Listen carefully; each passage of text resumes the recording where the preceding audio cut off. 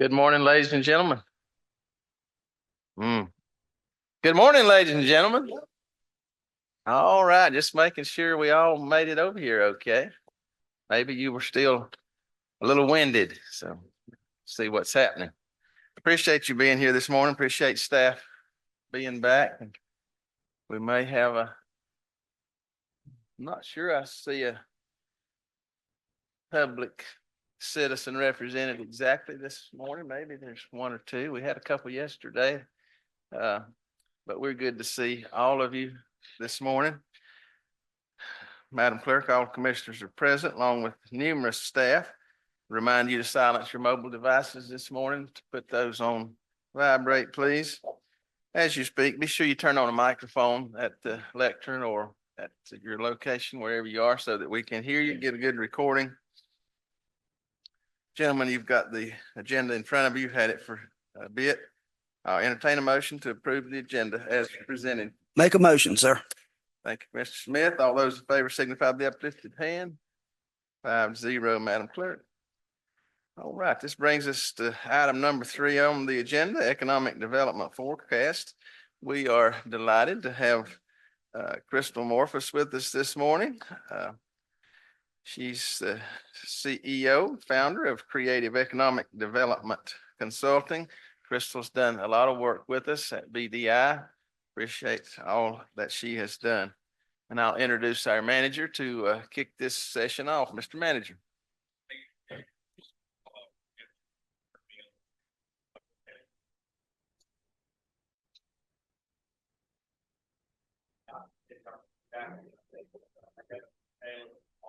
At the School of Science and Math for hosting us again. Yesterday we had a strategy of keeping the temperature below 60, keep everybody awake.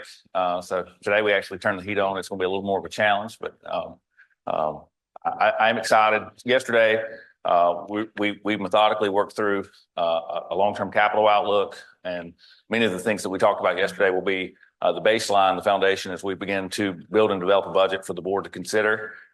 We followed that up with what I would consider an in-depth dive into performance of our public safety function, all 5 components. It's about 30% of our total budget, so a significant investment that this board considers each year, and I think something that is essential to the core function of trying to impact lives in Burke County. And then we close the day by proposing maybe a new option, a new tool to enhance citizen interface and citizen engagement through an academy option that would be something for you all to consider. And today's focus is much more, again, as we continue to give, to try to get information from the board for budget development process, focuses on economic development. We will have a component that talks about how we handle municipal solid waste, because that's a very material item that we have to fund and allocate each year too. But to start, I wanted to really talk and focus in on the impacts of economic development. And I think that economic development can be seen in 2 distinct lights. One is the effort of creating jobs and tax base and economic mobility for people who live in Burke County, making sure that there's a path to economic success. And I think that's on the corporate side. Following the presentation, I'm going to try to tee up and kick off Crystal Morphus, who our chairman just spoke so highly of, and we're appreciative of her being here. Following this section is the secondary component of economic development, which is housing. And Alan Glines will walk the board through what we think may be some modifications to our development code that may enhance and provide a more streamlined pathway for folks who want to invest into our economy that way. If you think about creating jobs and creating tax base on the corporate side and on the residential side, the idea of providing maybe a quicker pace for housing development with fewer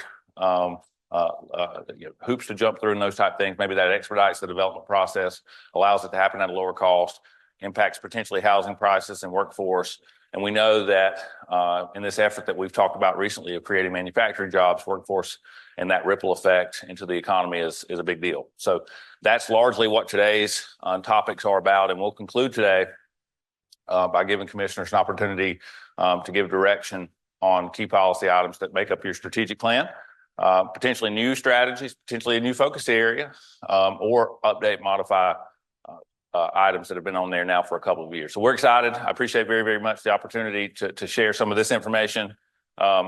You all have seen this slide. I use it many times for lots of reasons. And the idea is that in the public sector, over time, we tend to have a tendency to do more stuff, and doing more stuff isn't always the right option. It isn't always, in fact, rarely is it the right strategy.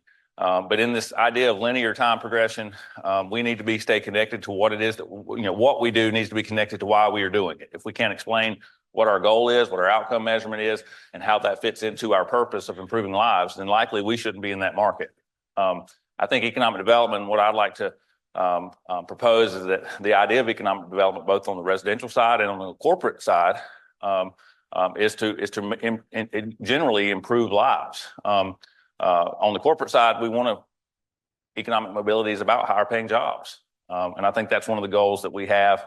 It's also about creating tax-based investment so that we can lower the taxing burden individually on families in Burke County, but also provide a way to fund government, much of what we talked about yesterday. And when we compare ourselves, whether it's education or public safety or just some of the other components that are part of what we offer, obviously the cost of doing so is a real challenge. And legislatively, the General Assembly requires that gives us a fairly limited portfolio of options to generate revenue, with sales tax and property tax being about 75% of that total portfolio. So the idea of creating tax base and growing that base will allow us to lower the burden individually on individual payers, but still generate the revenue needed to fund government at an effective level. I think North Carolina is unique because they've given us really a climate, an environment, a condition to be successful in economic development. We continue to be the top, if certainly one of the top, if not the top destination for corporate investment. We have the lowest long-term fixed operating costs, and the General Assembly already has triggers in place to continue to maintain that and lower corporate income tax rate, as well as invest into product development. This only goes back to, it looks like it only goes back 4 kind of slots, but this is a measure of our property tax base all the way back to 2008. So the blue bar is our total tax base. Currently, we're at about 10.8 billion. In 2008, we were at 6.5 billion. That orange line is a measure of inflation change year over year. And the point to say that is, other than reval, and if I layered that on top of some of our surrounding counties, what you would see is significantly faster, more robust growth. The idea is here that essentially our economy has had no growth. It's been largely stagnant. It's only mirrored inflation over time, as you can see there, as this inflationary measure kind of tracks with our total tax base. And remember, tax base multiplied by the rate is what generates the revenue. So what that means is that what I would call revenue generation capacity, rate times base, puts us at a competitive disadvantage. Here's many counties in our region, and this is adjusted for population to make sure it's apples to apples. And this is just saying our ability to generate revenue compared to some of our peers is a little bit impaired. Now, I mentioned earlier, and we'll talk about this idea of a homeowner and building investment into the tax base, but I thought I would give some kind of comparison between the difference in revenue generation of a homeowner compared to a corporate investment. And I would point out that generally the service delivery required from the public sector is the same or less on the corporate side. So a home versus a business, we'll examine their contribution to funding the priorities of the board and things that Burke County is working on. But again, the service delivery demand often is equivalent. So here I'll use an example of a homeowner who buys a $250,000 home. At our current 56-cent tax rate, that person pays about $1,400 per year in property tax. And then I've just broken it down. The cost of a penny on the tax rate impacts them by about $25 per month or per year, or about $2 per month. But compare that to a corporate investment of $100 million. That company is going to be paying at our current 56-cent tax rate $560,000 a year. So the point is, one corporate investment, and that's a significant investment, but it happens regularly in the world of economic development. $100 million investments equivalent to 400 new homes that are valued at $250,000. If you have 400 new homes, you start talking about schools, you start talking about significant impact on government services. Whereas that one corporate investment, really, there's more of economies of scale there that you're able to, I think, kind of hedge that and avoid such a service delivery demand. When I look at our indicators, what I would call economic development need indicators, this is our Medicaid percentage of our population that are qualified for Medicaid. You can see that ticking up each year. Medicaid eligibility is largely determined by one's economic status, meaning your household income. And so the fact that a larger percentage of our population continues to qualify each year is an indication that more people are living in that 150% of the federal poverty line. And literally, I think it's fair to say that our local wages are not keeping up, and we're having kind of an erosion of community wealth. We continue to see that in food insecurities. We know that we've improved, which is positive, but about 20% of our community still live with some type of food insecurity. This idea of opportunity youth, I think it's a big component of workforce development. Opportunity youth, again, is the definition of folks who are post-high school between the ages of 18 and 25 that are not employed or showing up on a roster for the Employment Security Commission. They're not in the military, and they're not on a education role for higher education. So we are unsure where they are. Some of them may be self-employed. Others of them may not be employed or active anywhere. And I think that is in some way an indication of lack of economic opportunity in our community. When I look at our labor force, manufacturing continues to be the biggest component of our labor force, a tick over 26%, which I think is important. It helps really understand, who and how the types of industries that we potentially could look to recruit and partner with to provide some economic energy in Burke County.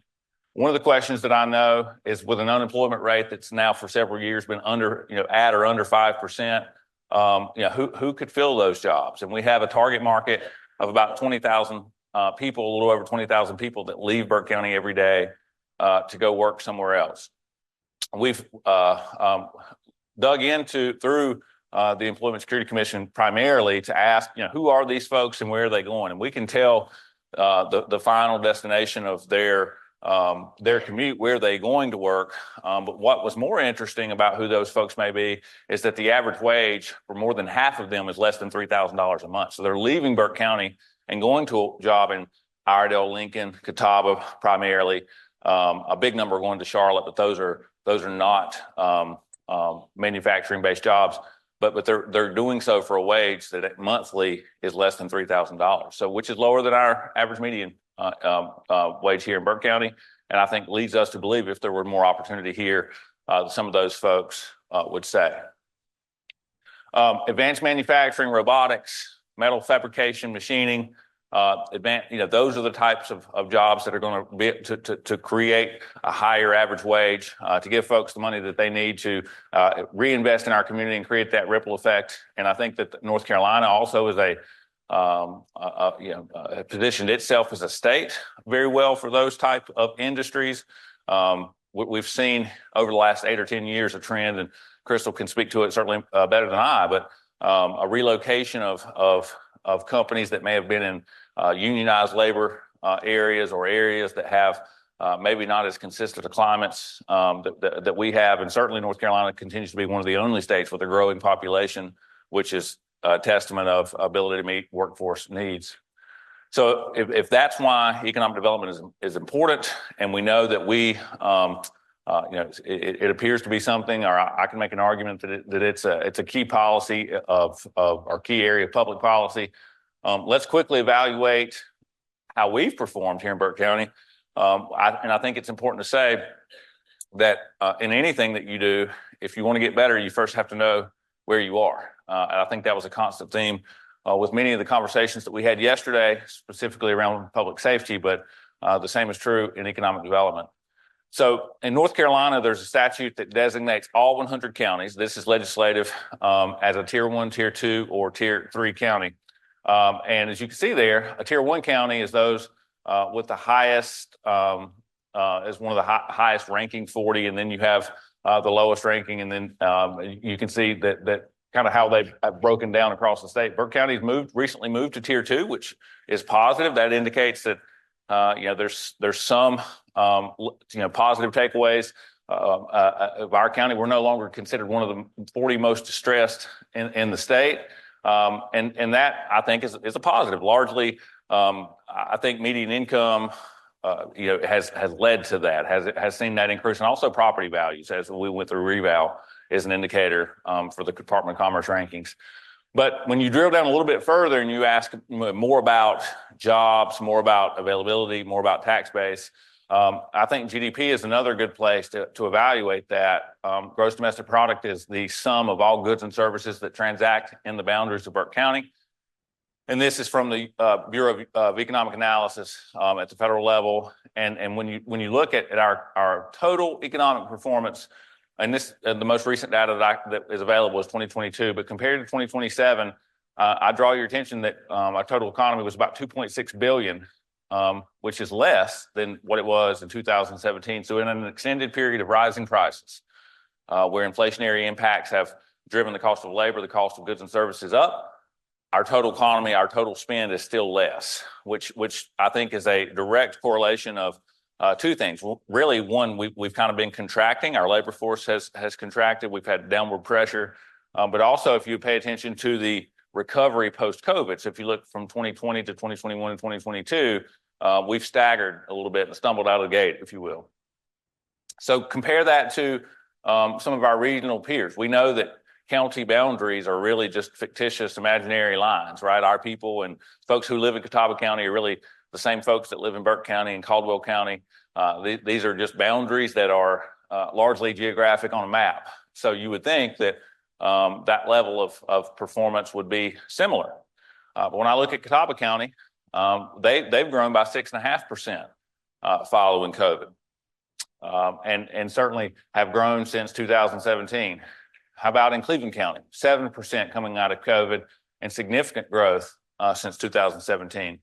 And as a matter of fact, no other county in our region has seen lower growth following COVID or a full contraction since 2017 other than Burke County. So the other thing that I think is staggering is we should ask ourselves, well, is there available economic development, corporate tax-based investment in our region?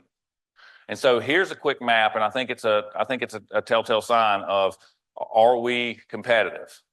So this is dollars that have been reported by EDP-NC, which is the Economic Development Partnership in North Carolina. So it's a nonprofit at the state level who works jointly with local governments and with the Department of Commerce to help identify projects and bring them to North Carolina. And they largely are involved in state tax incentives and those type of things.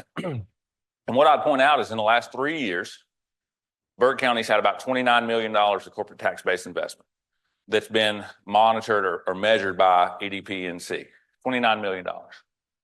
If you look at our regional peers, Cleveland County's had $649 million. Caldwell County's had $602 million. $227 million, I think, is in Iredell, $173 million, $568 million there in Lincoln. So the point is there is significant investment in the region. It's just not happening in Burke County. And then the question is, if we want different results, what does our input have to be different?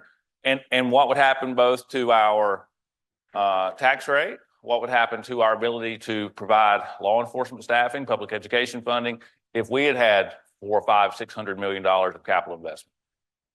I think that we could lower the taxing burden on all citizens in Burke County while still allocating more competitive funding at the board's policy direction in some of those key areas of government.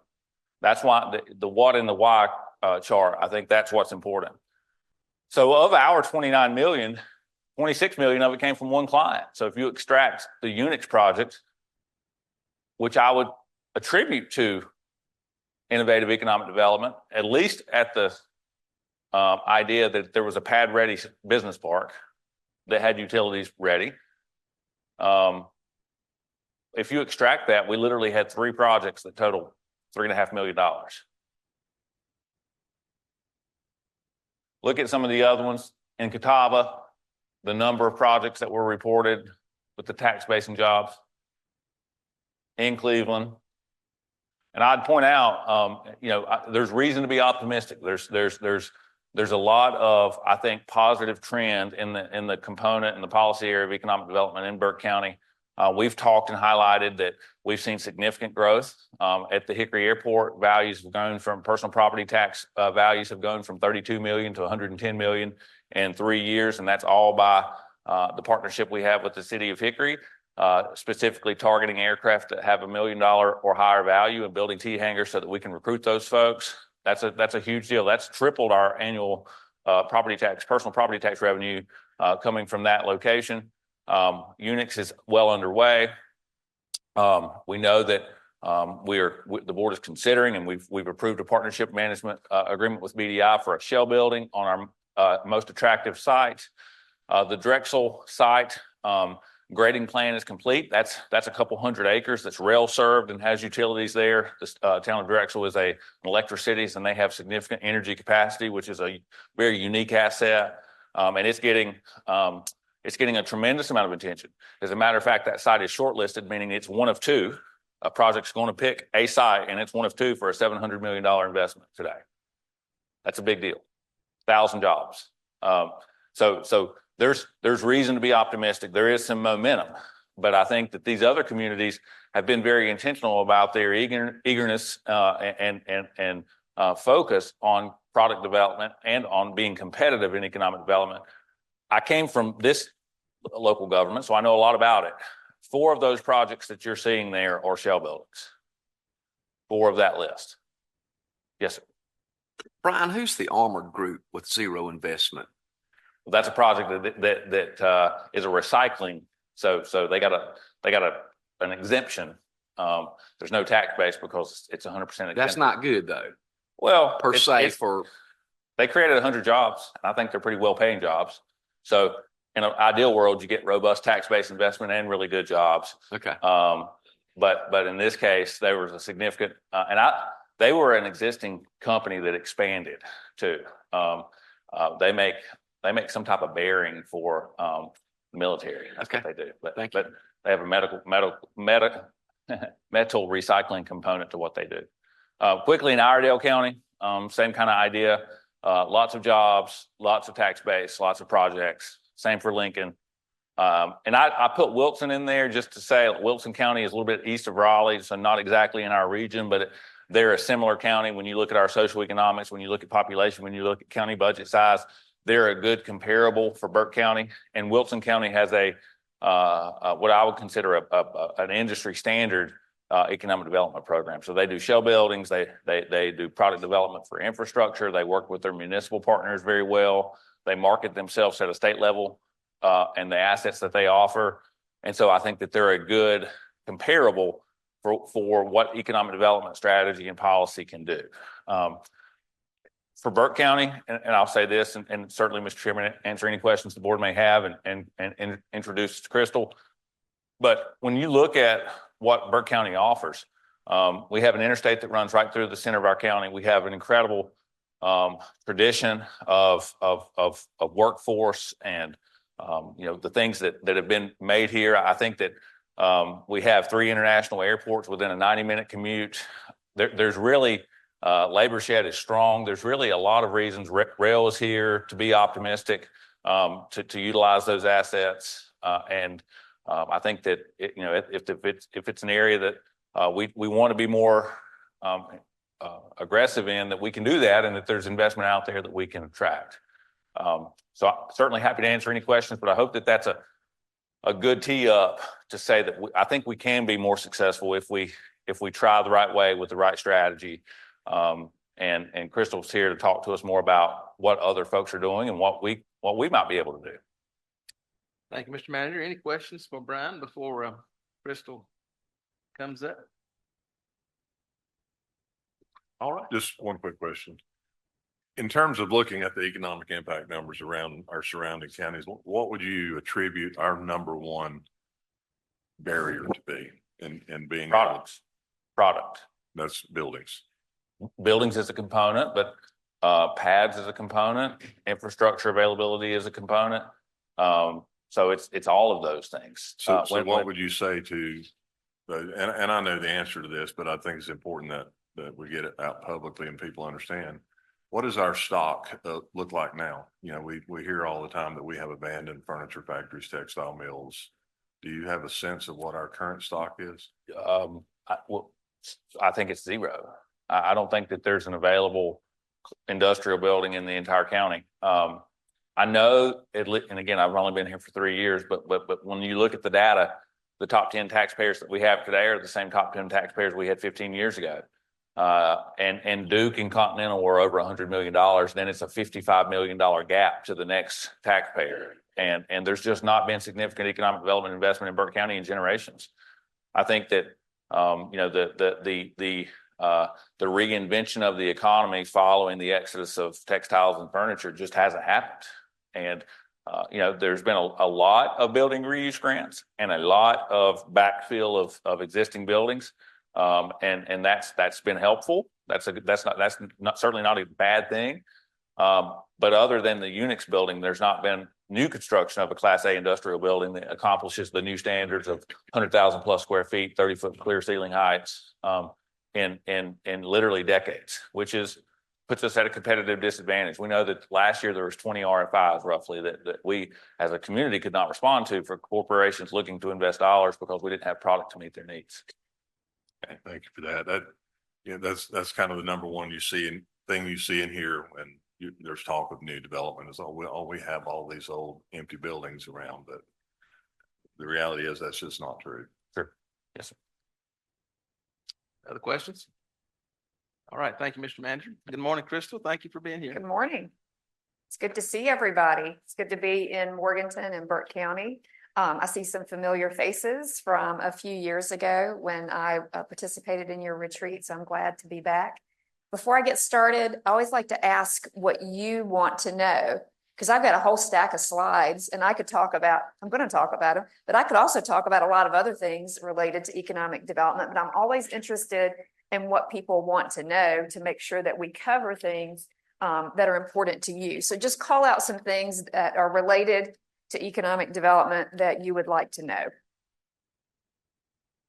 I'd like to know how we can take the outsiders, all the dropouts, all the people that are not as educated but are trade skilled to build everything that we're doing locally. You know, I know we got a lot of people that's coming in that's educated. We got a lot of companies that's coming in to help us build and stuff like that. But I'm really concerned about the local people and the local businesses and the local people that have dreams. How do we really engage them so that our local people are really coming up? Good question. I would just ask, how do we have responsible economic development without abrupt changes to our culture and,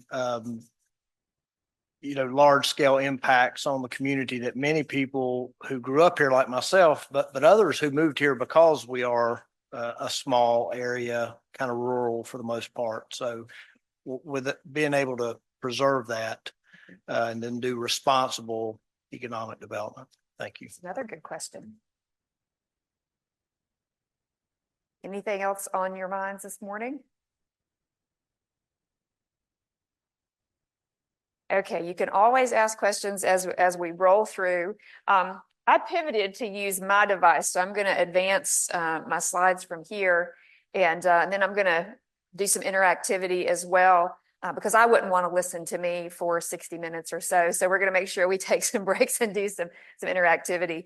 I said it's always important for me to know what you want to know because every community is unique.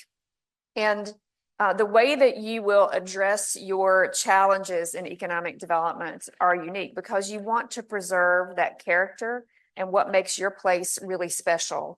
So as we talk through today, I'm going to give an overview of economic development structures, how we're integrated, but I also want to talk about some of the drivers behind economic development today and really follow up on some things that Brian talked about and related to product development.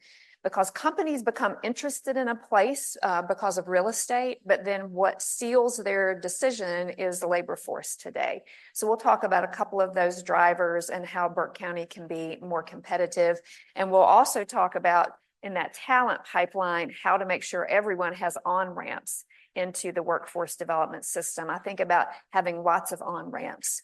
So as we talk about the structure and the approaches and the results of economic development, I want you to know that you have lots of partners in economic development. And it's structured similar to if you think about how a city interacts with a county, interacts with your regional organizations like your council of government, and then interacts with state organizations. Economic development is structured very similarly. So I want to talk first about the local role, then the regional and the state role. As I wrap up at the end of the day, I'll talk about your role as elected officials in economic development. So when you think about that local role, you think about some of that community capacity that Brian was talking about earlier, and how important that is to create a place where people want to be, and where businesses want to be, and where visitors want to come. So if talent and workforce are the number one drivers of companies' decision-making today, it's real important to think about that community capacity in place. So as a county government, the things that you participate in, infrastructure is very important. So I've been in economic development more than 25 years. And when I got to 25 years, I just decided I was going to stop and just say more than 25 years because I started when I was 12. But so like 25 plus years ago, when I was a practicing economic developer and I would have company prospects, I remember standing in the middle of a cow pasture and just saying, envision how your facility could be here. There was no water line, there was no sewer line. I just told them we could get it there. Now, today, the get it there just doesn't really work anymore because the companies have too many choices where water and sewer is already there. And even if you say we have it engineered, where's the money going to come from? You know, you have to apply for a grant for infrastructure. Are you going to be able to get the right of way to get infrastructure there? Are there going to be holdups in it? So having infrastructure already at a facility is critical today, where 25 years ago, we could just say, we'll get it to you. But that doesn't really work anymore. I mentioned the importance of workforce, and this is where another place where county governments have a real important role. That's in supporting the education pipeline, both K-12 and community college.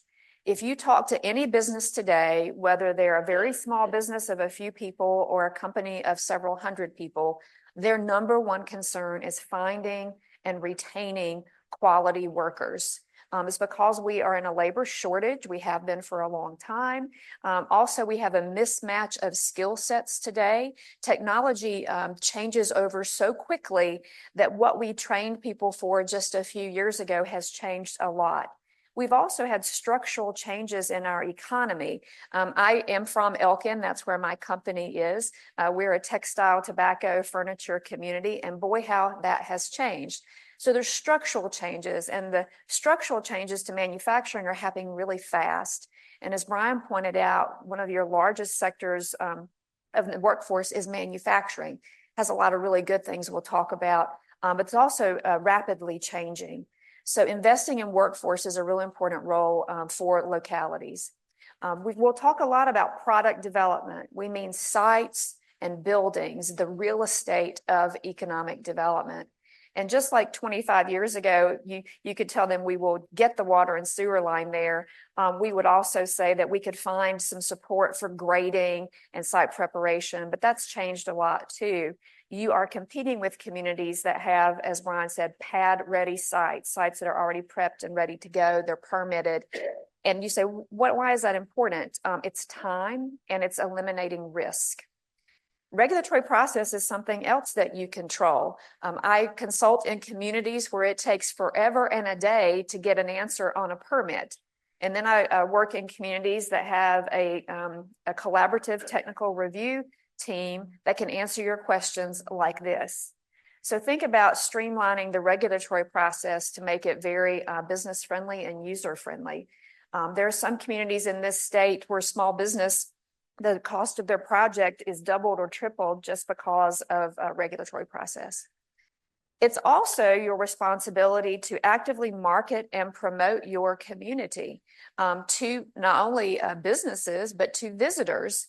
Tourism is an important part of Burke County and all of Western North Carolina. Tourism is really this big industry in the state, because tourism brings outside dollars in, and that's very important. So think of it this way. When you spend your dollar at your local restaurant, you are circulating that dollar locally. When I come from Elkin and spend my dollar here, I'm bringing an outside dollar in, and that's more beneficial in terms of multiplier effect in the economy. So that's why tourism is important, is outside dollars in. So marketing for tourists, marketing for people, again, to grow your workforce here. In the United States, we have a declining prime age working group that's 25 to 54 because we have all these baby boomers that are retiring. About 10,000 a day are retiring. So marketing to people to come here, visitors, but then also to companies and companies to stay. You want to make sure you're promoting Burke County to your existing businesses to stay, because business retention is really important. That's where 65–70% of all new investment and job creation come from businesses that are already located in your community. So when you hear your economic development group, BDI, talk about meeting with businesses and having a BRE, business retention expansion program, that's why it's so very important. It really should be a community's #1 strategy to keep what you have, help them grow, and then to attract new.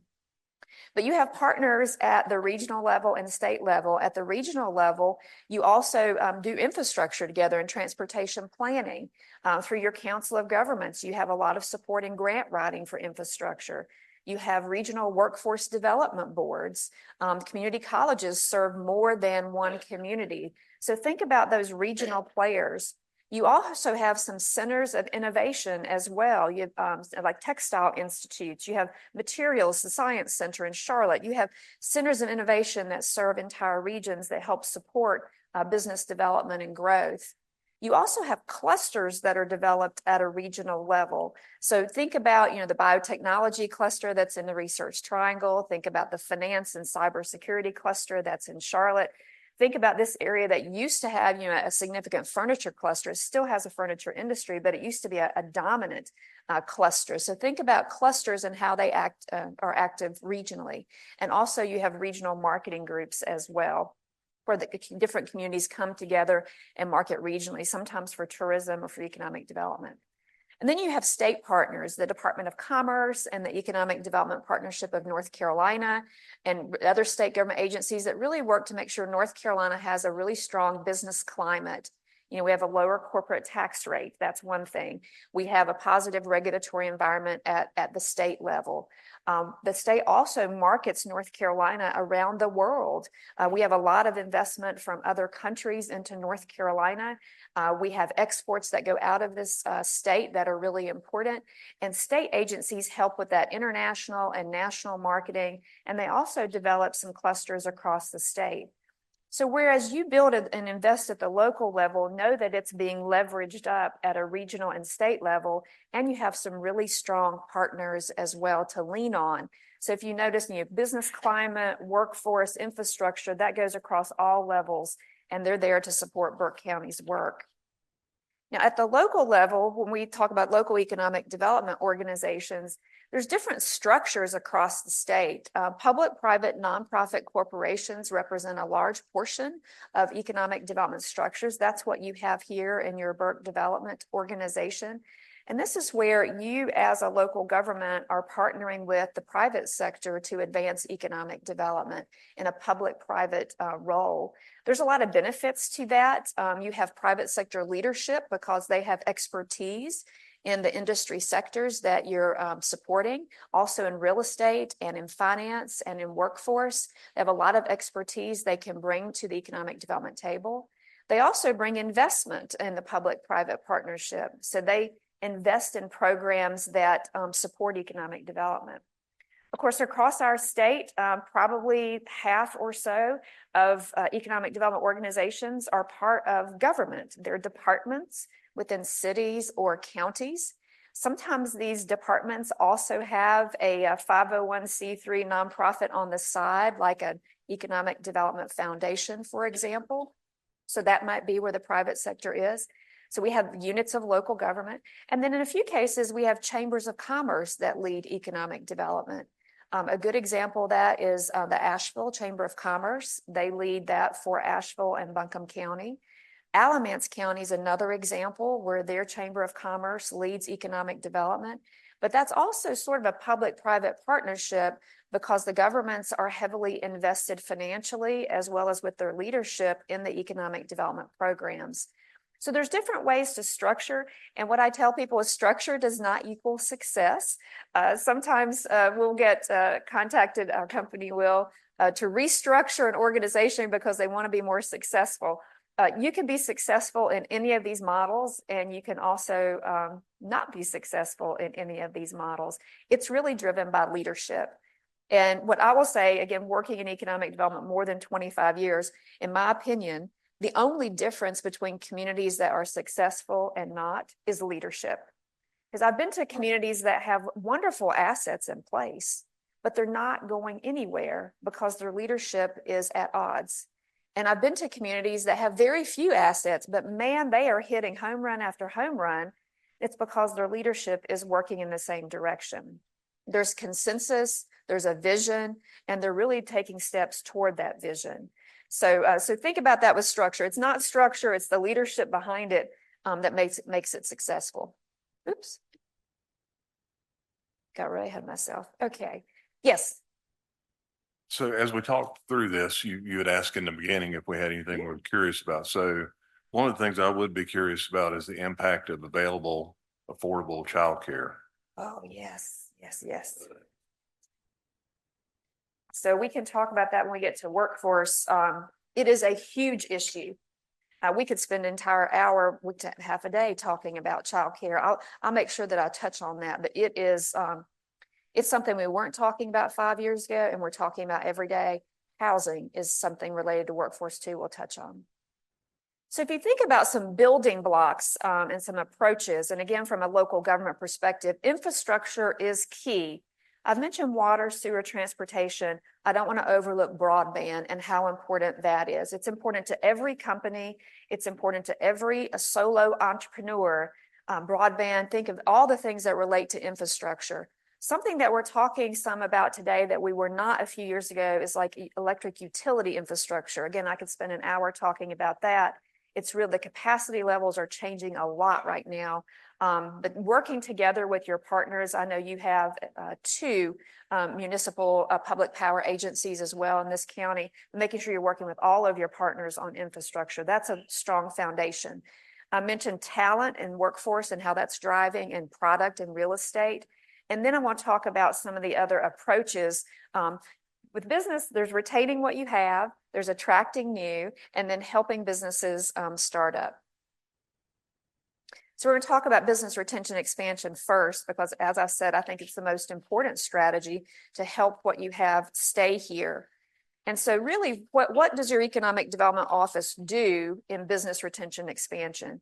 It's building that strong relationship to make sure that the business knows they can work with the community to overcome challenges. So you have staff of your economic development staff that regularly meets with businesses to ask them about their challenges, opportunities for growth. You want to make sure you understand their needs. You want to make sure you're helping them eliminate hurdles. So what does that look like? You may hear from a company that my companies can't turn left into my facility at 8 o'clock in the morning. You know, that's a transportation issue. You may hear from them that I need to grow and there's no space in Burke County, so I'm looking in Catawba County. This happens to a lot of rural places. You don't have product, companies are growing, and you lose them to a neighbor. Transylvania County's had this issue a lot because there is almost no industrial property in Transylvania County. The other property you could develop is extremely expensive. They've had several existing businesses that have expanded in Mills River in Henderson County because they don't have a place for them there. To advocate for policies that are important to them and public investments that are important to them. Think about just some regulatory policies or policies related to transportation that will help existing business. And then make sure that you're showing your appreciation and spotlighting them. Sometimes a new company will get all the attention because you're standing in front of a bright, shiny facility. You're cutting the ribbon with the big scissors. You know, you got the gold shovel in the ground for it. And it gets a lot of attention. sometimes the companies that have been here for decades don't get the same level of attention and appreciation. But that's part of the BRE program. And that's why your organizations will have things like Business Appreciation Week. They'll have networking events for business to say how much they're appreciated here in this community. And when I get to incentives, make sure that your incentive policy supports existing business expansion as good as or better than new business attraction. And this is what gets all the sexy attention in economic development, is attracting new businesses. And that's where most people think about economic development. So how does this really work? It's a very analytical process. 25 years ago in economic development, it was a sales process. And there's still a lot of sales involved in it, but it is so much more now about research and analytics. The location theory is actually a study in academia, the study of why businesses locate where they do. And it's very analytical. I have been a site selection consultant in my career. I have worked for companies to analyze locations, and it is data driven till the very end, data driven. So they send out a request for information. Oftentimes this goes to our state agency, the Economic Development Partnership of North Carolina. And the request will be something like this. I'm trying to locate my plastics manufacturing company that has 150 employees. I need an 80,000 square foot building with 30-foot ceilings. I need this level of water usage and this power usage in my utilities, and I need these types of workforce training programs. And then the state will send that out to counties across North Carolina. And you look at all the assets you have and what the company's asking for to see if you can respond to that. When I get to some information later, one of the things your economic development office does is it tracks all these requests that they get that they can and cannot respond to, because that tells you where your gaps are. It's just like in your business, if you had a customer that the customers that keep coming to you asking for certain products, you keep a list of that. Eventually you'll think, wow, I've had 50 people this year ask me for product X and I don't have it. Maybe I should put that in my inventory. That's what they're doing with tracking it. Then once you can respond to an inquiry, you work with the state, and it's really a back and forth. The company says, oh, okay, that looks pretty good. Now I'm going to ask for more detailed information on electric utility. Now I'm going to ask for more detailed information on how much the site's going to cost to develop, or how much the building is to renovate for my needs. And eventually, after a few rounds of this data exchange, then they may come visit your location. And that's more when the sales comes in. It used to be companies visited much earlier in their evaluation process. You got to sell them earlier. Now there's several rounds of data analysis. That's why having good information on your website is really important, having good data analytics, selling. And then you get to sell them much later in the process. Eventually, there are more negotiations about the sale of real estate or a lease of real estate. Incentives come into play, and I'll talk more about that in a minute. And really putting together that workforce package. They say, okay, you say I can have a workforce here, but how am I going to get them trained? And then there are lots of negotiations, and it's you continue to eliminate, and I'll talk about that. But that's how it is. It's really data-driven and analytics now. And that's why it used to be that you could tell your community story earlier. Now your data tells your story first. I'll give schools as an example. Years ago, when we had a prospect on the ground earlier, we could tell the good story about our schools and our teachers and outcomes. Now they're looking at our scores, all sorts of scores and information. And by the time they get to us, that story has already been told. Yes. That was going to be part of my question. I'm not a businessman. I never even owned a lemonade stand when I was a kid. But can you explain that? But since I've had this position, I've studied a little bit about attracting business. And there's a lot of things come together to do that. Other stakeholders like public safety, good schools, parks, recreation and trails, healthcare. Are you going to talk about how those kind of tie in with attracting business? Because most businesses want a place that their employees are going to be safe and happy and healthy and that kind of stuff. I will. I'll put it up here to make sure I don't forget it. So for example, companies will look at your emergency response time. Okay. They will look at some of the miles of trails that you have in the community. They'll look at your healthcare outcomes. They may look at the percent of your students on free and reduced lunch. They'll look at a lot of that information and they'll see all that data before they get to you and you start telling them the wonderful story of Burke County.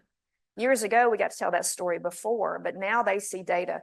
That's why it's so important to see what others are seeing about your community. And we're going to do a little exercise on that.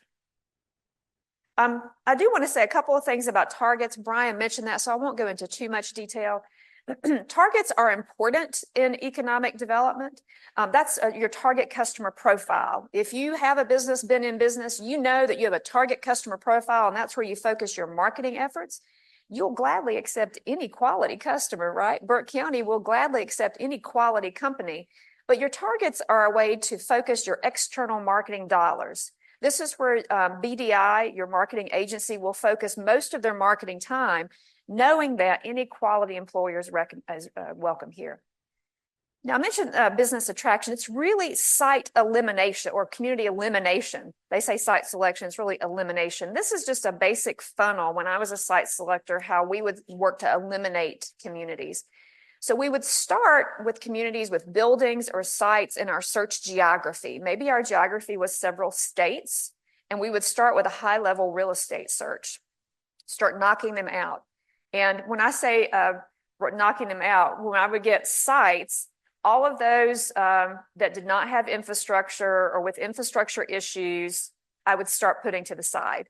Why would I advise my client to consider a site where the water line was a mile away when there was several sites with water lines there? Also, all those without due diligence. Why would I recommend my client to go forward on a site that had not had a phase 1 environmental study done when I had 8 sites that had phase 1 environmental studies that have already said there are no environmental issues here, or had already went forward with a cultural resources evaluation to make sure there are no archaeological issues on the site. Then looking at zoning and covenants. If you think about when you buy a house, you like to buy a house in a neighborhood where you're sure you can sell it. Companies look at sites the same way. Zoning and covenants tell them that they can have some assurance of the quality of investment of their neighbor. That's why zoning matters. That's why restrictive covenants and parks matter, because companies go in with an exit strategy. Just like when you buy a property, you go in with an exit strategy. Will I be able to sell this some years down the road? And part of that ability to sell is impacted by the quality of development of your neighbors. Pricing and incentives, all that gets down later. So think about, again, when you do, just like when you look for a home search, you're going to throw out those with risk. You're going to throw out those that don't have a home inspection or have had poor home inspections. You're going to throw out those where the quality of the development around you might impact your investment over time. It's very similar to how companies will go through that process of elimination. I don't want to overlook entrepreneurship. It's a very important strategy. We have had a surge in new business starts since 2020. So if you had asked me March of 2020, when I was sitting on my sofa and the NCAA tournament was canceled, hey, Crystal, do you think this is going to be a record year for new business starts? I would have been like, no way. People are too nervous. Everything's shutting down. I was wrong. We had record new business starts in 2020, and we have had since then an above average level of new business starts. Several things happened as a result of the pandemic. One is people, when they weren't commuting, had more time to start side hustles. When they've realized they could manage their own time, which means manage a business. And also baby boomers, which has the greatest amount of wealth we've ever seen in a generation. They're investing in their millennial children's ideas. So we've seen a lot of startups. What's really important is to make sure you have a strong ecosystem for startups. So you have like youth entrepreneurship programs, you have pitch competitions to just raise the awareness of entrepreneurship. You want to make sure you have space for them. These are like incubators, accelerators, maker spaces, co-work spaces. Think of the space needs that your 1 and then eventually 2 or 3 person shops are going to need. Mentoring programs and business planning programs. This is important because about 15 million businesses are owned by baby boomers. Half of them have a succession plan. That's about 7 million small businesses or businesses in the US that do not have a succession plan. That planning is really important. In my small community in Elkin and Surrey County, I see businesses close regularly because the owner is retiring. Susie and Johnny are not there to take it over. This is a way to help businesses transition too when you have good planning. You can help them with some market and some financial. Some communities have revolving loan funds. They have micro lending programs that help with entrepreneurs. So think about the results, these strategies we've talked about. I want to leave you with a few things for each one of these. One, business retention is competitive. Companies have a choice whether to go or whether to stay. When I was new to economic development, I was working in BRE. I would go visit a guy who ran a manufacturing company. He was out of the auto industry in Detroit. He was a salty, crusty old guy. And when I would meet with him, he would always share with me the incentive offers he'd gotten from other communities. And he would say, what's this community going to do for me? It's competitive to stay. So think about that. Sometimes expansions may be in fewer jobs, but they may need fewer jobs to remain competitive. Think about innovations in manufacturing. Sometimes you will see existing businesses investing in equipment, but not expanding jobs, but it makes them more competitive. Entrepreneurs oftentimes are not seen in a community, but they're very important.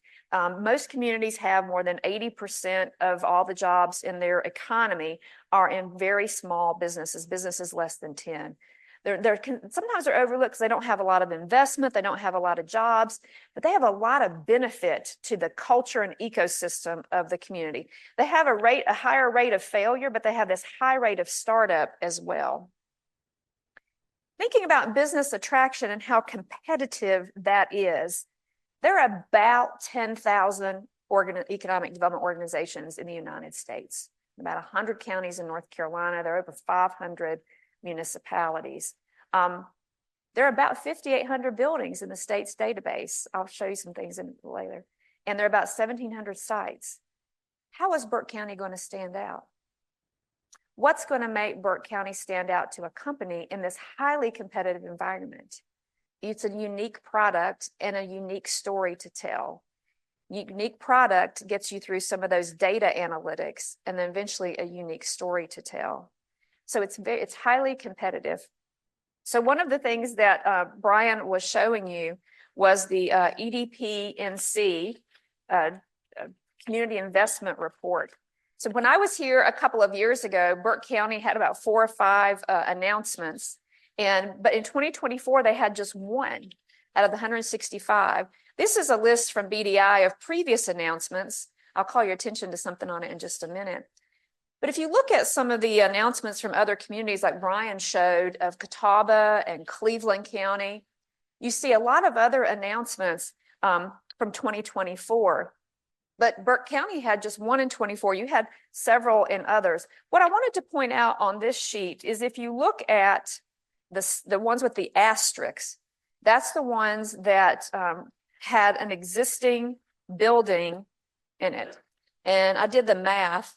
It's about 58% or 14 out of 24 were in some type of vacant or building expansion.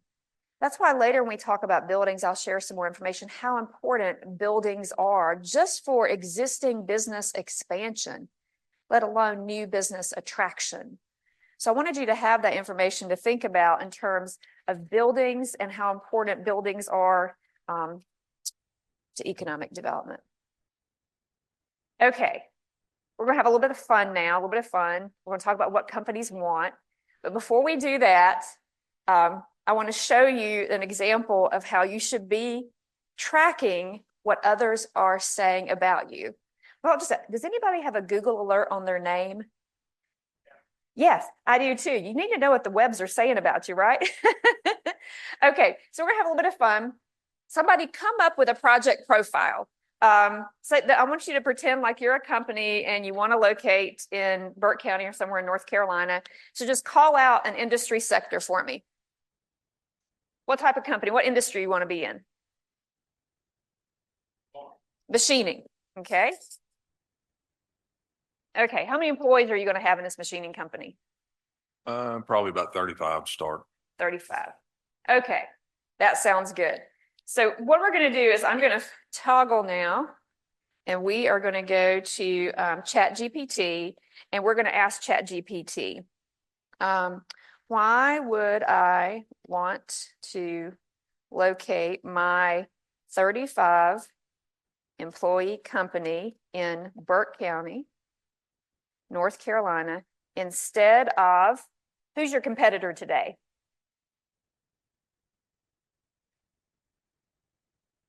Rock Hill, South Carolina. Okay, we're going to see how many of you use AI regularly? Every day we use AI. Okay, all right. Both Burke Hill and Rock Hill actively promote business growth. Burke County offers resources. Similarly, Rock Hill provides tech-friendly district fostering innovation and talent connection. Those are words that companies would like, right? Rock Hill is home to higher education institutions, Winthrop University, steady pipeline of educated professionals. But Burke County's workforce benefits from the presence of major employers, diverse and skilled labor pool. Not quite as detailed. Quality of life, both offer unique aspects. Infrastructure accessibility. Rock Hill is along I-77, 25 miles from Charlotte. That'll stand out to people. 70 miles from Columbia. Burke is more general in the heartland of North Carolina foothills, convenient access to cities like Charlotte and Nashville. Not as specific as Rock Hill. Talks about cost of living, community support. The purpose of this is you need to know what is being said about Burke County. This is where companies are getting some of their information today. So I said I've been in this business 25 years ago. I started just as we were developing something called web pages on the internet. And we were all concerned about, well, what is it going to say about us, right? You have to put your story out there. What chat is doing is it is compiling information from Burke County websites and Rock Hill, South Carolina websites. Chat doesn't know it. It's just gathering what it's finding on other sources of information.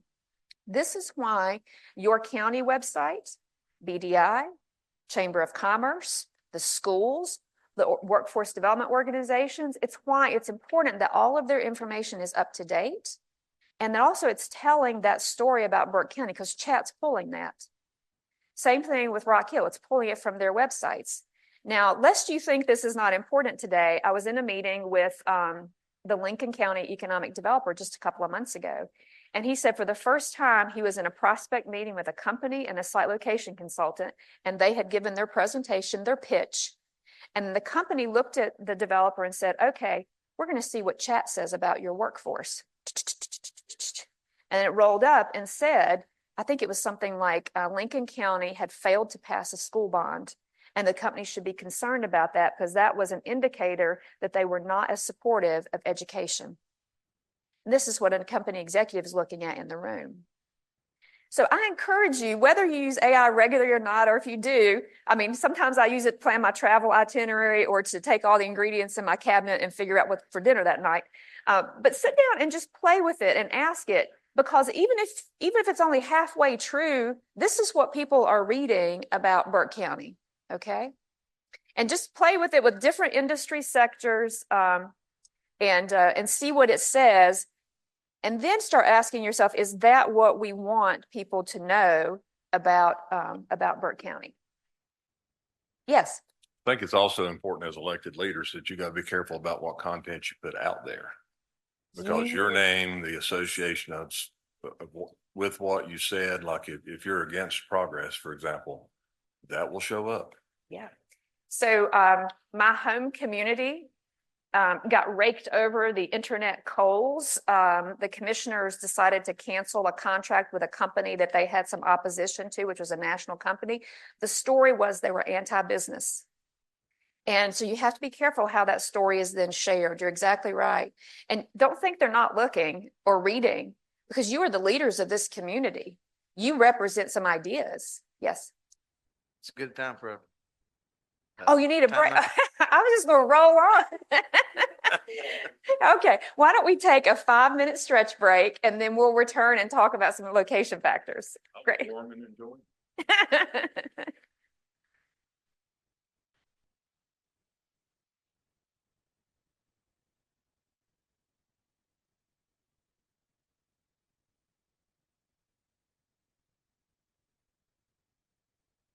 All right, playtime's over, Crystal. We're ready for you. Thank you, thank you. So I threw up some site location factors. This is from Area Development Magazine.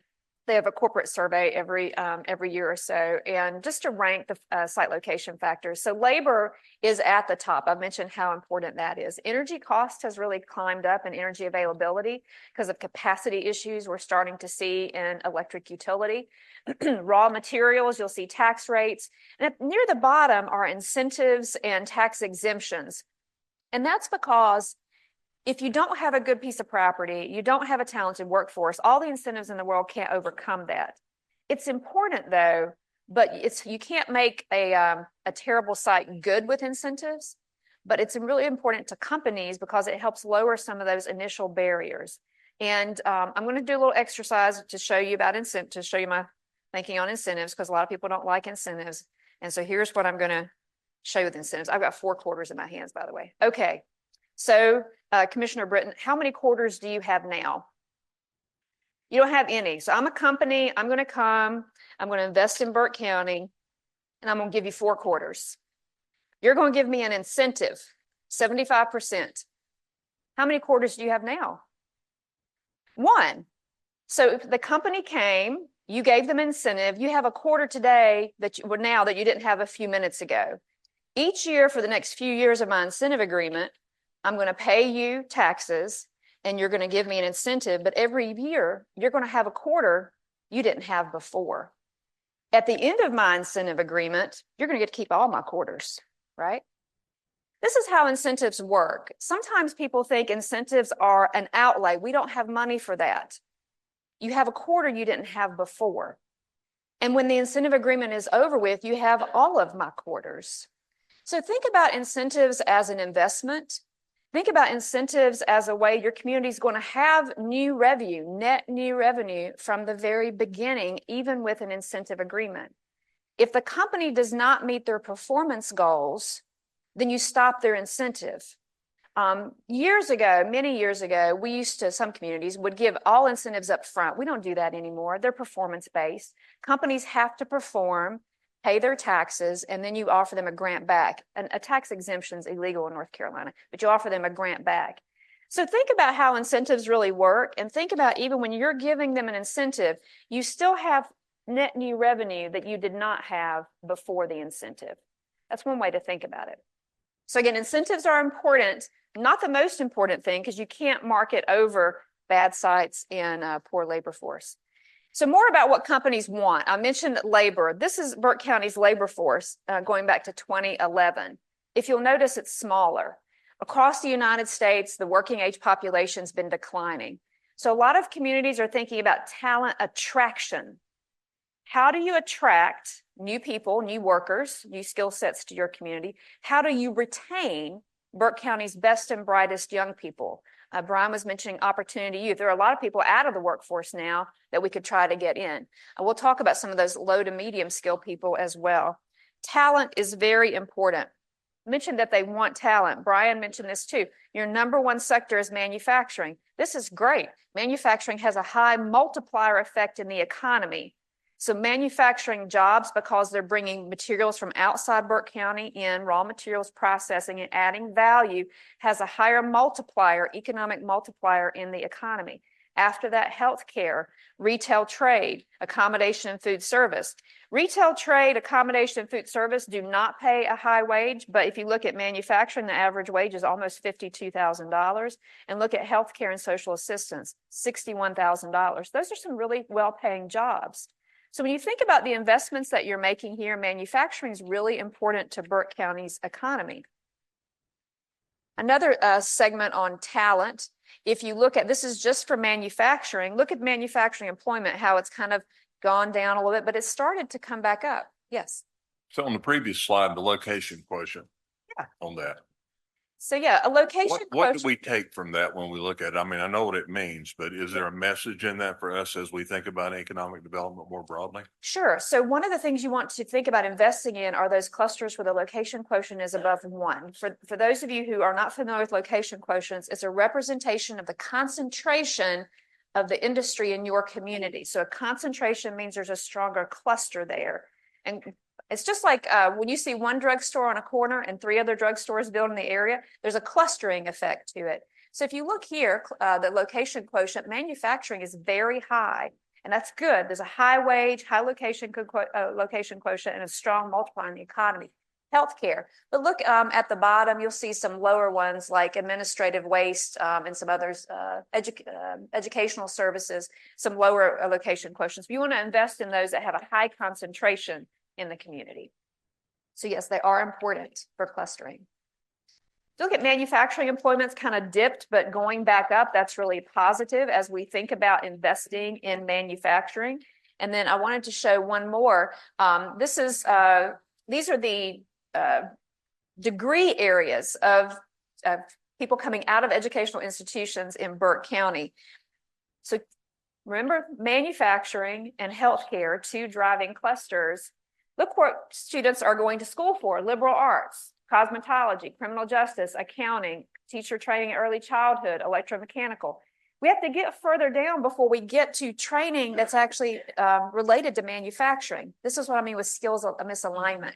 Strong manufacturing sector, growing manufacturing employment, really good wages, high location quotient, but the majority of your students are in some other. Now, those are important career fields, don't get me wrong, but think about aligning the talent pipeline with the industry sectors. You see registered nurses and medical assistants on down there for the healthcare industry.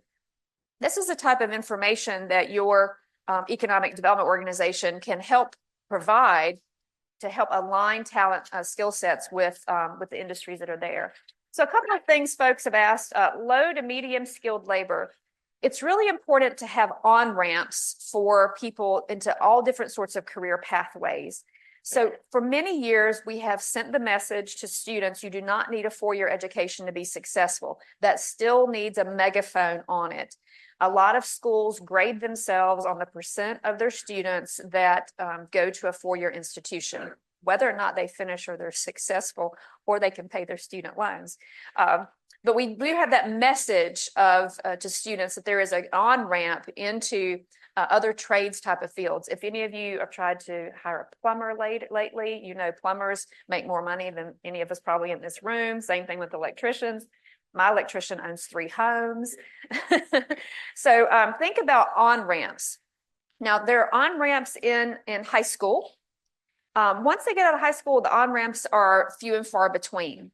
So once they start work, we need to make sure we have on-ramps to circle them back into training, for example, to make it, to help promote the community college and all of its programs. During COVID, the state did a good job. They had a big marketing campaign. I think it was called 12 and 6. It was 12 certificates you could get in less than 6 months. That type of promotion is really helpful. Virginia has a program they market called Fast Forward. Again, it's a set of credentials and certificates you can get in a really short period of time to get retrained. So those types of marketing campaigns are one way to have on-ramps. Also working with companies to upskill their workforce, that's another way to have on-ramps. So thinking about those low to medium skill, catching them before they get out of high school is really good. Promoting the job opportunities the training opportunities at the community college, especially short-term credentials that do not cost a lot of money. That's also very helpful to get them back into the workforce and to upskill. Someone asked about, we'll talk about talent attraction and retention of childcare and quality of life.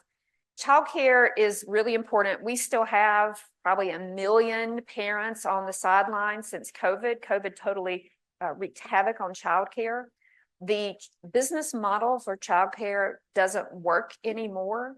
You cannot charge the tuition that is needed to pay childcare workers. When you can make $15 to $17 at Bojangles, why would you make $10 an hour and be responsible for children, right? So the business model has been turned upside down in childcare. We had a lot closed during COVID and they've not rebounded. Now, there is a group in North Carolina, it's through the North Carolina Early Childhood Partnership. They're called Family Forward NC. They have a family-friendly certification for employers. That helps employers market themselves as family-friendly. They're doing a lot of work advocating for childcare needs in our state. There are several communities, Wilkes County is a good example. They did a study that showed the hundreds of childcare slots that have just vanished since COVID. And then some communities are having childcare summits to try to connect employers with resource providers. Some employers will guarantee certain childcare slots. Years ago, we had some employers that had childcare, daycare on site of their facilities. Sometimes there's consortiums coming together. There are some states that are changing the regulations around home care. So instead of 4 kids, maybe you can have 5 kids there. And then there's some communities that are looking at sort of like a childcare incubator to help people start childcare businesses to grow out of it. So there's some unique things that are going on. But if you haven't looked for childcare recently, find somebody. You're laughing really hard. You have twins. How hard is it to find childcare? A few weeks before I was set to return to get it settled. And I'm not going to ask you the exact cost of it or the relationship, but sometimes do you wonder if you're working just to pay childcare? Oh God, yes, it's like $275 per kid. Yeah. Awful. So sometimes you think about, that's why we have fewer people in the workforce. They were just working to pay childcare if they could find it. So talk to people that have young children.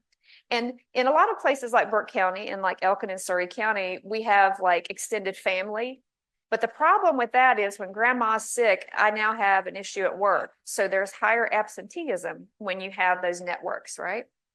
It's a real big issue and needs a spotlight. Look up the Family Forward NC, their childcare, or it's called a family-friendly workplace certification. They do a lot of work in this area of helping employers understand what it means to be family-friendly and to support a family-friendly work environment. And why would employers want to do this? Because they got to find people to go to work, right? Yeah. It's a marketing tool for employers to. It's the right thing to do, but it helps them market and retain talent. Somebody asked about quality of life. We have communities that are spending a huge amount of money on what's called placemaking to make their community sticky and make people attached to place. So if you are an employer in Burke County and you're trying to recruit people from other places to come here to work, why would they want to move here when they could get a similar job in a community that has better health care, has better school outcomes? Maybe they have a better nightlife or entertainment for people, under the age of 30. So think about the people that especially young professionals or people that are early in their career. Where are they moving to? And ask yourself why. What amenities? Talk to younger people that are moving. So why did you choose to live in Shelby rather than in Morganton? Why did you choose to live in the city of Albemarle rather than Morganton? And think about the things that they're investing in. They're investing in downtowns. They're investing in public spaces like green spaces and trail systems and parks and recreation. Some of them will tell you, I moved there because my kid could be involved in soccer, or they have a really strong youth arts and music program there. They may say, maybe it's a seasoned person, and you say, why did you decide to, at 55, 60 years old in your career, why did you decide to move to Burlington? Maybe it's because they have really safe walking trails where I see a lot of people my age out walking. Or maybe it's because they have more quality healthcare options.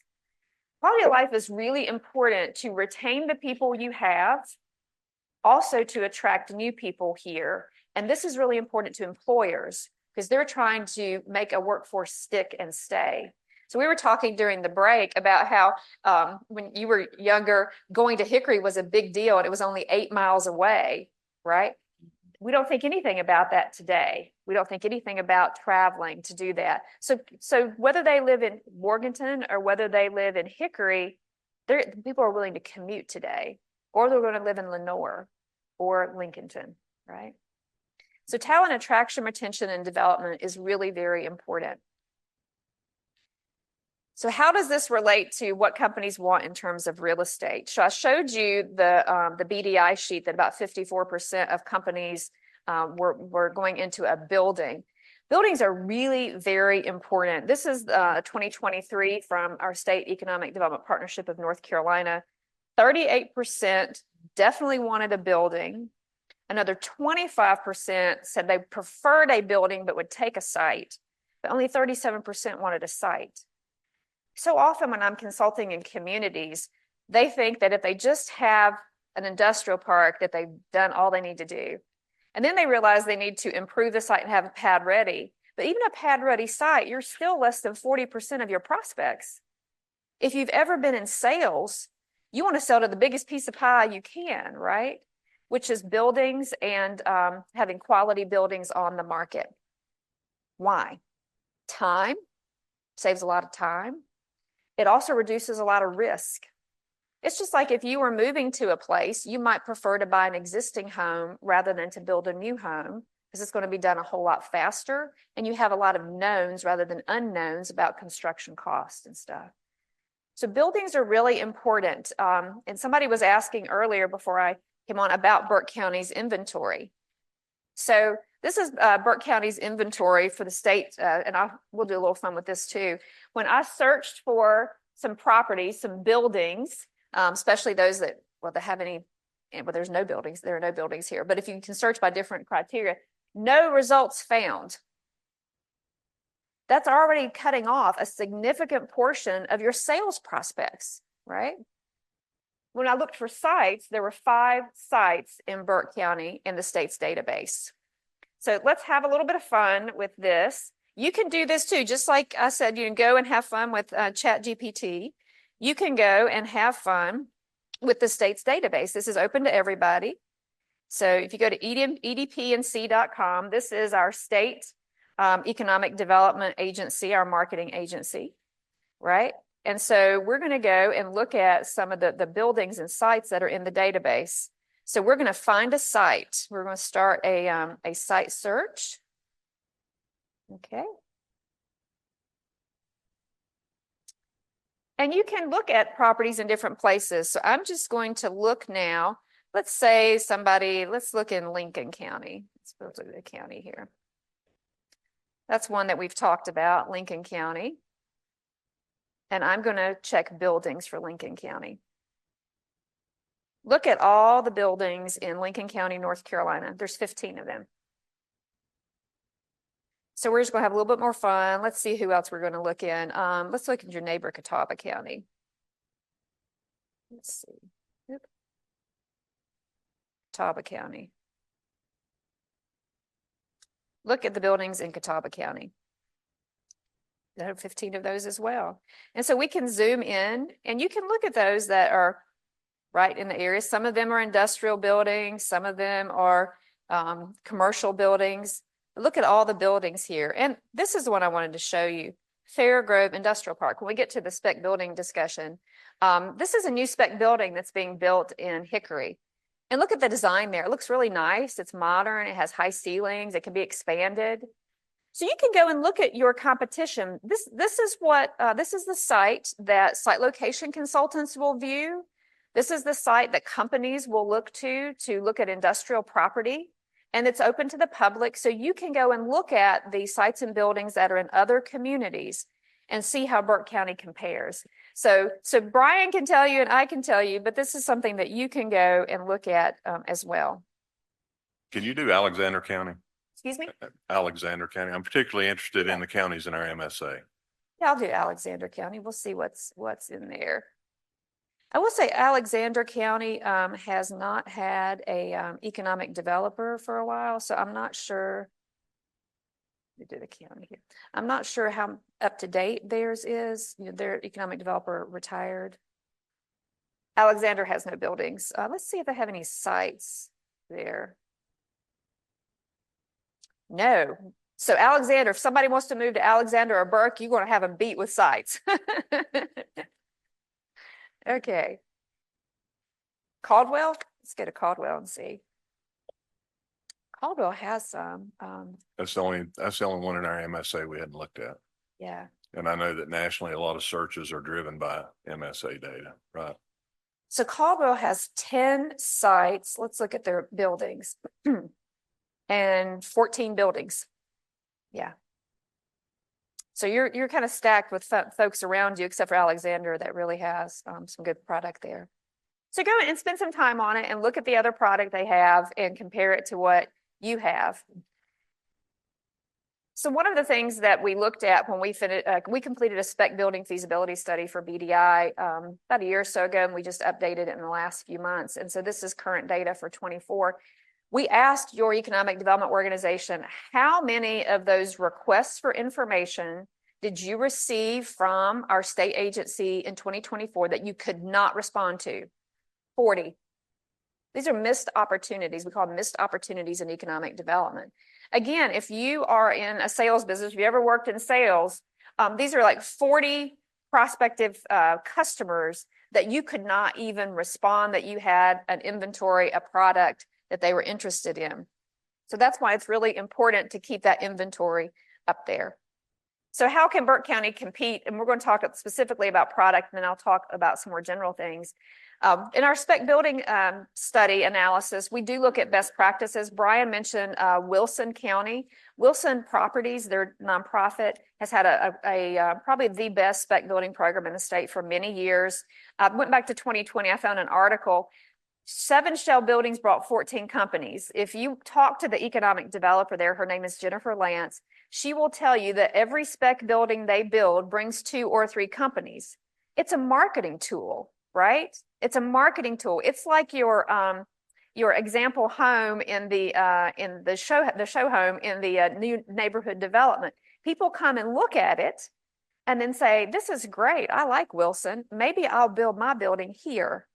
So 7 buildings had attracted 14 companies as of 2020, and you'll see the investment in jobs. Theirs is actually like a revolving fund now. They build one, sell it. They build one, sell it, and the money just rolls into the next one. And that's why I think it's been the most successful, because it has a long history. They recruit more companies than they have buildings, and it's a revolving funded program in the Wilson Properties Group. Davie County is another one that has had a lot of success with spec buildings. They have a public-private partnership with a private developer, the Hollingsworth Company, that builds a lot of buildings for them. But this was just, I pulled one year, 2021. They had a lot of buildings built that year, and you see the investment in jobs that they had. And they just fill up industrial park after industrial park in Davie County. Lincoln County has also had a successful partnership they did for many years with the Keith Corporation and built building after building after building. This is the Fairfield Grove building in Catawba County that I showed you when we pulled that up. I just wanted to say, this is a marketing tool. Honestly, I'd like to see a community build a spec building and just not even sell it, because I mean, it is what you are. It is a marketing tool. It brings prospects to your community. It's something to show. It's a visual, right?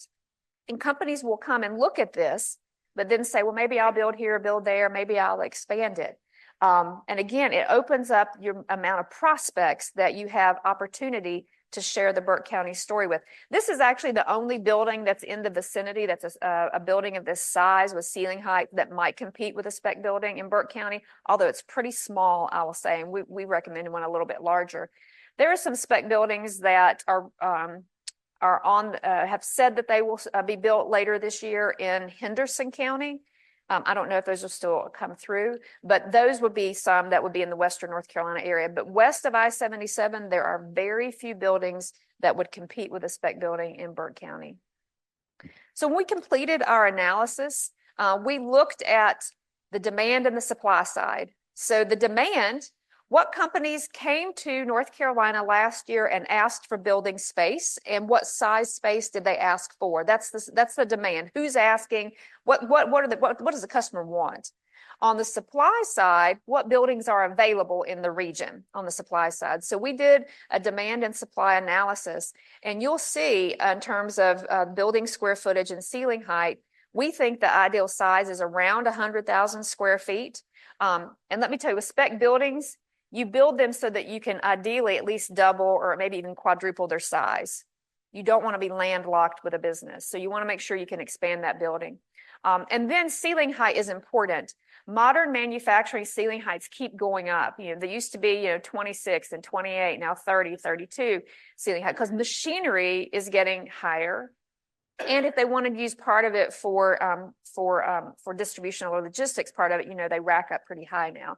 So ceiling height is going up as well. So we have in our spec building feasibility report to BDI, the most requested size 100 to 200 and ceiling height 30 to 32 feet. Our recommended location was your business park. You've already invested heavily there. It shows exceptionally well now. You've got an existing business, which is proof of concept to the next person that wants to build in there. It's publicly owned. That's another benefit. You've got proximity to the interstate. Utilities are there. It's actually certified. All the due diligence, phase 1, geotech, wetlands, cultural resources, everything's been done on it. So when I go back to that funnel and I look at your Burke Business Park, all utilities are in place. All due diligence is done. Zoning is right. You've got highway access. You've got all the things that are needed for that.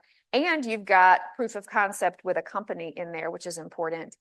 That makes the most sense for your spec building development.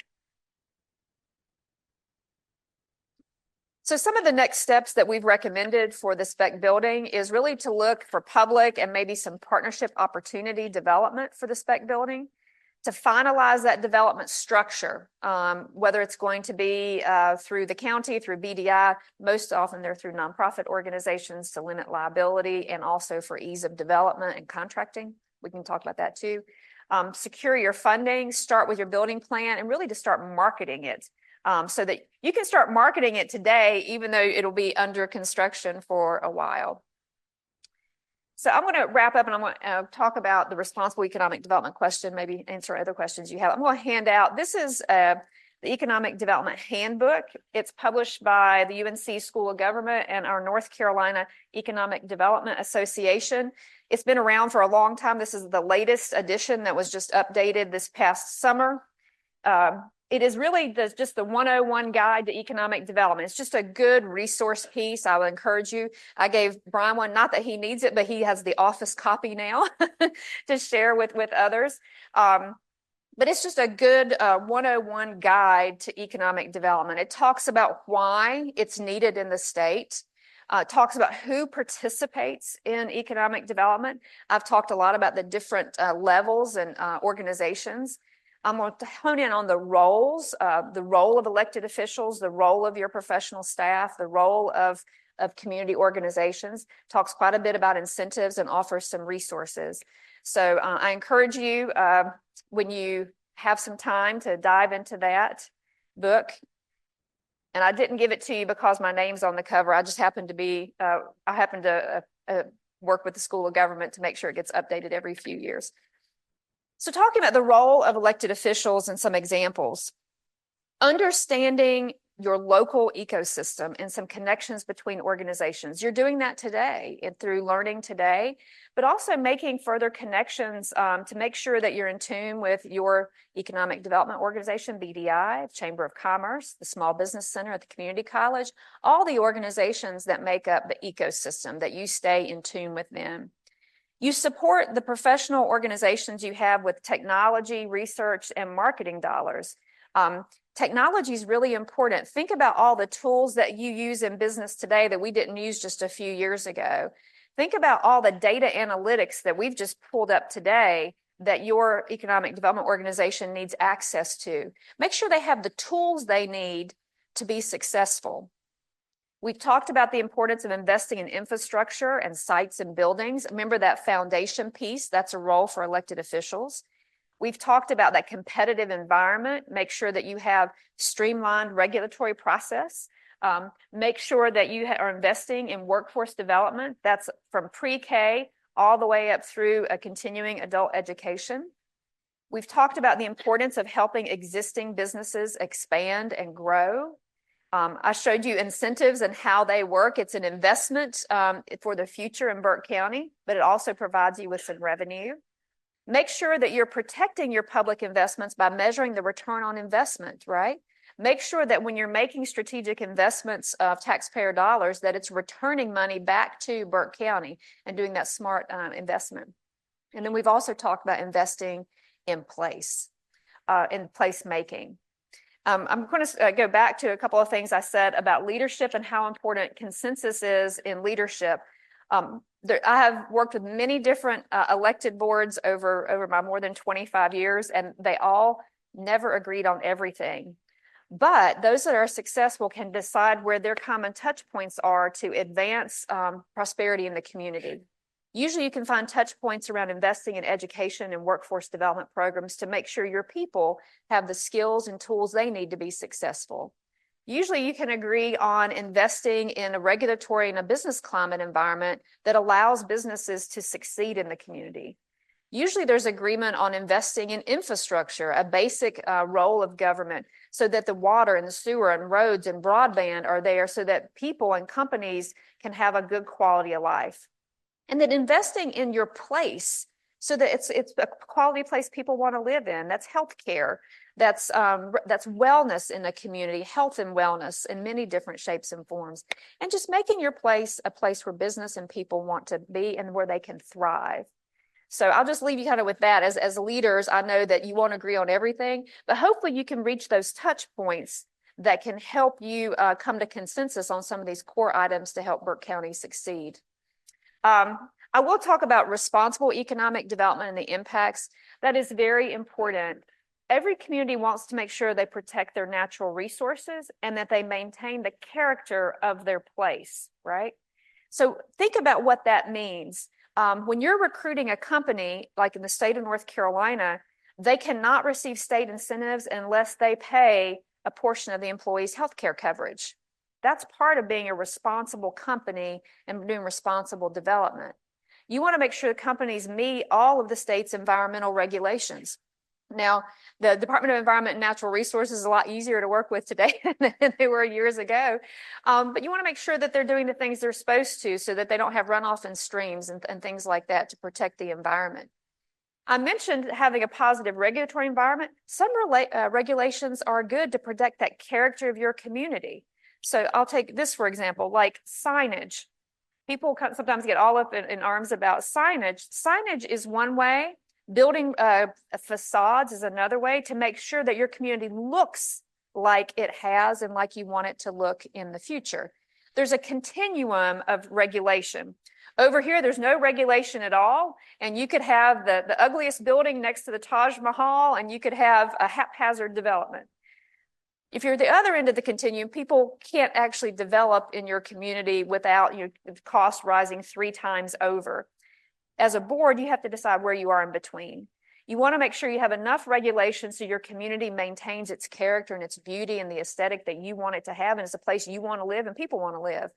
But you don't want to make it so overly onerous that it then adds too much expense to businesses. You have to figure out where you are on that continuum. Another part of responsible economic development is about the jobs there and the commitment to training people. So one of the things that you may want to do when you're talking to companies through BDI is to find out, do they have tuition assistance programs, for example, to make sure their workforce skills stay up to date?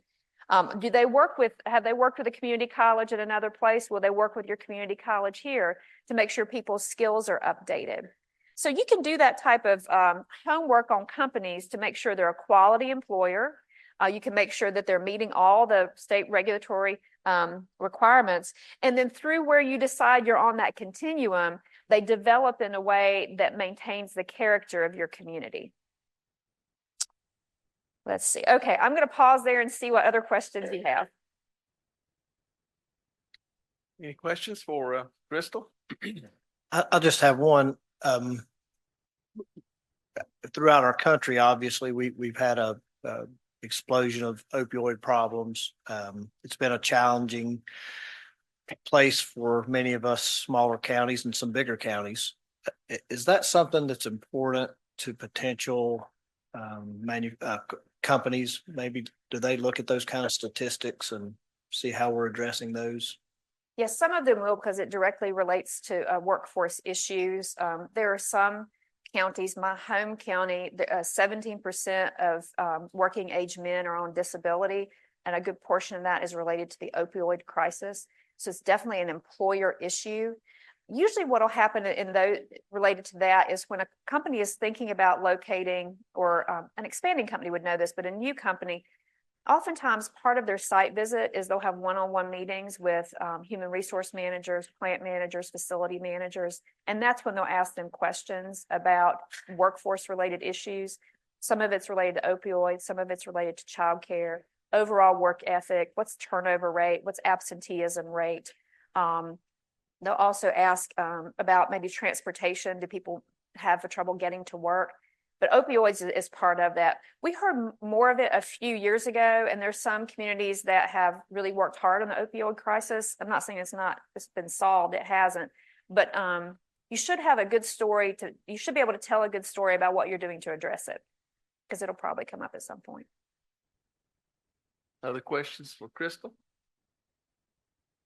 All right, thank you, Crystal. And Thank you. just before we move on to land use, I want to give our director, Alan, I'm going to put you on the spot for maybe 5 minutes to come up, if you will. Alan, come to the lectern where we can hear you, and just give you a quick 5 minutes to kind of tell us where we are, what we're doing right now. Crystal has done a good job, and our manager kind of telling us some of the things we need to work on. But Alan, if you just kind of give us a quick briefing on what we're doing right now, and Alan Wood.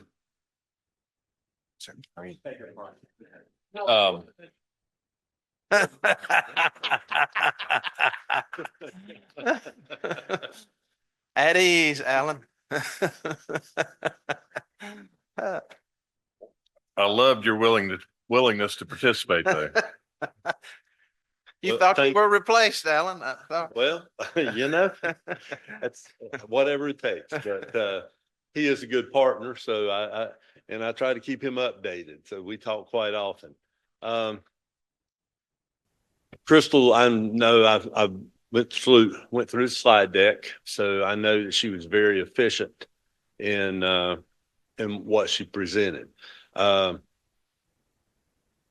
As you see, economic development is a myriad of different opportunities all rolling into one effort, which is to increase capital investment, increase jobs and wealth in the community.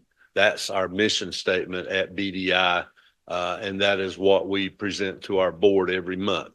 Our board is made up of county, all the municipalities, and leaders throughout business. The hospital's on our board, as is community college, and you have to have all of that input to have a successful program. We at this point in time, we have been very involved in the development on the Drexel site. That's been hopefully an overnight success that's only taken us 10 years. But if you go through the process, that's just how long it takes. And they just let the bid to grade that this past week. There's a 450,000 square foot pad that will be graded on the back of that site. It will hold up to 1 million square feet on that 100-acre site. We're being it does have limitations due to the transportation system in and out. So we're having to be very careful and very specific on the type of industry that we can recruit there. You're not going to put 100 trucks a day into the site in Drexel. But if you find something that needs the rail access, that needs access to good quantities of water and sewer, power, we're working through that situation.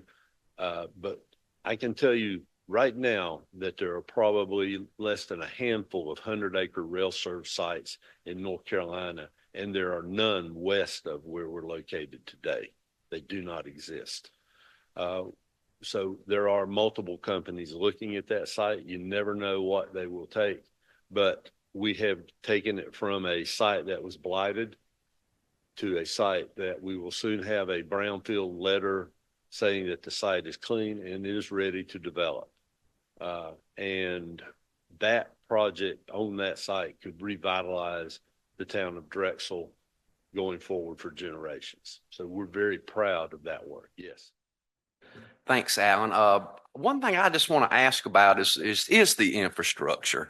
That's the one thing I talk about we don't have any infrastructure. We're not going to get any funding, it don't look like.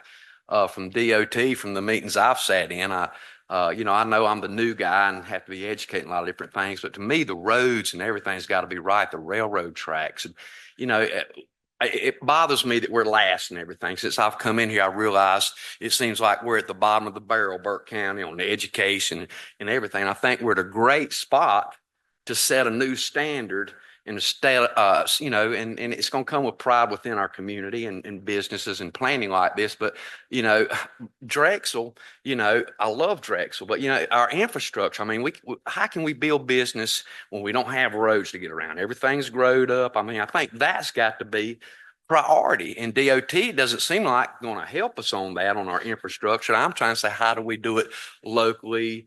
Create ways, innovative ways, so we can have the roads and infrastructure where people can drive around and get to what they want to do and deliver, not riding off the roads with big trucks and things like that. I go on, I'll shut up. Well, we are aware of that road infrastructure.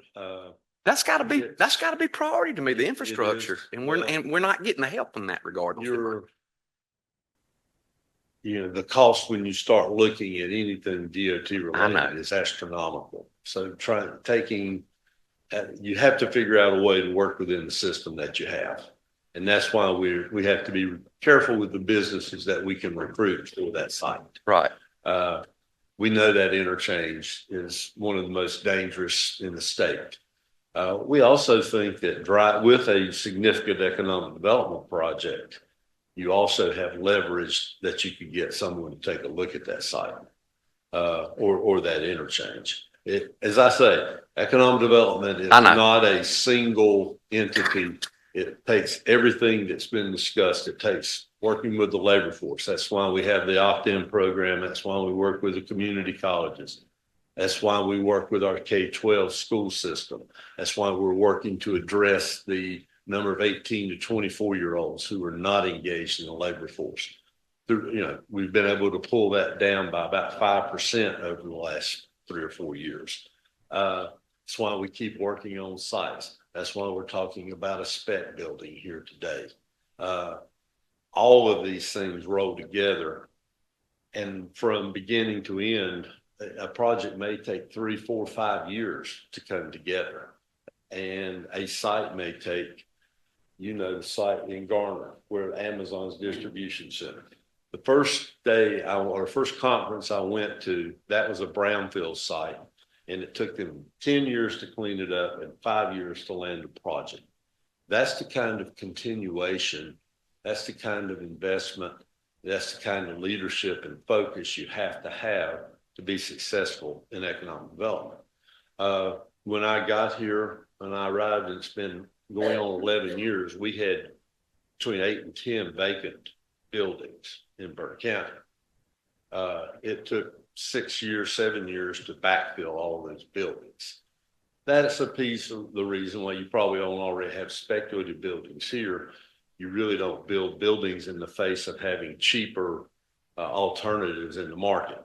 Those are gone, and they have been gone. There's one building that has about 70,000 square feet that would be a cohabitation type of area right now.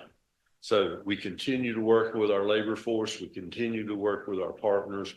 We're starting year 4 of our opt-in intern program this summer. We've been graduating about 25 interns a year through that program. We are focused I just left a group of site consultants, 25 site consultants, making them aware of the opportunities in Burke County and the fact that we have a building that we'll be breaking ground on this summer. So we just continue to try to do all of the things that focused on the ones that we think we can do well. We have a manufacturing background in this community. We're about 25% manufacturing jobs still. That's about 3 times the national average and twice the state average. Our people still know how to make things. That is something that's lost in a lot of this country. So we understand there are disadvantages. We try to mitigate those, but we also focus on our strengths. And that's how I move forward. You don't ignore your challenges. You just try to present things in the best possible manner so that you can be successful. Any questions?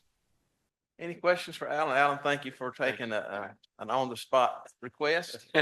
Any questions for Alan before we can move on to land use planning? All right, thank you, Alan. Thank you. Alan Glines, come on up.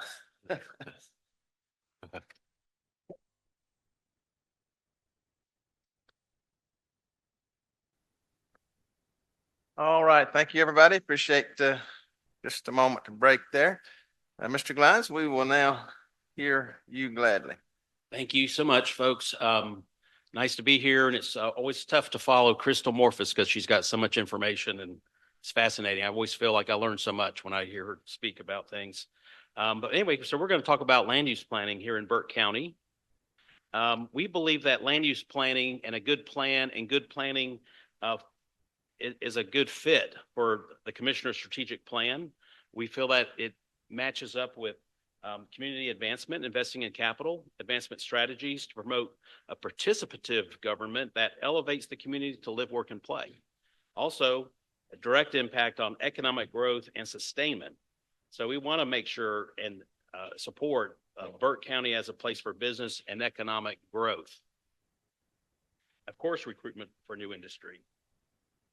So we hope to cover today what is a Unified Development Ordinance, a UDO, kind of some background on our land use policy here in Burke County, some challenges with our current code, things we can improve, and also other ideas for modernization. So the purpose of a land use policy in local government is to guide development and the management of land. And this is all within the county's jurisdiction, determining how different areas can be used, residential, commercial, industrial, to achieve specific community goals. These aren't the planner's goals. These aren't the planning department's goals. These are the community's goals. And so this is managing growth. This is protecting environmental resources. And this is promoting economic development while also considering the long-term vision for the area's land.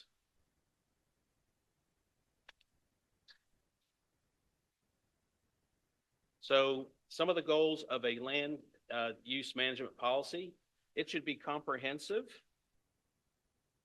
so that we're balancing a lot of different components to support that community's vision and needs, Burke County.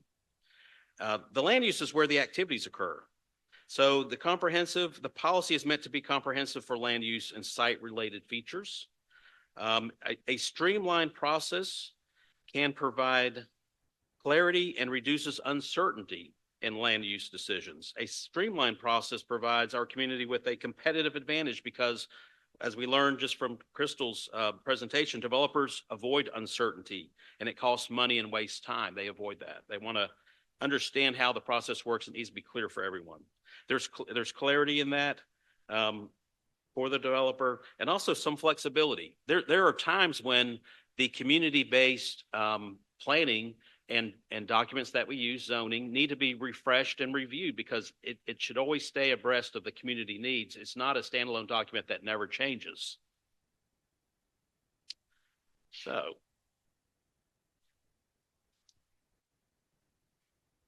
a Unified Development Ordinance is a single document. It tries to combine all those local regulations related to land development, including zoning, subdivision regulation, building related requirements, landscaping needs, parking, and any other design and access standards. It's essentially creating a unified set of rules governing how property can be developed within a municipality or county, and it aims to streamline the development process by consolidating different ordinances to one document. Now, development regulations need to be easy to find and still easier to understand. These two images are showing the links to within our own website for the zoning ordinance and the subdivision ordinance. What I found over the years is that developers are doing the research before they call the staff. So everything needs to be on site. So when they're looking for information about our community, they can find it. And we obviously need to at times review that and make sure it's usable and user friendly, because they may not call staff, they may go right to the website. So an overly regulated land use policy refers to a set of rules governing how land can be developed And if they're excessively restrictive, it can limit our housing supply, create higher property costs. It hinders economic growth. And this image is showing that too many restrictions can increase the expense of development and also reduces time efficiency. So it's just sort of setting the stage for how we can kind of balance out what this community needs based on our desired outcomes. If their development regulations are excessively restrictive, it can have the effect of limiting the creation of new housing, limits growth in the property tax base, and hinders economic expansion. Developers choose to develop based on a number of factors, and this is the housing, I'm thinking of the housing folks, and one of them is how welcoming the local government is to development. This includes towns and cities in our community. And I hear that I just heard from a developer this week. I talked to housing developers probably every week. And one of them mentioned that they're kind of expanding, they're studying the ring outside of Charlotte, the 60-mile ring. We're in that other ring, right? We're outside. But they're reaching a point where they're no longer welcome in some of those counties or communities around Charlotte. People are just putting the brakes on their development. They're changing too fast maybe for them. And so they're looking further afield. And so we're in that further afield, and we want to make sure they're welcome here. So we want to avoid unintended consequences, negative impacts that can significantly increase housing costs, limit development options, and stifle economic activity. We want to have the right balance of zoning restrictions so that we're dividing land, to avoid dividing land into overly specific use categories, preventing mixed use development. We want to study the minimum lot sizes in Burke County. Requiring large parcels of land for development limits the number of housing that can be built in a given area and also pushes the cost up. And then an overly complex permitting process will delay and hinder development projects and just build in unnecessary timeframes for development. So they're often working on very short windows of time. They're trying to study property very quickly. They're trying to get it under contract and get to approval in a fairly quick fashion. So in North Carolina, we operate under the 160D legislation. And I'm showing you a little bit of background on our zoning code. It was adopted in 1997. And over the years, there have been adjustments to it. Most recently, 2021, we did some updates. And a lot of this was to bring the code into compliance with the recently adopted 160D. Now, 160D was approved about 2018, and it gave cities and counties a couple of years to catch up. And before 160D, we had cities worked with 160A, which was a set of regulations, and counties had a separate set of regulations called 153A. Well, the legislature meant to keep all the rules the same going forward for cities and counties, but when you have separate codes, one thing would get updated here and it would be missed over there. So there was a divergence of regulation and rules. So we don't have that issue anymore. We have 160D, and that's kind of what we refer to basically just about every day. So we work within the framework of 160D.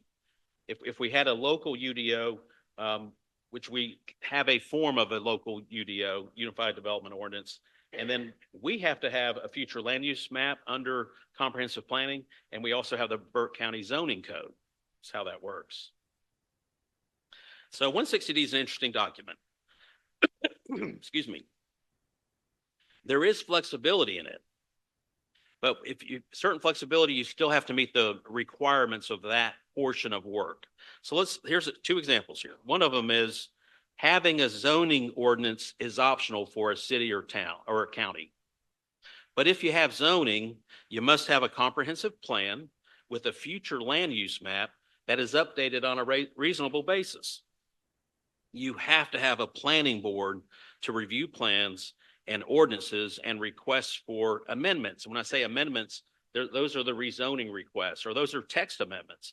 always goes to the planning board first. That's why when we bring things to the Board of Commissioners, it always has a planning board recommendation with it. Final decisions about any zoning changes are always made by the governing board because it's supposed to be locally based legislation. The Board of Commissioners approves everything in Burke County for zoning. This is a little more detail in every zoning. This is specified in 160D. So it's very specific. Adjacent neighbors are notified by letter. A zoning sign is posted at the property. Legal notice is put in a newspaper of general circulation within a very specific time window. The planning board must first review and provide that recommendation to the Board of Commissioners, who then must provide a public hearing to consider the zoning matter. So now here's a different example. In subdivision regulations, it's completely flexible. There's not any standard requirements for how subdivisions are done. It's completely a local matter here in Burke County. So it's local regulations, and whatever we outline as a process, that's what we're supposed to follow, but it's self-directed. Okay. So I mentioned that we have to have a up-to-date future land use map, and that's living within our comprehensive plan. So we have a comprehensive plan that was adopted in 2022. It was a sort of an update and revision of an earlier document from about 8 years before that. We have it on our website. After hearing Crystal's presentation, it makes me think we need to make it more prominent on our website because developers or maybe industry people, they're looking for what the community says about themselves. Well, we say a lot here in Burke County, the Blueprint Burke Plan. And so it covers economic development. It talks about housing needs, expanding the local economy. These are goals. Enhancing quality of life. How do we do that? This is mentioned in this plan. And also it provides that positive vision for the future. If we're not there to talk to the developers, they're looking for information. I want something out there that says, we're a great place. We know we're a great place. This is a beautiful community. We're glad to be here. They're going to love being here if they can find our information. So this document's out there. Maybe we can make it more prominent. A component of that future of the strategic plan is the future land use map, which is a static copy here.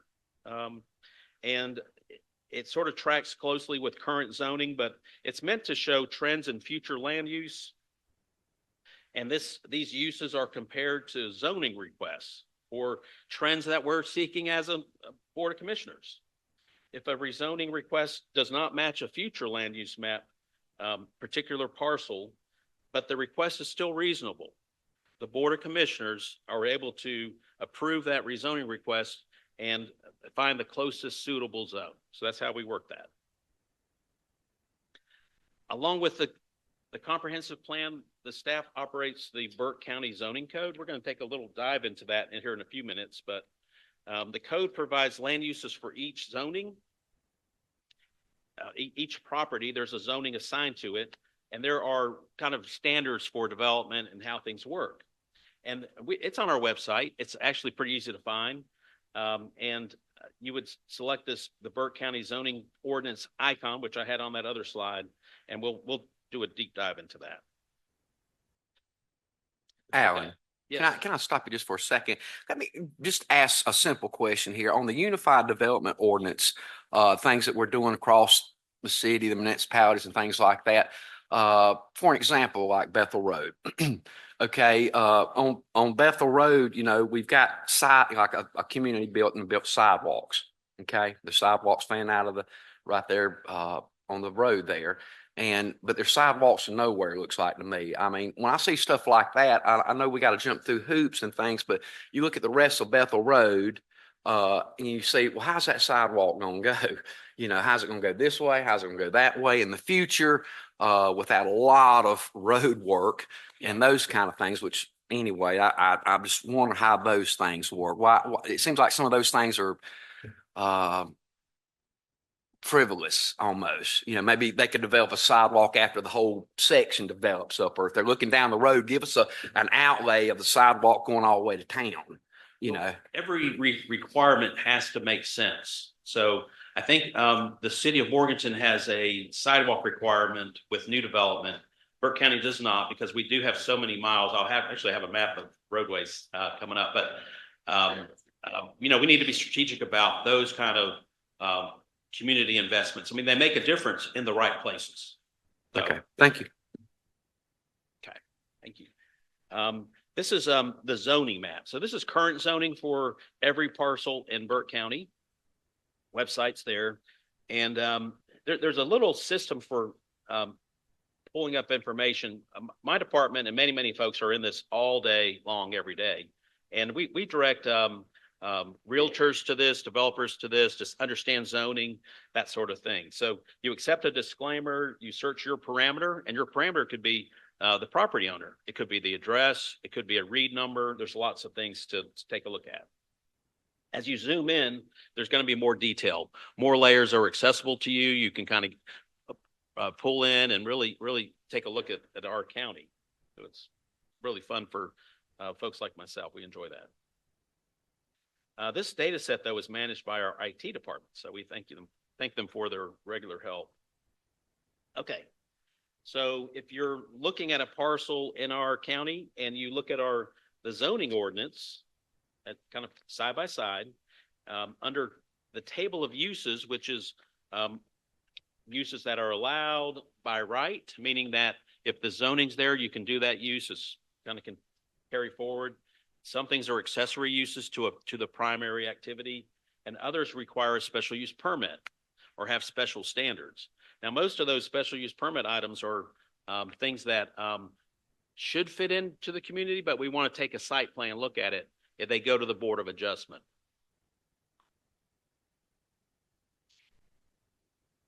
Now we're just one other note too is Morganton has its own zoning. Valdez has its own zoning. Connolly Springs, Glen Alpine. We don't have this. We don't manage for them necessarily. They have their own zoning code, but we work with them the best we can. Okay. So we have options. You know, looking at our document, there's always things in the short run that we can make improvements on, and we need to study and keep abreast of this. There's other things that they're maybe a little more complicated. They're going to take a little more time, and they might need a little more research or study, but they could be adjusted. And then long term, because these documents are community documents, we might need to open that process again and make sure our community is on board and we have the right document for our community at this time. So short term, it could be density standards, subdivision regulations, the approval process, which can have a few unnecessary stops along the way, and then any special use permitting. Midterm, we could look at other things like overlays, which are another zoning type, make sure we need them. Other standards for specific uses, one example, solar farms, but could be others. And then home occupation standards. We want people to be successful at home, working at home with their entrepreneurial spirit, working a small business. We want to make sure our regulations reflect that. Long term, you know, maybe it's a redraft of this document. So special use permits. These are common examples. They are reviewed by the Board of Adjustment. Some of them it's because of the scale, or sometimes it could be because of the impact. So accessory structures over 1,500 square feet require a visit to the Board of Adjustment. We probably want to look at that because apparently most people want to build a 2,000 square foot building. That just happens here in Burke County. If you have a new manufactured home park, it's going to be a special use permit.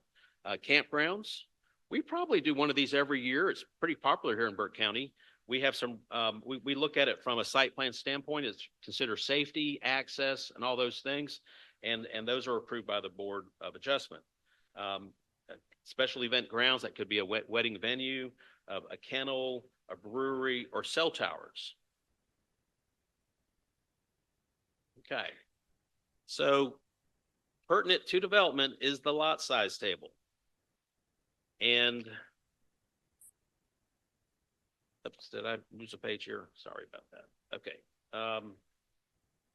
This is a table. This is right out of our zoning code, and it talks about residential districts on the left, R1, R2, R3. That's rural mixed use, RMU, or this other one is a very rare zoning in our district. But under R1, R2, R3, our minimum lot size with no utilities is, you know, about a 3/4 of an acre parcel for everybody. If you have public water or sewer, we can reduce that down. And if you have both, we kind of give you a little bit more of a break. But your minimum lot size in Burke County is basically a 1/2 acre.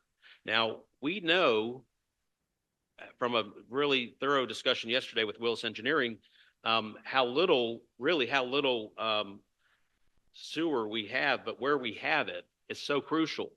And when we have sewer, there's no need to have that space that's really built into these lot sizes. It builds in where the septic's going to go, because that's our most common result for building new housing is there's going to be a septic system. But if you have sewer, we ought to incentivize that. So I would suggest that public water is fantastic. We have a lot of areas of public water. We're giving people good water in Burke County where we have challenges otherwise with wells. But the public sewer needs to be addressed more directly. And it's a critical part of that infrastructure. Alan, real quickly,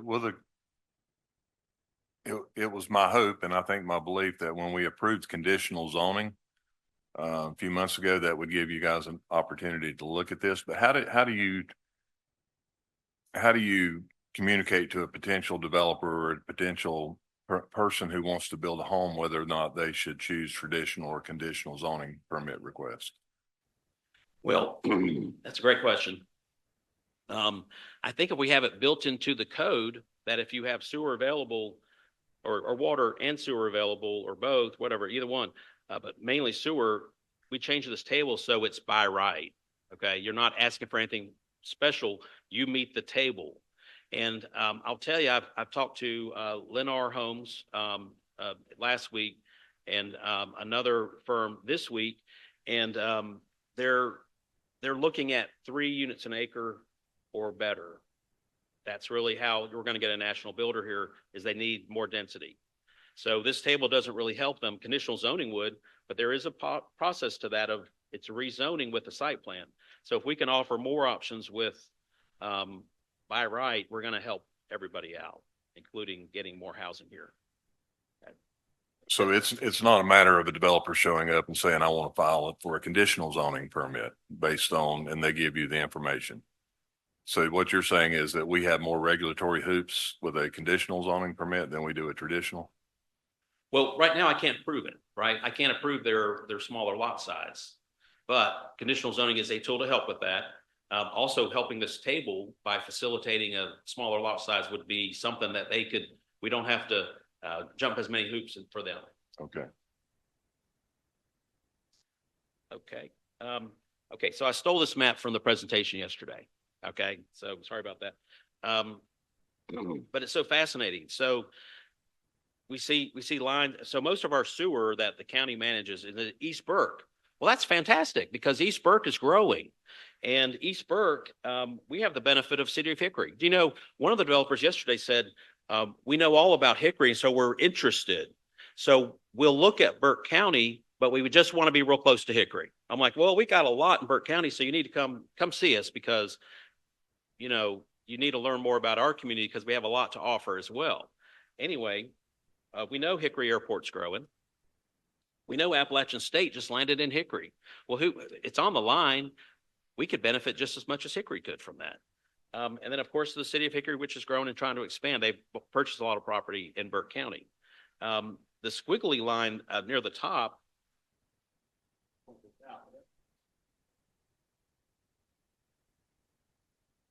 that's the main sewer line that we have in Burke County, and it's following Drowning Creek. So Drowning Creek is at the bottom. This is a gravity-fed system. There is a ton of large tracts of land that back up to Drowning Creek, which means they have sewer access or real close to it. This is a prime area for making sure the zoning matches the possibility out there because East Burke it's got a lot going for it. Okay, Alan, I can see a question popping up from that. You're talking about huge tracts of available land. Any that would meet industrial site standards? For that area right there? Yeah. It's possible it could, but the challenge is going to be access and roads. There's some historic sites that we can work with because they're historic manufacturing. I think something coming that far, there's a lot of roads to get there. but for residential, it makes more sense. At least my humble opinion. And of course, we would look at any of those things as time would go on.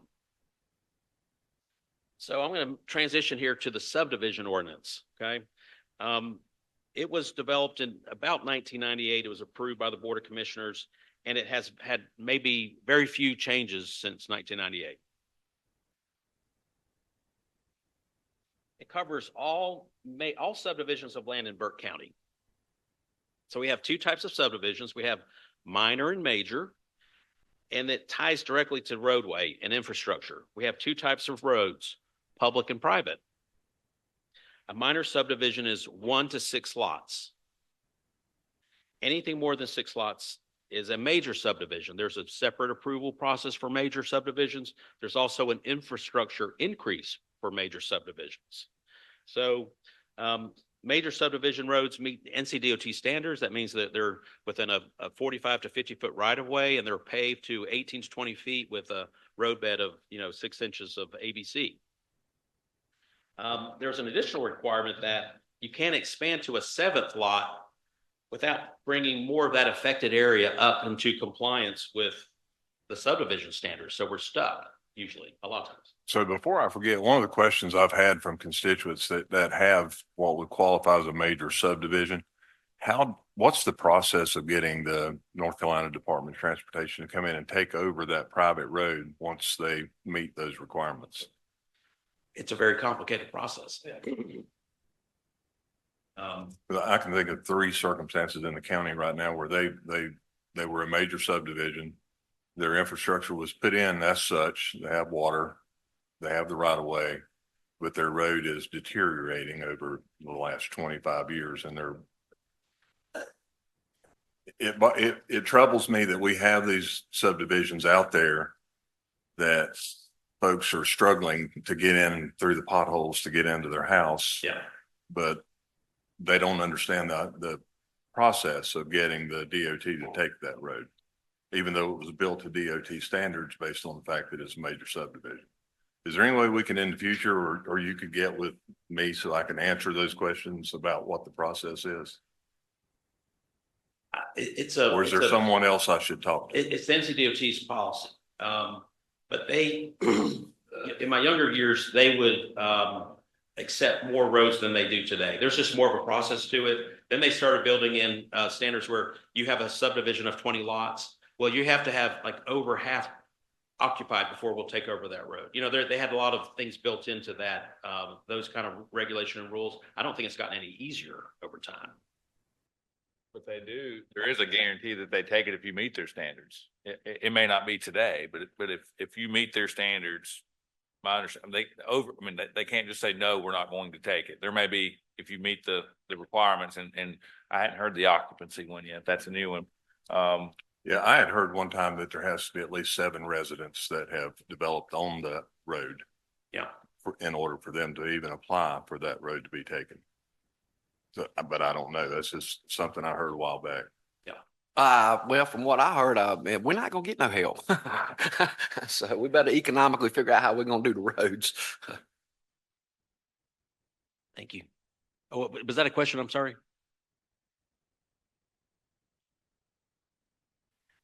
Yeah, we're sitting in on with the TAC and the TCC at the COG level, and funding is really in dire straits for the DOT. And so the big projects that are statewide, they get more funding. There's the pots of money get smaller and smaller. So it's difficult right now. So it's worth keeping up on, and I appreciate your question about that. Thank you. So this is on the right is, I just did a snapshot from our ordinance. This is talking about private road minor subdivision. So minor subdivisions are 1 to 6 lots.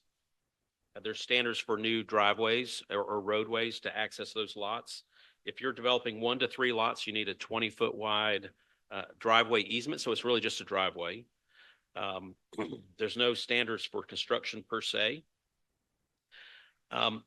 That driveway will never be taken over by DOT ever. So it's going to be a private driveway for now on. And the folks who live on that have to understand that that's their access, and no one's going to improve it except for them. If you're 4 to 6 lots, our code here requires 30-foot of right-of-way developed. So this is platted out. There's a 30-foot right-of-way mapped out that's recorded. And within that, you would have a 15-foot graveled road, which is with a 6-inch aggregate base course, ABC base of compacted gravel with some shouldering to serve those 6 lots. Now, let me show you something here. This just came in. This is a 20-acre tract. The 6-lot subdivision requirement, because of the separate standards, you know, the more minimal standards for development, it's what people dive, you know, it's almost like dive to that. They dive into that proposal, right? 20 acres with 6 lots. Now look to the south on that map. That's an existing subdivision that was built in the 90s. I looked at the plat. You can see kind of what half-acre lots look like compared to these 2.5, 3.5 acre lots. And I know that there's some people who want, you know, kind of a estate property in the country. But I just wonder if our 6-lot rule is kind of, you know, it's a surprising coincidence that he stopped at 6 for this development. But that's what we get a lot of. We do 6-lot subdivisions quite often. And somewhere in there, we've all missed an opportunity to have more housing because they're just avoiding infrastructure. Okay. So we talked about, we have 2 types of roads. We have public roads versus private roads. NCDOT, this is a map of the road analysis within Burke County today. NCDOT maintains 773 roads. And they total about 779 miles, excuse me. Private roads constitute 1,520 roads at 438 miles. If you do the math, and you see those short little connections, they're about 1/4 of a mile long on average, 1/4 of a mile.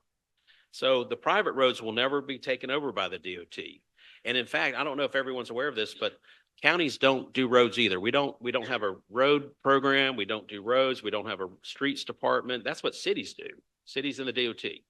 So, Alan, that's statutory, isn't it? We Yeah, don't have the statutory authority to do that. that's right. So if you had 7 or more lots, the subdivision roads must be constructed to DOT standards. That's that 18 to 20 feet of pavement within a 45-foot right-of-way. That's their minimum right-of-way, by the way. And the expectation is that the DOT may eventually assume the maintenance responsibilities for that road. There's a whole process to it. So we need to get our handle on the process today. But I have an example for you. So within the subdivision, these are all over the county. I just picked this one out. I went on the map and looked for a short road and figure out what's happening here. If you had an infill project at the end of I would say a private road built to our Burke County standards, but you wanted to expand in the back, what would you do, right? Okay, so I found this Bumblebee Drive off of Ligier Road. There's already 6 lots. Just imagine this, the owner of a large tract seeks to subdivide at the end of that right of way. How far back and what would we tell them to do improvements to make this right of way fully comply with standards? This is the plat. It was recorded about 2000. And they got the parcels counted up there. They have a pretty good right of way in there. It says it's a 45-foot private road right of way that they've created, but they make a note there that there's only a 10-foot wide dirt path reaching the last lot. But at parcel 5, the right of way extends to that big tract. That's the Watts tract. At least in 2000, it was the Watts tract. And I'll show you what that looks like. That tract at the end is over 60 acres. The one further to the north and east is 170 acres of land. But at some point, we've got to bring back a road. Now, our ordinance would suggest that that they would need to make improvements on Bumblebee all the way back to Ligier. or find another route and build a new road altogether. This happens all the time. We have roads that are a mile long that are dirt roads, and at the end of that road is a giant tract of land that could be developed. And so our ordinance needs to help resolve that discrepancy. You know, one thought would be, well, maybe just within that large tract of new development, we get a good road, but the access out to the state maintained road, Lige, is going to be, you know, what it is, you know, or they take the whole road back. There might be 2 or 3 of these roads that connect to reach that track. So this is fairly common around Burke County. Okay, so this is where I was going to go online here and sort of show us a few examples of some things in our ordinance. See if I can transition out. All right. That's larger. Okay. So the Burke County, I'm going to need my mouse here.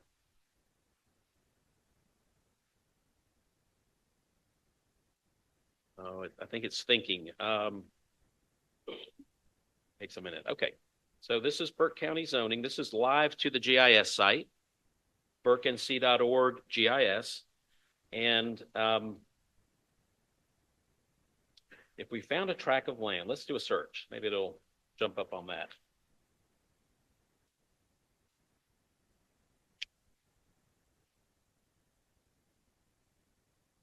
All right, so these are our parameters. We can search by any of these parameters. I have a read number here. Someone calls it in.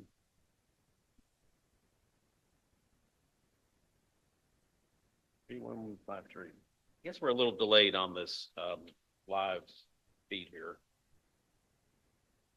Query.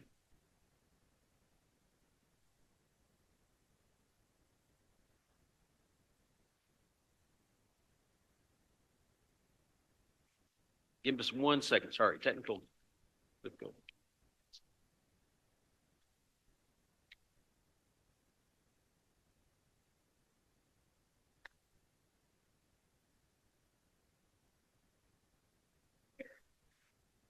Is it using the local here, or is it trying to find the Wi-Fi that I was on? Nope.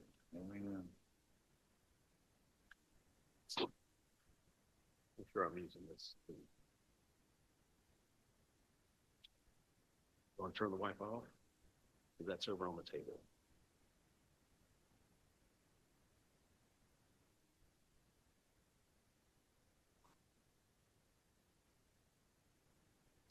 There we go. See why? Okay.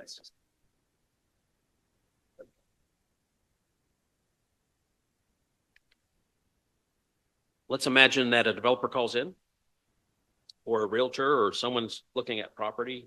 They give us a read number, we check it. We have layers here that I can activate and see what's happening, and one of them is zoning. So we turn on the zoning layer where my mouse is, and the map changes, and it's showing that relative zoning. That site is zoned R2. It's a residential district.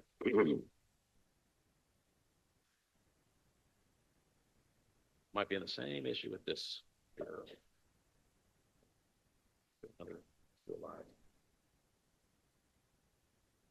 Okay, so if I go to our website, I'm going to choose government.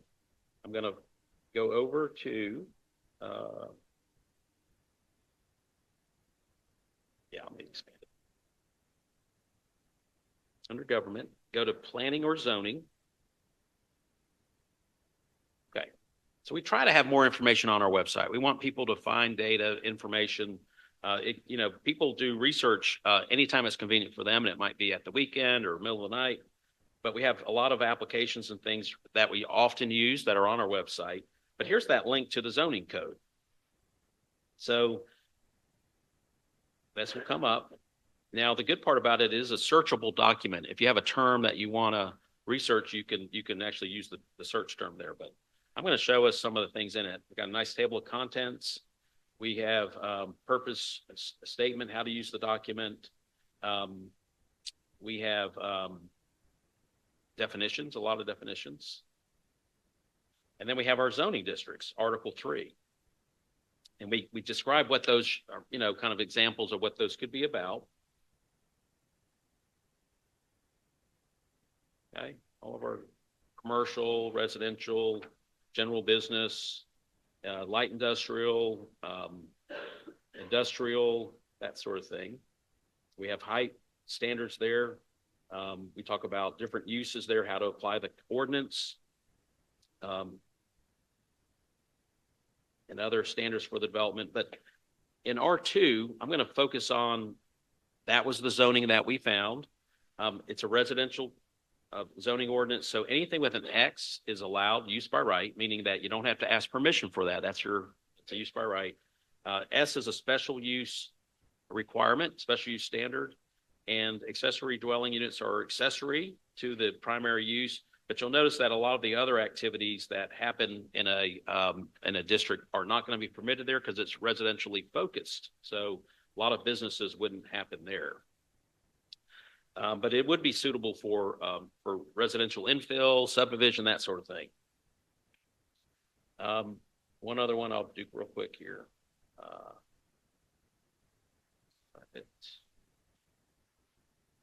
Okay. Let's go back to the website. Beg your pardon.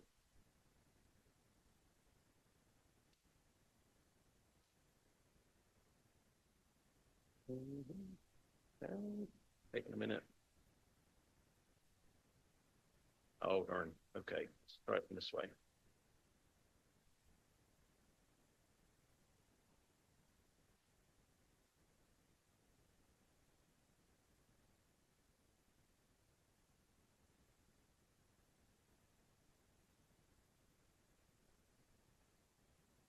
Or refresh that? What do you think? It's not wanting to come up.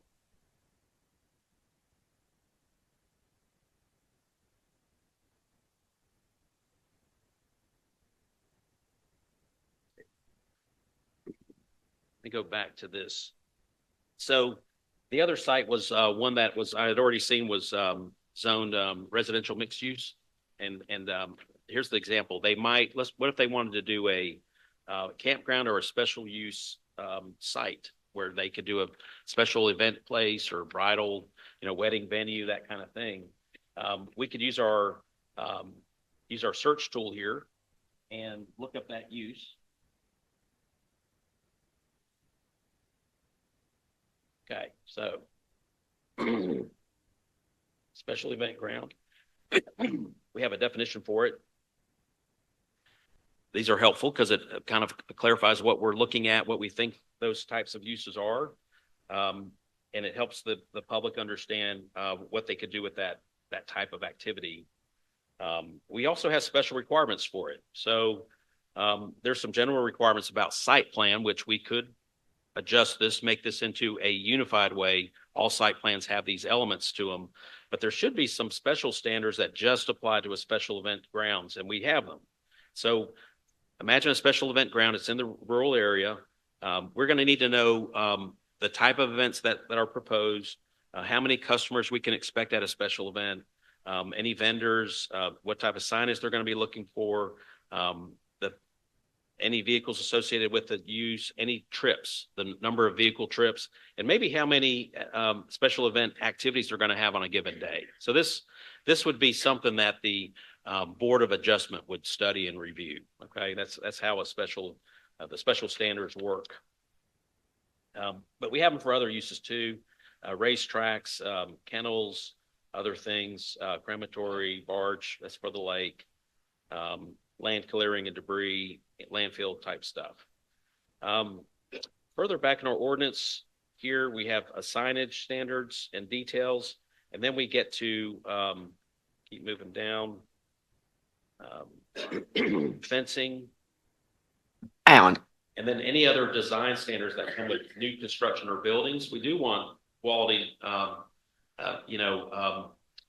sort of manufacturing structures, industrial buildings, or other retail, non-residential uses. We do want them to look good for Burke County. They should look good. So we have some standards for those types of things. They're not overly complicated to push people away, but it is meant to be helpful. We have standards for parking and other requirements that you'd have on a site plan. And towards the very end, we have other procedures. This is like how we review a site plan, and this can contain all that site plan. The detail could be recombined here. And we talk about the Board of Adjustment, rules of appeal, those sorts of things that come about when somebody makes a zoning change or wants to rezone their property. There's a process described here. So we kind of want to keep that package all together, make sure our regulation and rules are exactly what we need and not more than what we need for Burke County. Alan, Yes, sir. ask back to the signs and stuff like that, or some of those things. Do we have things for like, heights and stuff like that? The economic development for me on these kind of things starts with, like our, Confederate flags hanging at both sides of our county coming in. Is there way, I mean, that's a economic camper in some regards. As far as the height and stuff, is there ordinances for things like that?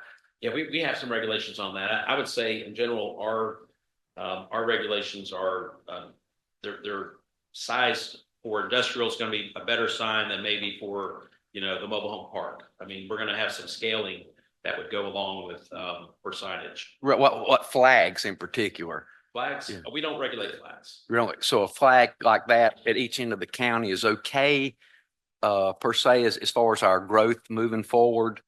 I know everybody on their private properties and stuff can have signs, and that's great and wonderful, but I'm just, I hear a lot about this from a lot of friends in, eastern part of the state coming up here. It's like that bothers me, I guess. And I know that's one of the things moving forward as a county and a city and everything like that, that we're real welcoming. We're not a sundown town and that kind of stuff.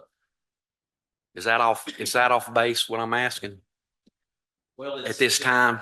It's one of those things that, people have utilized, the flag statement as a kind of free speech. I think it would fall under that. I don't know if Mr. Epley has any other. No, I was just going to say that, you could likely regulate the size of flags, the height that they fly, what type of zoning they may be located in, but it would be all flags, not the type of flag, not the, trying to be restrictive of a certain type of flag. I think would be much more challenging than Right. size and height. And that Yeah, type of thing. well, like the American flags, I love that. Love seeing them everywhere. That's what, we're melting pot, where everything. That's it's just a question. Just it seems a little intimidating when we come into our county.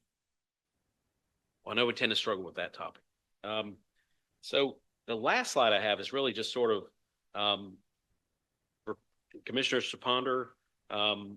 We have opportunities to kind of develop and create and strengthen a UDO, a Unified Development Ordinance, and consider updates to that policy that would encompass short and mid and long range changes. So short term, we can expect more things this year. Mid range is going to take a little more time, and then the long term might be that kind of refocus and a checking in, if you will, potential rewrite of our development ordinances and codes from the ground up, with maybe community input sessions around our community across the county, to make sure folks understand how things work and also have input on that. So One more thing.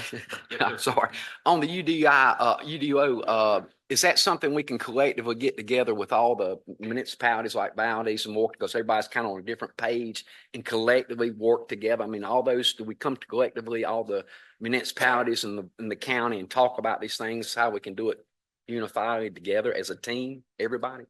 We've been doing some of that with some special topics like housing. So we're not necessarily going to change their ordinance for them, but we can talk about common goals that we have for Burke County. And so housing is definitely one of those things that we've shared information. We're trying to get our information together. Who's hearing what? Who's got good land that is served by good roads and water and sewer perhaps, and what are they hearing about it? You can have a great piece of property, but if the owner doesn't want to sell, that's no good, or we have to wait on that. But if we're collecting data and trying to make a database, we have been doing that part. But the coding part, everybody kind of takes their own little style and direction, based on the townships that we have.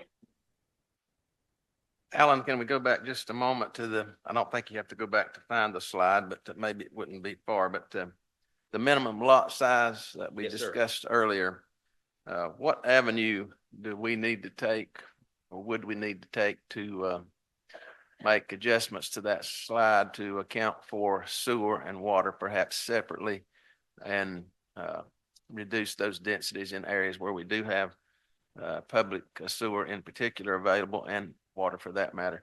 Yeah. What's the process that we need to begin working on that? Well, that's not too bad.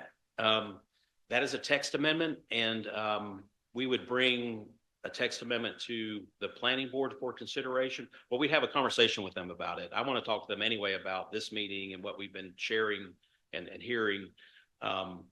But we would have a text amendment that would be something that would change the code, and it would be reviewed by the planning board and would make its way to the Board of Commissioners. And we could give us a little time, but we could have something in your hands, you know, in a few months. Do we have any consensus to ask them to begin looking at that, see what they can bring forth to us? Absolutely. Yes, and just for a quick point of clarification, we're talking about the category where it says public water and sewer is available. What would you do? Establish a range from, say, a quarter acre to a half, or how would you build flexibility in that so that topography and those kind of things could factor as well?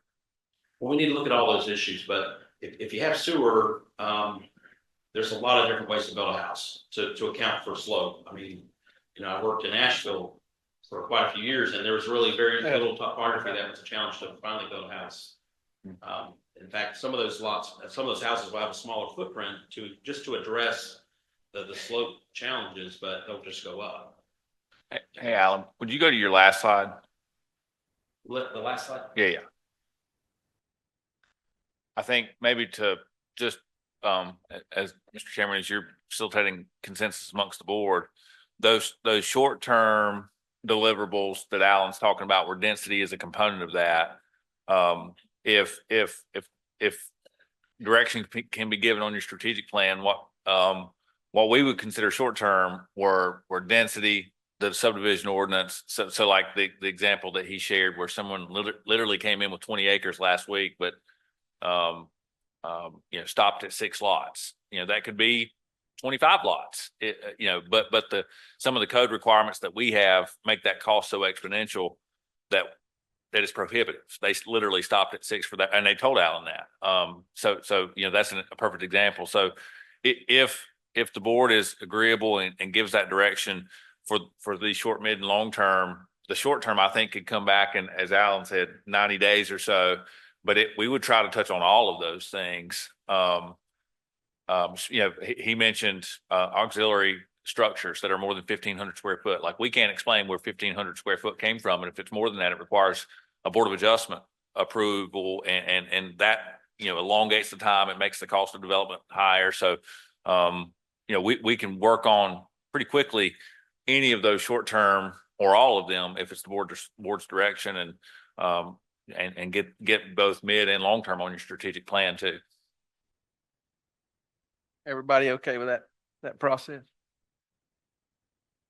Okay, yeah, let's do that. I guess what I'm thinking in terms of the short term, you know, we're seeing growth in the eastern end of the county. We've got water and sewer in a lot of that area. Perhaps, you know, the developers are looking at these things. If they could see quickly that, well, hey, I can work in Burke County with, you know, maybe I've got an apartment project I'd like to consider. You know, close proximity to I-40, to Hickory, to, you know, all those things down there. If we've got water and sewer available, you know, density could go up significantly. And that would help to address our housing problem as well. Yes. In a much quicker way, yes. Perhaps. And that seems to be very attractive to folks right now. Well, that brings me back to my earlier question, Mr. Chairman. Could they not, is conditional zoning not an option when we're having a conversation with them? It would be under this traditional zoning request, you're going to be looking at 6 lots. Yeah. And we've talked to several projects that would fall into that. We've mentioned the large project potentially on Boss Road. It's just the challenge, as Alan said, it still has to go through a legislative action. It's going to be a planning board, a board of commissioners. You know, there's components of an application for conditional zoning. It's a lot of ask. So I think it's just they could do that now, but what the streamlining concept does of making it a right of use. In lots of cases would give Alan and his team the approval process versus it taking 90 more days and the application fee. What's a rezoning or conditional zoning application fee? A couple $100. $650. So they're avoiding that. It's really moving to yes quicker and avoiding largely an unnecessary legislative process if the Board of Commissioners has approved it as a right of use versus a conditional use. Well, could that flexibility not be added to our conditions of our conditional zoning ordinances? I think it's helpful to have both. I mean, conditional zoning is useful for residential development, but it's also useful for non-residential development, fitting it just right in a community setting. So conditional zoning is just, we added that to the ordinance. I think it's a good move, but this other thing will help because developers are, what is your by right standard? The two national builders in the last 2 weeks said, we really need to get down to 3 units an acre. I'm like, okay. I didn't tell them how I was going to do it, but I'm like, yeah, that's what we want. We'll work with you. So this will give them the by right. They don't have to go through a board to get approval they have to get approval for the subdivision, but not necessarily for rezoning. Okay, I understand now. I That cleared think it what up. many people see, I think they see that as an immediate risk. I'm gonna spend months and months and months and lots of dollars and, something objects and then I've got to come back and do the whole process again. And they just say, no, we'd go somewhere else. And speed to market. I mean, they're negotiating oftentimes with land acquisition and competing offers. I mean, we've heard some of that recently in weeks of just it's like I'm ready to my funders, my investors ready to go. The project's ready to go, and it's going to take 3 to 5 months to get to an approval process. Lots of things can happen in that amount of time. All right. Any other questions for Alan before we move on? All right. Thank you very much, Alan. Appreciate the Thank you. information. We're going to move on to municipal solid waste, and we've got Mr. Sando, Mr. Moore with us this morning. Do we need a 2-minute break or is everybody okay? Or I'll give you 3 minutes while they're making transition and we're going to keep moving.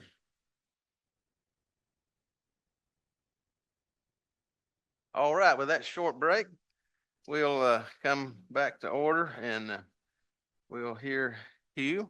Carry on, sir. Hey there. I'm here today to talk about solid waste. Very exciting topic, at least for me, hopefully for all of you. But this is a topic that touches every single person in Burke County pretty much every single day. So I think it's important and I appreciate your time talking through it today at our work session. Before we get started, I would say that this project really falls under the area of fiscal stewardship. We've been talking about our solid waste program for over the year. We talked about it last year at our work session. We're kind of bringing it back up today to talk through kind of where we're at and some of the things we've done this year and talk through some next steps. I've also brought with me Mr. Vance Moore, who's going to speak a little bit at the end, who's one of our engineering consultants who helps us with all things solid waste. He said it was okay to share that he's been doing solid waste longer than some of us have been alive. So he's one of the state's premier experts in solid waste. So I'm excited that he's here and can provide some additional technical detail at the end. I want to quickly today talk through a little bit of history with Burke County Solid Waste Program, some of the things that we've implemented this year, and then at the end we'll have some time for discussion and direction on some next steps with the solid waste program. Just a little bit of background. In North Carolina, there are 174 state permitted landfills, but within that parameters, there's only 43 that handle municipal solid waste. So the difference, if you think about it, currently Cleveland, Burke County operates a construction and demolition landfill, which can collect materials like timber and bricks and 2x4s and things of that nature. But anything on the MSW side, which is your household trash, food and debris that can decompose over time and requires significantly enhanced management, there's only 43 of those landfills across the state because they're much more complex to own and operate and permit and keep up with. And there's a lot of big differences in the regulations and requirements for how MSW or municipal solid waste is handled. So there's only 43 of those in North Carolina, and you can see them here on the map here. So in Burke County, we have been in the landfill business for a number of decades. The first landfill that we kind of have record of is the East Burke landfill. That was in operation from 1972 to 1988. It's approximately 44 acres, and it's at the end of life. It's closed. It still requires active monitoring and compliance that we have to submit reports to the state on, but that landfill is completely closed. Some of you may recognize this parcel. This is where the recently closed convenience site in East Burke was located, over there off 77, over in that area. But you can see it's fully closed and it still requires monitoring today. Hugh, on a landfill like that, once it's been closed, I just cause I don't know, is there anything that can be developed on that? Can it be used for anything, all that property for anything? There are some things, a lot of them turn into some type of recreational use. So when you think about compaction, if you've got a bunch of trash, whether it's C&D or MSW trash, you're not going to want to build a building on that because it's going to push down and compact and get uneven. But you'll see a lot of cities and towns and counties turn landfills into some type of recreational use, a park, green space, things of that nature. Okay, thank you. Good question. There's another landfill in Burke County that is also closed. It's on Kirksey Drive over by the current animal shelter. It was in operation from 1968 to 85. It's approximately 16 acres. And as I said, it is also closed. You can see this is kind of the GIS outline of that. Right in the little nook of that parcel is where our current animal shelter is. And so that's another landfill that the county is required to maintain ongoing maintenance and compliance with, even though it's not accepting any more waste stream. The largest site we have, which you may be familiar with, is our Johns River landfill over there on Marsh Road. That parcel has been in operation since 1987. It's significantly larger. You can see it's approximately 340 acres. Currently, the county operates a few things on that site. We operate a construction and demolition landfill. We also collect scrap metal and wood and things of that nature. And then we operate our transfer station there, which I'm going to talk about in just a little bit. Currently, it is permitted to have 30 acres that is developable for a landfill. And when we started researching this a few years ago and talking about expansion, we were kind of told that that is the only acreage that we could have on this 240 or 340 acre tract. The only amount that we could turn into a landfill was 30 acres, which is pretty disappointing. Recently, after working with the expert over here, we've discovered that there's potentially another 60 acres that could be developed and turned into some type of landfill. So we're going to talk through that a little bit here. I'm gonna keep asking. I'm sorry. What's the life expectancy of that? 1987 was, how long will that last us? Well, it really depends on how much we're going to put Growth. in. So currently, the only thing that we put in it is construction and demolition, which we get between 5,000 and 10,000 tons a year of that material. So at that lifespan, it would be long after any of us are thinking about it. But if we were to convert it to some type of other landfill, the lifespan would be shorter. So right now, and I'll talk about this in a minute, all of our municipal solid waste we transport to Republic's landfill up in Lenore. So that's about 60,000 tons a year that we're not putting into our landfill. So if we were to start accepting that, obviously the lifespan of this parcel would be shorter. Just to give you a little bit of history on enterprise funds in Burke County. So we have two enterprise funds. We have the water sewer fund and we have the solid waste fund. This is just showing kind of the net position or fund subsidy, if you will, of that fund over the last couple of years. And what you can see is prior to this past fiscal year, every single year, the county's property tax and general fund was subsidizing the operation of water, sewer, and solid waste. Really, the goal of an enterprise fund is to be self-sufficient. That's why you set one up in the first place. This past year is the first year that we had a net positive cash flow in that fund. And that's due to a lot of the enhancements and changes that we've been making to operations over there. You can see this past year, we had a net to the good of approximately $400,000, which we're going to talk about here in a moment. Just to give you a snapshot of that fund, this is a very simplified budget version of how that fund breaks down as far as revenues and expenses. On the revenue side, the fund total is about $6.5 million. Roughly half of that comes from the $88 household fee that every individual who has a parcel of land pays in Burke County. Roughly $43 comes from tipping fees from commercial companies that are coming in and disposing of materials. And then roughly 9% of that fund is just kind of other miscellaneous revenue for other types of goods like tires and things like that. On the expense side, roughly 26% or $1.7 million is staffing. Roughly $2 million is our tipping fees that we pay the public when we go and dump our municipal solid waste up there in Lenore.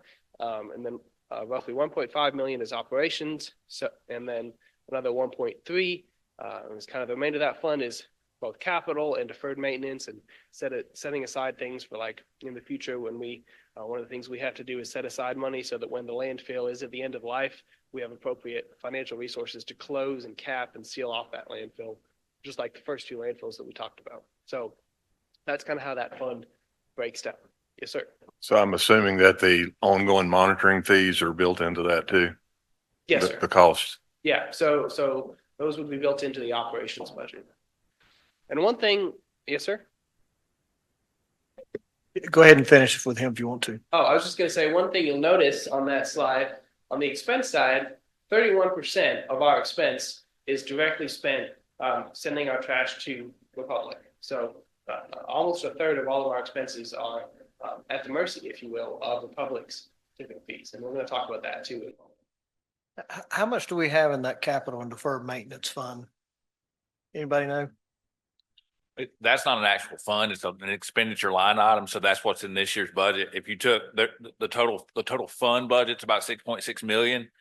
And that's just the allocation of how it's spent. There's a surplus. Part of the, if you looked in the budget this year, there's capital for a roll-off truck, for example. It's 180,000, almost $200,000.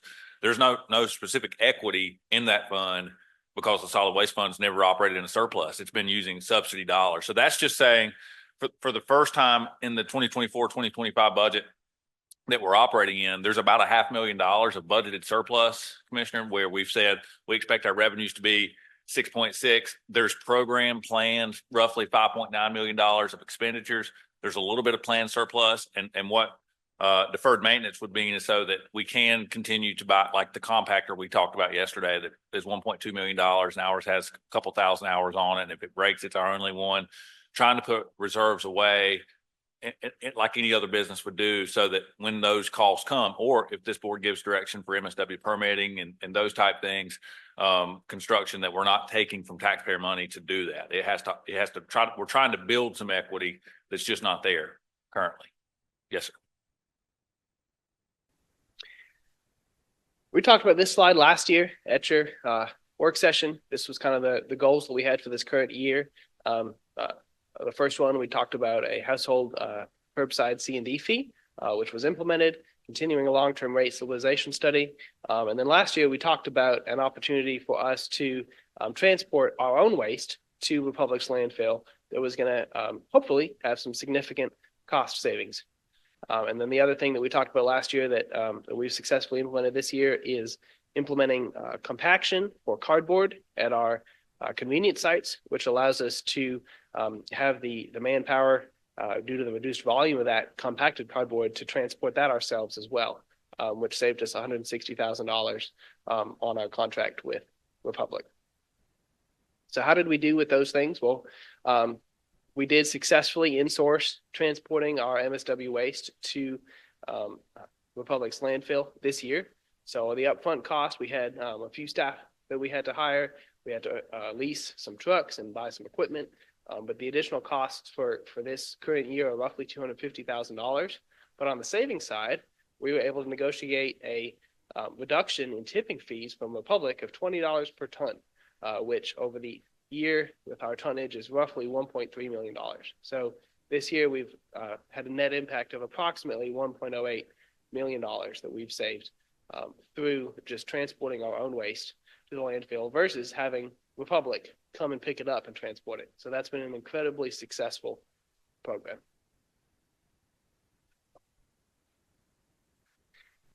As you can see, this has had a really positive impact on our long-term financial position. So this is revenues and expenses for the last couple of fiscal years. And you can see the first three on there, we had a net operating loss, meaning a subsidy from the general fund.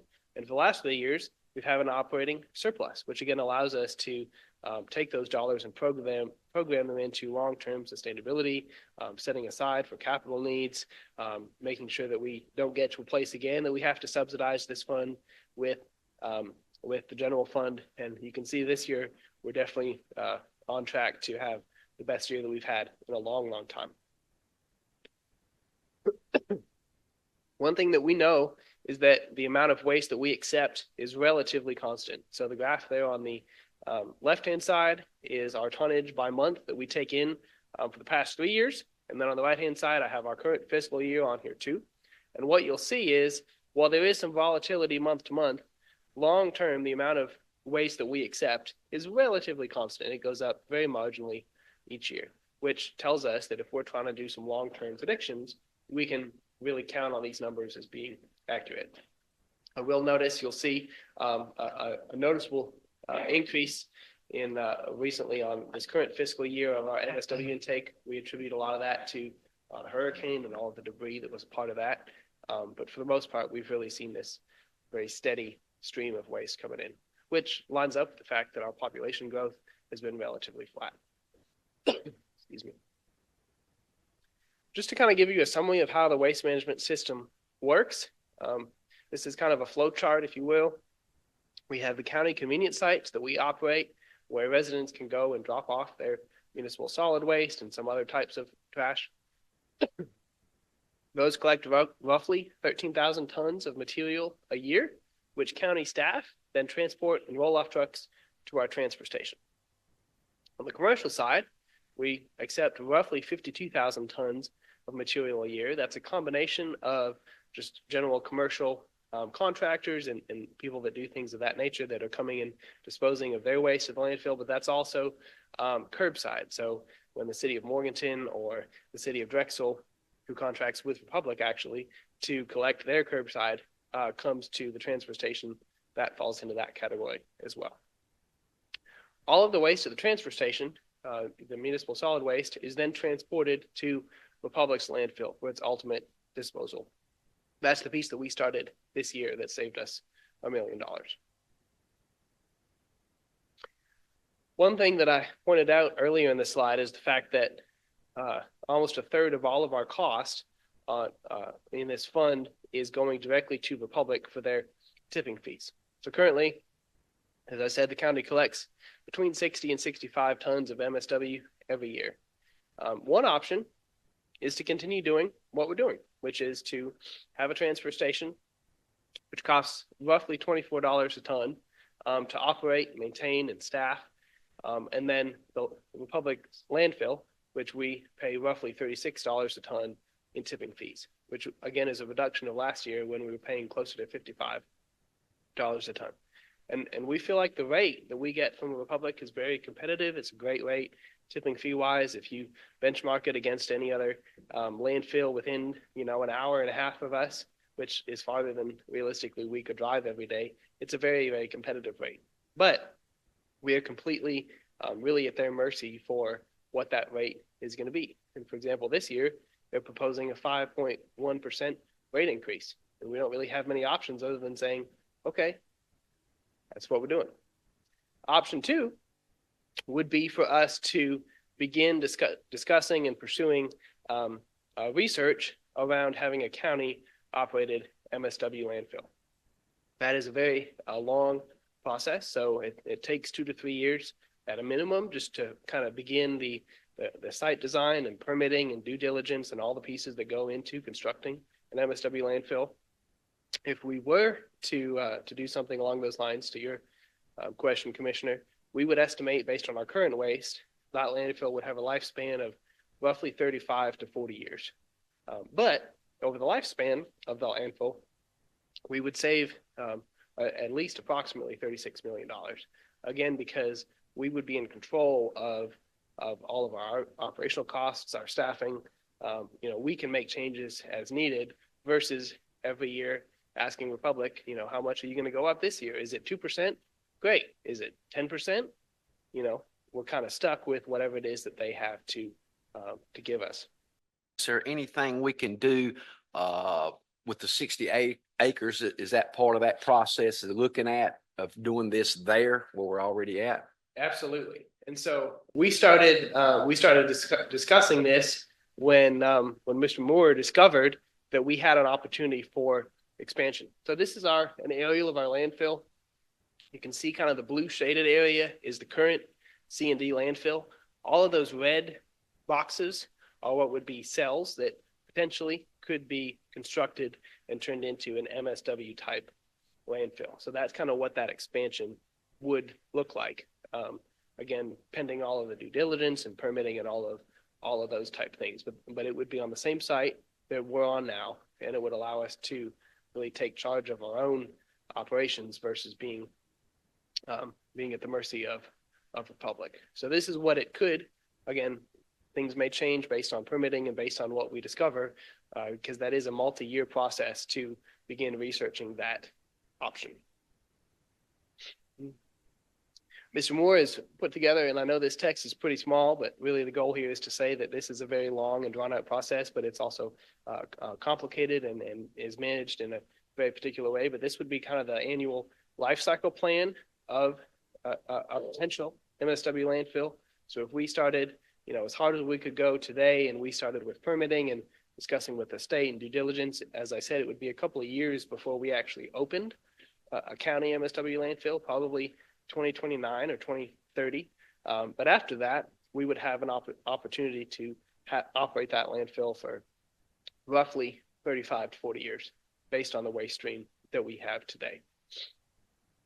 All of that combined together with operating costs, we've done some extensive analytics around, or Mr. Moore has done, around what it would cost for the county to operate a landfill. And I'll point out up at the top, you'll see kind of $16 for permitting and construction. So that would be per ton based on the total expected tonnage that landfill would accept. And after that, when you add in that, and then you add in staffing and operations and equipment and all of those things, we would estimate that it would cost roughly $43 a ton total for disposal at a county owned landfill. Now that is slightly more than the $35 that we're paying the public, but when you take into consideration that plus the cost of operating a transfer station and some of the required improvements that our transfer station has as far as needing a new floor, there's rebar coming up out of the floor, things of that nature, it becomes a much more advantageous thing to consider. So now, I just want to add one more thing. I think anything we can do locally in-house ourselves to benefit our people in our Burke County. I know we're working on the region too, but we got to take care of our house, so anything we do in that regard is great for me. now I'm going to invite Mr. Moore to come up and just talk a little bit about kind of the cost and the timeline that this could look like if we were to move forward with this option. Mr. Moore, before you start, I'm not a trash guy, so looking back at the East Burke landfill that we closed in '88, it's been closed 30 years, whatever. Will that ever be, could we ever reopen that and use it for landfill? I think it's very unlikely you'll reopen it. If we can bring the image back up, I can talk a little bit about what some of the options are.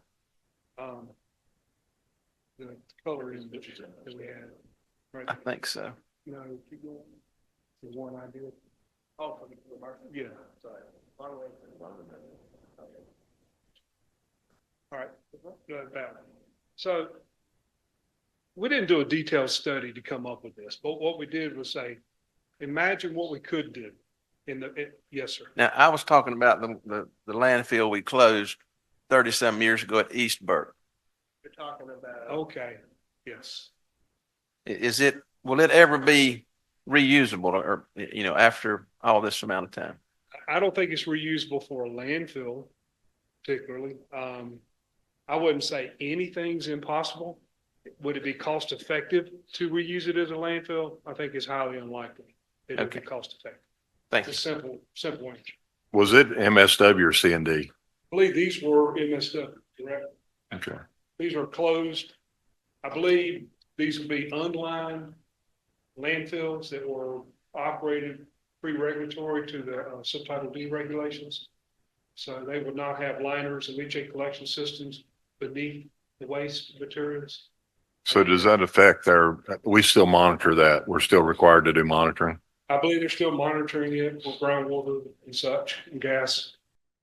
Yeah, if you look at our balance sheet, we carry about a $6.1 million liability. We pay it as you go. So I mean, that's, actuaries come up with that number, but yeah, we're responsible for groundwater monitoring. We actually have 2 projects going on right now for both of them where we're doing some trenching because methane gas is, as it approaches property boundaries, you can't allow your gas, the biodegrading material creates methane gas that has to be vented and has to be managed the right way. So we have 2 construction projects going on right now that essentially digs 20-foot ditches at the property line to capture that gas before it escapes. That's part of the monitoring and closing process. And how long will that go on indefinitely? 30 years. 30 years? The monitoring has to go on for 30 years. So we're getting close. As long as there's gas, you actually have to monitor it. But the actuarial liability, let me say it that way, the financial liability is based on a 30-year actuarial study.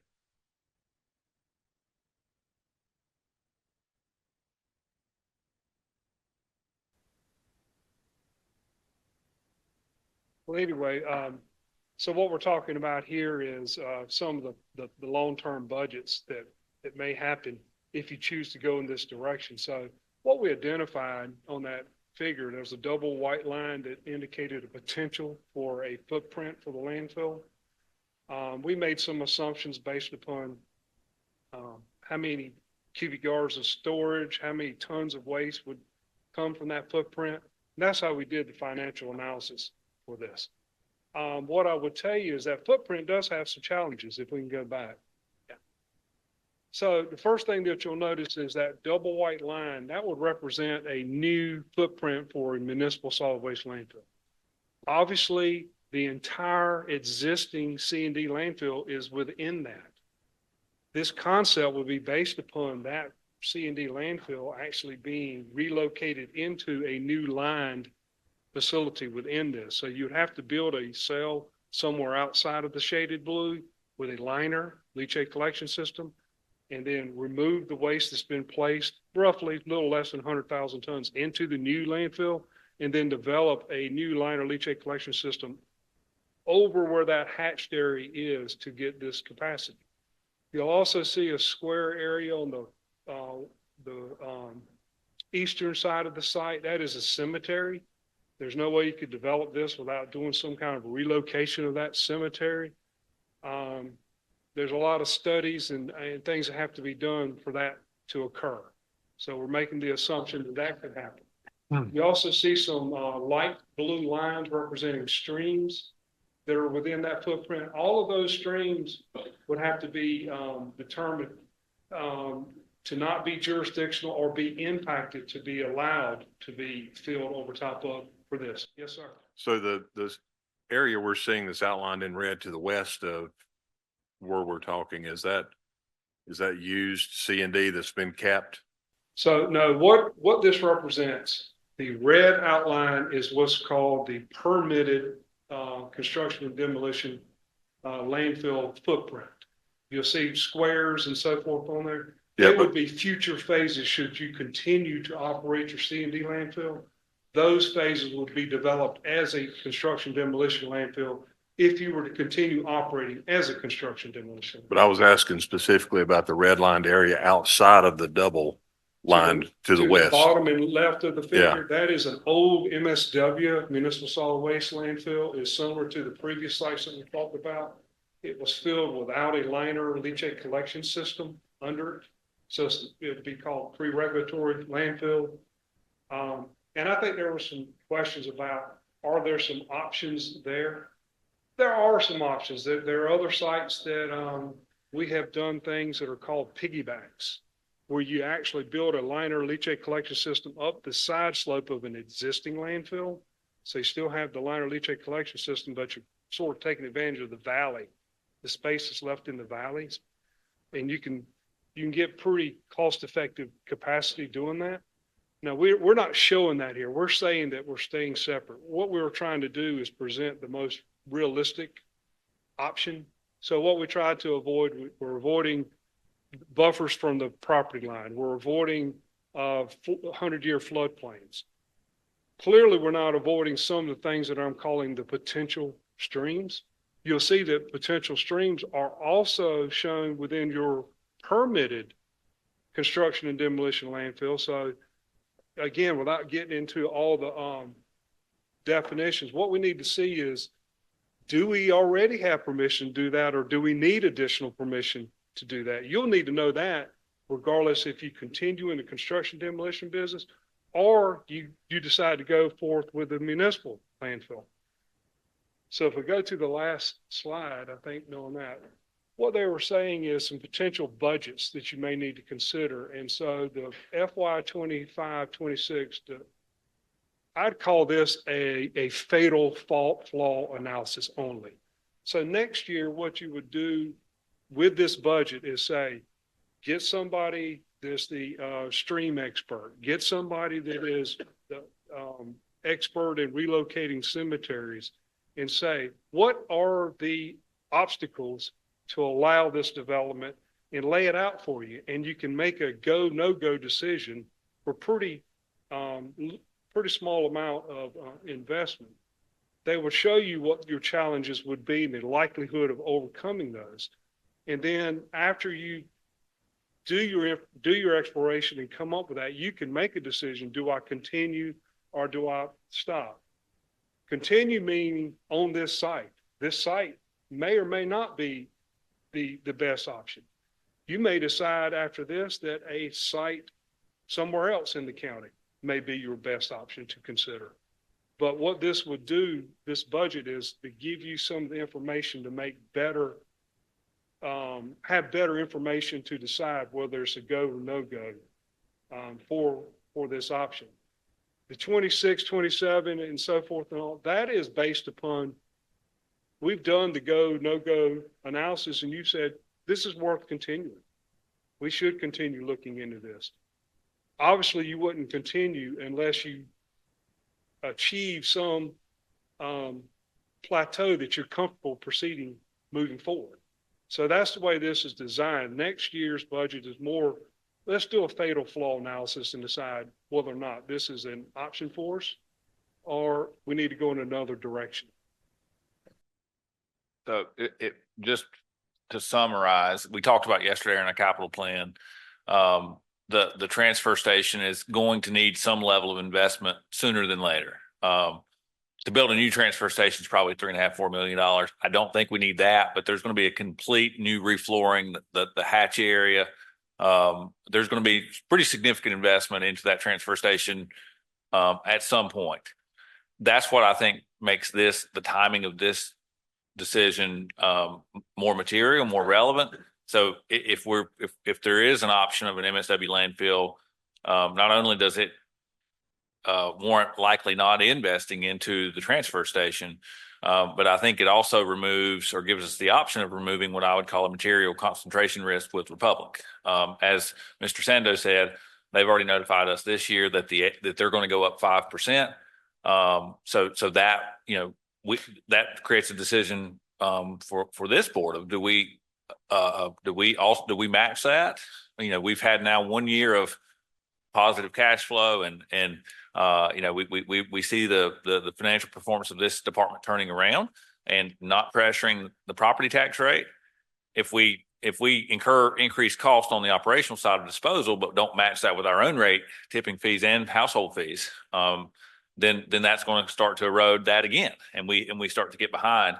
And that was the direction we were looking for from the board is, we think that Vance and his team, if the board is interested in knowing more about MSW, we can budget an allocation of about $50,000 in next year's budget to do these exploratory costs of further permitting and the cultural resources side of cemetery relocation. And by the way, there's a right way to do that without being disrespectful or harming, those things. It's very, very regulated.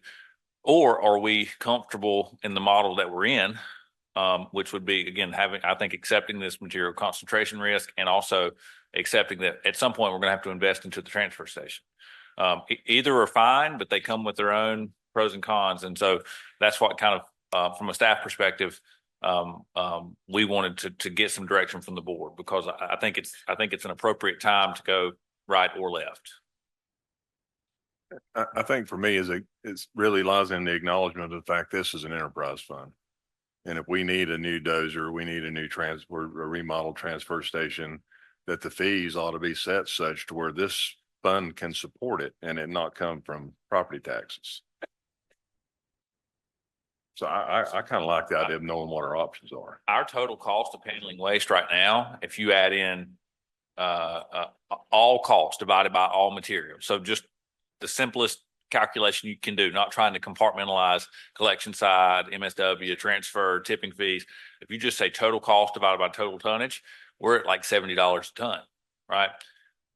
If you surveyed the 44 MSW landfills across North Carolina, and Vance is the expert, not me, but I think you're going to see something between $43 and $45 per ton. So if you can save $20 to $25 per ton multiplied by 60,000 tons a year currently, plus the C&D side is another 5 to 10. So say 65 to 70,000 tons that may grow. That's where you start to get the savings over the life of the site. That's kind of the idea.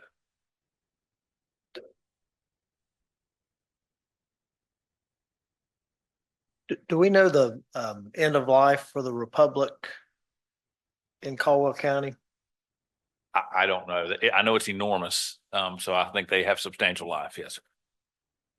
When we went and toured last year, I want to say they said it had like 95 years.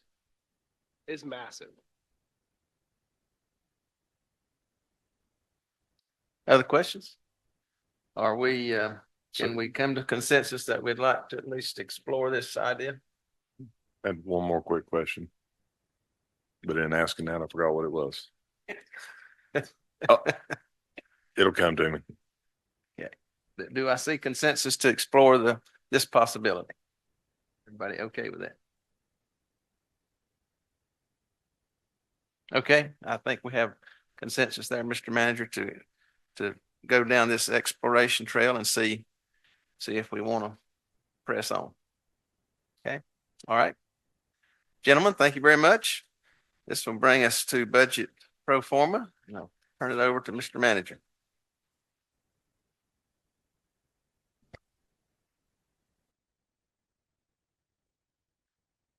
So as Vance is leaving, I'll say thank you. We were very lucky. He was in the area in Hickory, I think, working, and timing of our retreat just happened to align with his schedule. So I appreciate very much him coming just a few miles down the road to offer some advice. This is the business of trash is an enormous business and very complicated and very expensive. And certainly something that I think having a long-term plan one way or the other is wise. So I appreciate that very much. Tremendous amount of information over the last 2 days. I hope that we can follow kind of how it all fits together to get us to this point. Again, we're in the process of the 25-26 budget development and pro forma. Following this process, or this very short presentation and the last one of 2 days, and I'm so grateful for each of you for your attendance and your participation. I think it's all important. We'll give you if you'll give us a brief moment, many of the things you've talked about in the feedback, we've been writing down, and we're going to update your existing strategic plan. And then each of you have 11 dots in the back of your little stickers in the back of your notebook. Those 11 dots can be allocated based on the projects and the priorities that you believe are most important. So we'll be looking, and we'll take that direction. Everything on the plan is feedback and projects and policies that the board has directed. So it's all important. But each of you have 11 dots, so there's 55 dots that elevate the most important, the highest priority, and the things that that we'll really make sure are included not only in the upcoming budget, but in our out year planning and pro forma. We've talked a lot about this, but the budget really is, sometimes people see it as a business plan and a transactional document. I would consider it really an operational strategy, something that's connected to organizational purpose. There's always higher needs than there are resources. There's always more to get done than what can be done. And I think that's the real dynamic of what I would consider high performance, balancing resource allocation, and having a filtration process that takes our most important goals. And that's really what your strategic planning process is about. As we kick off the budget in an attempt to, on this spectrum, move to the right. We're all somewhere as individuals, we're somewhere as an organization, and our goal is to use the budget document and the resources that we have available to be better and to move to the right. We've talked about this many times, but this three-phased, as we talked, this goal of moving towards high performance, I believe we've acted inside of what I would consider a three-phase administrative plan of react, rebuild, rethink, stabilization, rebuilding strong foundation, and now we're in this rethink phase. Many of the things that you've heard in the last 2 days, I hope you can correlate and link to how are we going to do business differently to be better, because if we keep doing the same things we've been doing, we're going to get the same results. And whether that's public safety or whether that's economic development or whether that's solid waste, I think the best predictor of the future is often a quick reflection of the past. As I look at Burke County really over the next 5 years, and we talk about systems planning, how do we become high performing? How do we move on that spectrum of good, better, and best? I think it requires attention and intentional investment in the systems. Our systems are a big component of that is our culture. And I do think in the last 3 years that there's been a dynamic shift in our organizational culture. I think we have a team of professionals and a board that's setting dynamic policy and professionals who want to achieve that. They want to be focused and purpose driven. We want to measure outcomes. I think all that's a really big deal. We've been intentional about capital improvement planning, about investing into our people. It's about 70% of our total budget, about leveraging technology, trying to automate where we can, working quicker, working smarter. And all of that, I think, once they're fine tuned, will allow us to have a bigger impact on the community. When I look at next year's budget, and again, I would tell you, we're obviously in the early stages of budget development. If I would give you a baseball analogy, I would say we're maybe in the top of the fourth. We're far enough into the ball game where we know how we're playing. Are we laying a dud, or are we actually competing at a fair level? But we're not yet far enough along to know exactly how it's going to conclude. I do think that there's some reasons to be optimistic, what I would consider optimistic, and things that would serve as really some opportunities to leverage. There's also some really significant challenges. I'll start on the right-hand side. Some real challenges are economic performance. Our tax base grew this year by 1.9%. So little to no investment. It's about $212 million in growth. But when you net new investment, less depreciation, we haven't kept pace with inflation, which is a real challenge. We also know that our community has really, I think, met the challenge, but there's still properties that have not been repaired since Hurricane Helene and that storm event. And we've got that presents a challenge to our budget when we have approximately $40 million of property tax base impairment. We know that capital costs are continuing to climb. We heard from Chief Grayson yesterday that a fire truck, for example, has doubled in 5 years, the cost of a fire truck. And whether you are Wake County, Mecklenburg County, or Burke County and Caldwell County, the cost of that apparatus and equipment costs the same. That you don't get a discount based on your tax base or based on your community size. We know that public safety continues to be a challenge. Employee compensation, the cost of living is really added pressure to our people, and competitive recruitment is a real challenge. Employment poaching happens on a day-to-day basis. I mean, literally counties and peers are calling. And we've seen, I think culture is a big part of that. I think it's a huge part of that, and people want to be part of something bigger than themselves and successful. And we've been able to maintain a more manageable turnover rate. but making sure that we stay competitive is something that's expensive. We've made significant progress in education funding, and I'll talk about that momentarily, but I think that's a big component of economic development. We heard that from Ms. Morphus this morning. And you know, it's something that we need to better understand what our goal is as it relates to public education, K-12 and community college funding.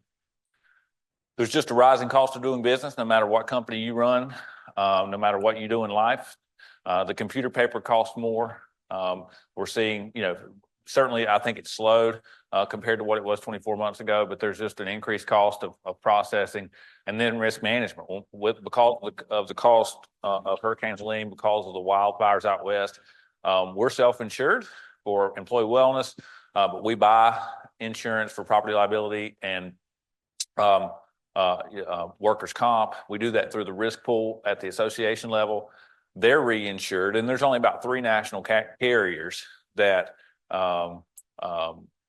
that do this level of reinsurance. And so what that means is last year we saw a 25-30% renewal, and you're like, our claims data doesn't support that, right? So if you're renewing your home insurance or your auto insurance in your personal life and it goes up 25%, you're like, I haven't even filed a claim. Why is it going up?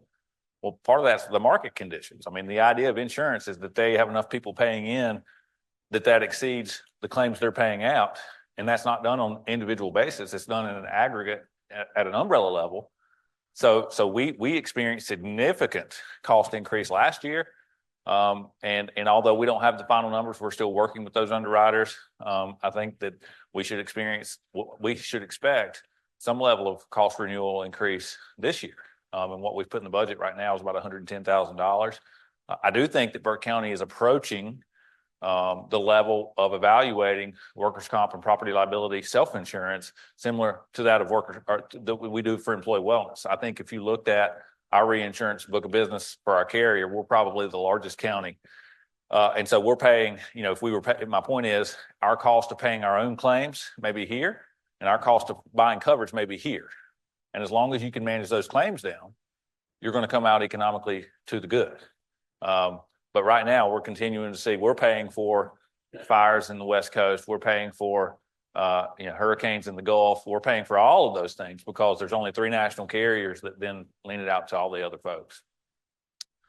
I mentioned there's a lot of reason to be optimistic, and I'm going to talk out of both sides of my mouth because I said we had some economic performance issues. I didn't mention sales tax under that, but for the first time in my career, we've actually seen what I would consider a net real decline in sales tax. We're pretty close to break even, but dollar for dollar, it's the first time that I've seen that in a period of rising prices. That really shows some consumer sentiment, some consumer confidence issues. People are just spending less money, which is 25% of our revenue.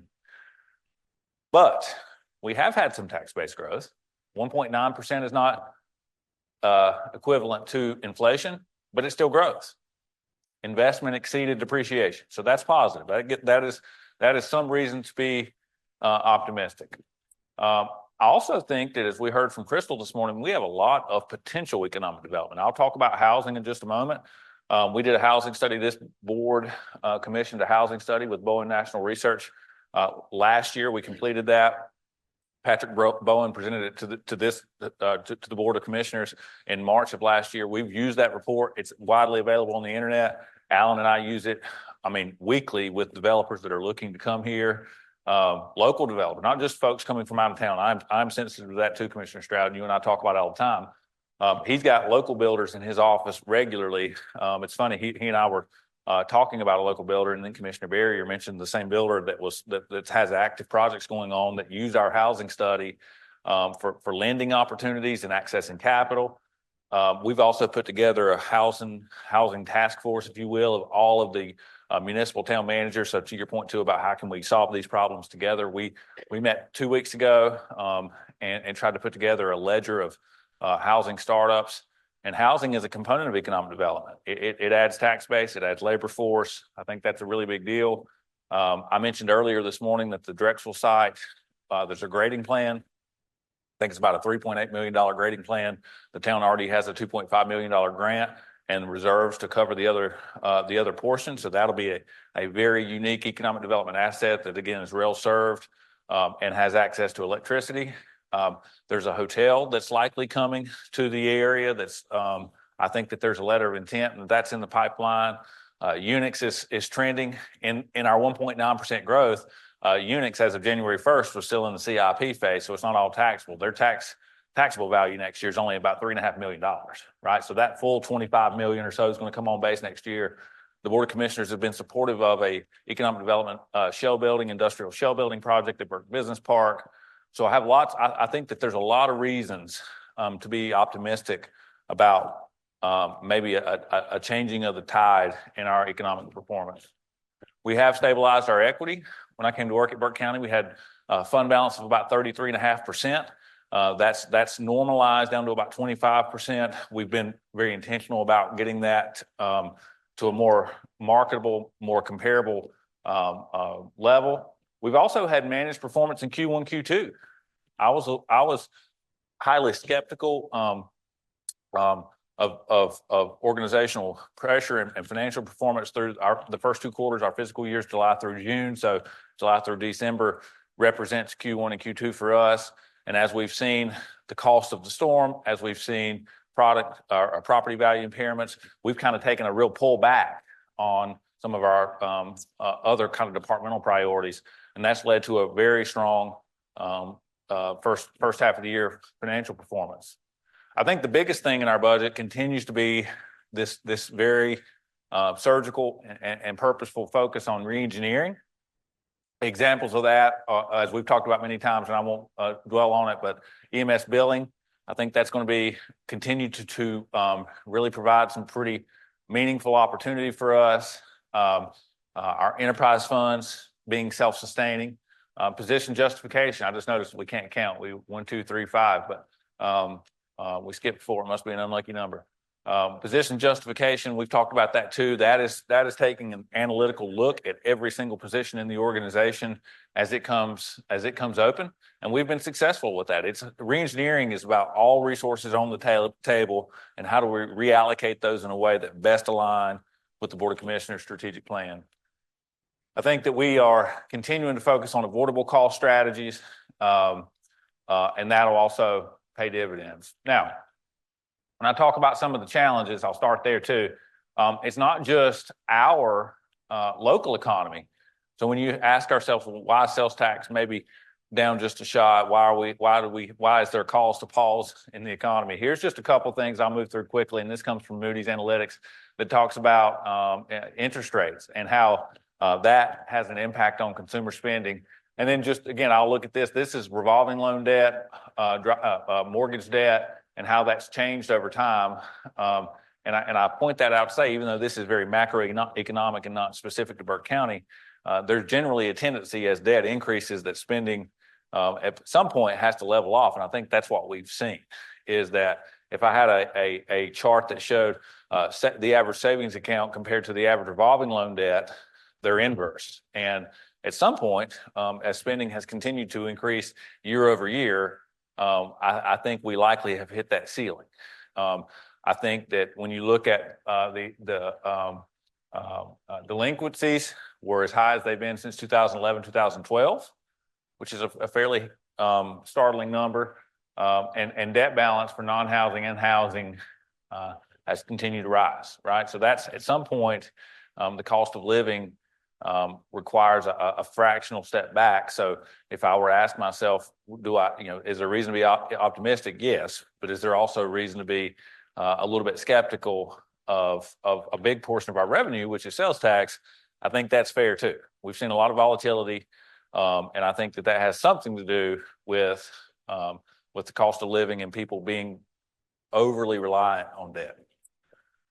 So what are some expectations and what are some priorities for next year? I think some priorities continue to be reengineering. Reengineering is process redesign. It's not doing more with less. It's saying, how do we work smarter? How do we work more efficiently? I'm fascinated with companies, especially we talked a lot about manufacturing and economic development. Manufacturing is the only industry where the cost of operations decrease every year.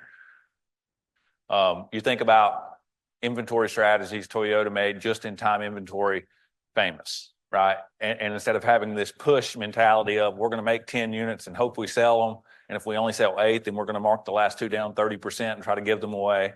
They adopted a methodology of we're going to have such streamlined processes. We're not even going to make it until the customer orders it. So we're going to eliminate overhead, eliminate waste, and we're going to be incredibly lean and efficient in all of the things that we do. We're going to ask why we do what we do and not just do stuff. I think that's what reengineering is intended to accomplish. We're going to be very conservative, at least in the revenue pro forma and projection that I've drafted at this point. Very, very intentional about not overestimating revenue. We have a goal this year of reducing our operational spend. So if you think about our budget in 3 components, people, operations, and capital, to this point, every county department that we've met with has had a reduction in their operational budget. And I think that is not being irresponsible, not being consequential to accomplish less. It's really asking how can we collaborate across departments? How can we be more efficient? And how can we think about reengineering? And then I think we're also going to continue to promote performance. So outcomes matter. And I think in some way our budget resources should be tied to dynamic outcomes. I mentioned earlier that we had strong Q1, Q2 performance. This is looking at revenue expense for the first half of the year, going back to fiscal year 21-22. And you can see strong performance, really strong performance, feel good about where we're at. That gives us a lot of confidence as we move into the back half of the year. 23-24 was a meaningful year for us. We accomplished a lot. I think it set us up well for where we're at.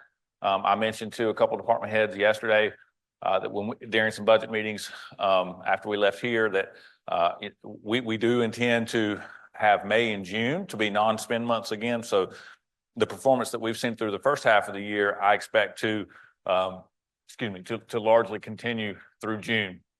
As a reminder, just how our revenue breaks down. So again, roughly 75% comes from property tax and sales tax. About 20% is restricted intergovernmental. That's largely federal and state funding, primarily through the public health and social services department, although it's really, it could be in most any department. I've talked about our property tax base. So this is the blue bar here is our property tax base going back all the way to 2014. And what I would point out is similar to what we talked about this morning. In a normal year, there's just no growth. This is essentially flat, little to no investment year over year. The percent change here, as you can see, is typically between 1% and 2%. Most years, even in a good inflationary year, it's more than that. So every year that you're even able to maintain level set services with less than inflationary growth, you're actually operating more efficiently. So I don't mean to intend that Burke County hasn't done that over time. Obviously, this jump is from 23 to 24 is revaluation. So that's a non-typical year too. We saw about a 41% increase. Thankfully, the board was able to reduce the tax rate from by about 13.5 cents from 69.5 to 56 cents. But for the last 3 years following reval, same kind of story of little to no growth.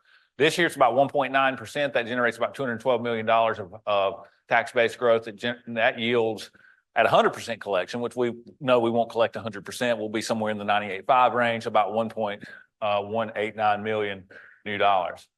Talked about this a little bit this morning, and it's something to I think really focus on is that these same 10 top taxpayers have been our same 10 top taxpayers for as far back as you can look. They just haven't changed. We've really lacked new business recruitment, business retention that Ms. Morph has talked about is critically important. Critically important. But we've also got to add new jobs, new investment to the base, and we just haven't done a really good job of that over time. If you look at the other thing I'd point out in that BRE section, if you look at some of the announcements that have had the last couple of years for expansion, some of these folks are on there, but the targets they set haven't been met. So that's something else that's a good economic development focus area is to help, when we have those announcements and have those expansions to help make sure folks follow through with that. Now, this is looking at the taxing burden. So this would be really the amount of tax someone has to pay. We talk all the time about rates, we talk about values, but I think at the end of the day, what's most measurable and maybe most meaningful in the world of taxation is, what is my tax bill? What am I having to pay? And I think it's important to understand that inside of one's personal home tax burden, tax levy, often it has multiple components. So over the last, and this is just a measure of our ability to absorb cost and operate efficiently as well. Over the last 3 budgets, including the revaluation budget, I've broken down what the increase in individual tax burden is for a home based on the compartment of the taxation, meaning was it a city or a town property tax? Was it a fire tax? Or was it the county? And as you can see here, for the average household, the county taxing burden has increased by 70%, but our communities felt a significant increase in cost in totality, just not from the county portion. Here's another way to look at it. The blue is the individual burden, municipal versus the organizational revenue. So you can see municipalities have increased the individual tax burden by about 27%, and their organizational revenue has gone up at times by more than 70%. It's about 30% for fire, both in burden and organizational revenue, but the county is about 7% on the burden side and about 13% in line with inflation. This green line, by the way, is inflation over that same time period. So pretty in line. One thing that I'd point out is we talked about the county stabilizing equity, and a stabilized fund balance, I think, gives you confidence to continue to pursue your policy goals, knowing that you have working capital in the bank. These are counties that are working through a 2025 revaluation. The average for those folks is 57.5%. So Burke County did our revaluation in 2023. We were at 41. The average across the state for 2025 counties, and this came from the North Carolina Department of Revenue, 57.5%. The last time I looked, which was now 6-8 weeks ago, our sales ratio, and as a reminder, the sales ratio is measuring all arm's length deed transactions that go through Burke County. So if I sell a piece of property and someone buys it, that transaction goes to the state, and they compare what I sold that piece of property for what the county or the city had it on the tax scrolls for, and that creates a ratio. And once that ratio gets more than 15% out, either way, whether your tax values are higher than market values or your market values are higher than tax values, you have to commit to a 4-year revaluation cycle. And we're well outside of that. We did a revaluation in 2023, and we're already almost 25% out of market with our tax values, which means we're trending towards a 2027 reval. That's what that tells me, unless something significantly changes in our market. Now, what does that increasing revaluation cycle mean for budgets? As I mentioned earlier, we were in the mid to low 30s for our unassigned fund balance percentage, and I think that there's been some intentionality to investing those surplus resources into people and into to some extent operations and capital, and we've drawn that down to about 25%. Now, some of those counties, just like what we're seeing in 2025, when they've had that exorbitant tax-based growth, 57.5% across the state for this year, they haven't set revenue neutral, similar to what we saw here with municipal and fire. When you don't set that revenue neutral rate, or you don't back the rate up as aggressively as you could, that's why you see this increasing unassigned fund balance for that of our peers.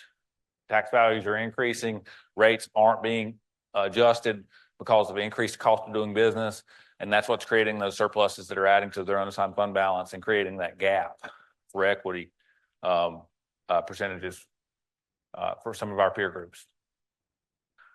Some positive news. Last year, we know for the first time, one of the very unpredictable components of COVID was the price of a used car. Right? I told the story last year because this was very different. Last year, for the first time, we had seen a decline in the average price of a used car. And a used vehicle, you may say, what does that have to do with our budget? Well, motor vehicle property tax is about 10% of our total tax base. Right? It's almost $1 billion of motor vehicle tax value in Burke County. And a big component of that is used cars. And what we saw during COVID with shutdowns and labor shortages and chip issues and all those things is that you couldn't get a new car, right? That you drive to the lot and there's like 9 cars on the lot and you can't get the one you want. You have to order it. You may get selection if the dealer has, I think each dealer was given a certain number that they could order each year, and it may be 6 or 8 months. So you're like, well, I guess I'll just buy a used car. And then we got 10 people wanting the one used car, and that drove prices up. And those increasing prices drove property values up, which inflated revenues for local governments. Last year, with supply chain kind of right sizing, we saw values dip, and it impacted revenue sources. Last year, for the first time, again, in my career that I've ever seen, motor vehicle tax revenues, we get that through what's called NCVTS, the North Carolina Vehicle and Tag System. We saw a significant decline in a revenue shortfall that we had to absorb. I think all of that's kind of right sized, and you could see that February through April and June, significant decline. But we're pulling out of that, so that's going to help our tax base. We don't have a good way, unlike real property and personal property, motor vehicles are not accounted for in our system, right? So we don't have a good way to pro forma what motor vehicle values and property tax is going to be. So again, as I look at the trend, it gives me reason to be optimistic about the impact and the variance on our budget. Here's sales tax that I was talking about. Remember, there's 3 components of sales tax. Only one component is directly reciprocal to the sales that happen in Burke County, meaning it's point of sale collected. The other 2, which are 40 and 42, are collected statewide and then redistributed based on your percentage of the population, meaning that we get to benefit or not from sales that are happening in Raleigh and Charlotte and Greensboro and some of those places. But all in all, our revenue to this point has taken just a slight dip. EMS revenue, I mentioned that. We're trending at what we think will be a $1.8 million growth this year. Now, I'd point out, part of that is timing. There was about a 3-month gap where there was no billing because we were transitioning from a contracted source to in-house. So in getting our MCS number set up and our contracts with all of the major healthcare insurance companies, there was a little bit of gap between canceling the contract, getting our team fired up, all the licensing and contract set up. So this year we'll have, instead of having 12 months of billing, it'll have 15 months of billing, if that makes sense. So it's not going to be 1.8 of additional. I would say that's probably more like 1.2, but still well over 1 cent equivalent on our property tax rate. So that's a meaningful transition. Re-engineering strategies for next year. And again, cost avoidance, new revenue. I mentioned EMS billing, position justification. We've talked a little bit about that, but just being very analytical in our position allocation. 3 to 4 positions with salary and benefits would equate to about $250,000. Removing the reliance on our enterprise funds, and then continuing to try to push down part-time and overtime costs. I think we've already lowered that about $600,000 in our first few budgets, but I think that is still a heck of an opportunity as we evaluate some of our timekeeping policies and staffing policies. I really think that we can continue to be more efficient in our use of non-regularly scheduled labor. So, optimism in the economy. We talked about that earlier just a bit. And I mentioned this housing study that we did and how we've leveraged that and used that to put together a task force, if you will, it's all the managers from the towns inside of Burke County, along with some other folks that participate that are just involved in home builders associations and so forth. So we've broken down what we believe to be new development in Burke County. Some of these are just in the concept phase. For example, we've talked significantly about the property on Boss Road. I got a text that it was being shown again yesterday. We thought that there was a letter of intent that had been signed in that property, to Commissioner Burns's point earlier, was going to be a product of conditional rezoning and be $80+ million in tax base and 400 new homes. And unfortunately, the transaction never happened. But it's still getting a lot of attention. Multiple builders are looking at it. And so we've broken it down into projects that may be in concept. These projects are projects that have already started. The rezoning's happening, the permitting's happening, and we feel confident that those are, in the next 12 to 18 months going to become a reality. And then some of these, about 350 units, we've already broke dirt. Those are in process. Construction has began. And again, I point that connection to both jobs, people, and tax base, and a lot of reason to be optimistic. I talked about the industrial building. As Crystal pointed out earlier, that's something that's moving. There's an RFQ posted today, like now, that closes in the next 10 days for architectural engineering design. So we're moving as quickly as we can. Within reason, obviously, once that RFQ closes, we have a selection committee via the project management agreement that the Board of Commissioners approved between Burke Development and the county to select that team and get moving. But as I stand here today, I think that it's realistic to have a building in place by the end of the year. Once you start those types of processes, we already have 15-acre pad that's rough graded. The precise grading would have to be done. But I think that the feasibility study that Crystal was talking about this morning would recommend a 100,000 square foot building, expandable to 200,000, which meets most of the market needs. All the utilities are there. So I think, again, there's reason to be optimistic that this could be something that we are touching and sealing and trying to get onto the tax books in the next 12 to 14 months, certainly. This is the site that we would be using. You see my arrows that's drawn there, about as artistic as I get. But that pad will hold up to a 200,000 square foot building.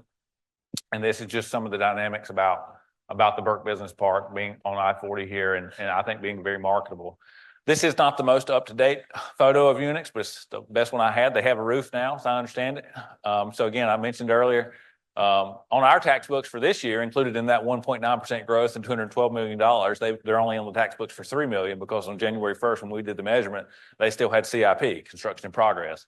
But next year, we know this will be coming on to the books, right? So again, if we look out and imagine what our tax base could look like next year, I think that's important. T-hangar projects are continuing to grow. There's several more planned at the airport, and our team's working to be as big of a partner as we possibly can for that. I expect to see that. We talked yesterday. In the last 3 years, that tax-based personal property aircraft has gone from more than 30 million to over 100 million. We expect that to continue to grow. And so I think all of those, when you really summarize them, says that the next few years will be very different, I believe, than what we've experienced recently. Let's talk briefly about labor. This is just a measure of inflation over time. So you know, it's not that the cost of labor is a bad thing. It's actually a good thing to be able to invest into our people, and I think it's important that we maintain that momentum to keep culture high, to keep morale high, to the extent we can continue to keep turnover at an acceptable norm. We know that someone with 5 to 6 years of experience and is going to provide a higher level of service. I like to share with folks, if not that a new paramedic straight out of school is not trained well, not that they're not a huge value add, they certainly are. But if an ambulance comes to your house, would you rather have the paramedic with 5 years of experience or 5 minutes of experience, right? They just conceptually have seen more, can provide a higher level of service, understand systems, and retention. To get someone to 5 years, you have to keep them. And to keep them in a competitive labor market, that requires continued evaluation and investment into wages. And I think that when you look at our turnover rate, married with our separations, there's a direct correlation between our investment into people and their willingness to stay. I think, again, public education funding, this idea of challenges are not bad things. They're actually really good areas of public policy. They're good things. They just cost a lot of money. So in Burke County, public education is somewhere that this board has made significant progress. In the current year we're in, the funding, the direct current expense is what statutorily it's called, is about $20,250,000. You increase that in the current budget we're in by about $250,000, but over the last 3 budgets, you've increased that by $4.5 million. In 2022, 2023, the allocation was $16.3 million. And what that's afforded you is, in 2022, you were the 99th. So there's about 115 local education authorities, school districts, if you will, in the state. Some cities still have school districts: Hickory, Asheboro, Asheville, for example. But out of the 115, local funding to public education ranked 99th. new rankings just came out about the week before last, and we were very successful. We moved from 99th to 80, or 99th to 96, and now to 86. So in the last 3 budgets, from 99th to 86, significant progress. And we like to talk about, cause and effect. So this is just an optic that shows CPI. This orange bar is cumulative CPI. So if you go all the way back to 2004, really over the last 20 years, you can see inflation is a tick over 50% cumulatively. Our local funding, this is the increase that this board has made to public education over the last 2 years. But cumulatively, the idea is here that we're funding locally at about the same measure that Burke County Public Schools were funded now in about 2010, 2011. So we're kind of getting back to that component. For the previous 10 or 11 years, when adjusted for inflation, it's been a little bit less. So significant improvement. I think what's important is that we recognize that those funding components were lagging, and that there's some correlation between workforce and college readiness, ACT proficiency, opportunity youth, and for example, when I've talked to the superintendent about what's been one of the biggest changes in funding and what are goals moving forward, we know that the prioritization for the increased funding was intended to be for classroom ratio, meaning how many students are in the classroom compared to the teacher allocation.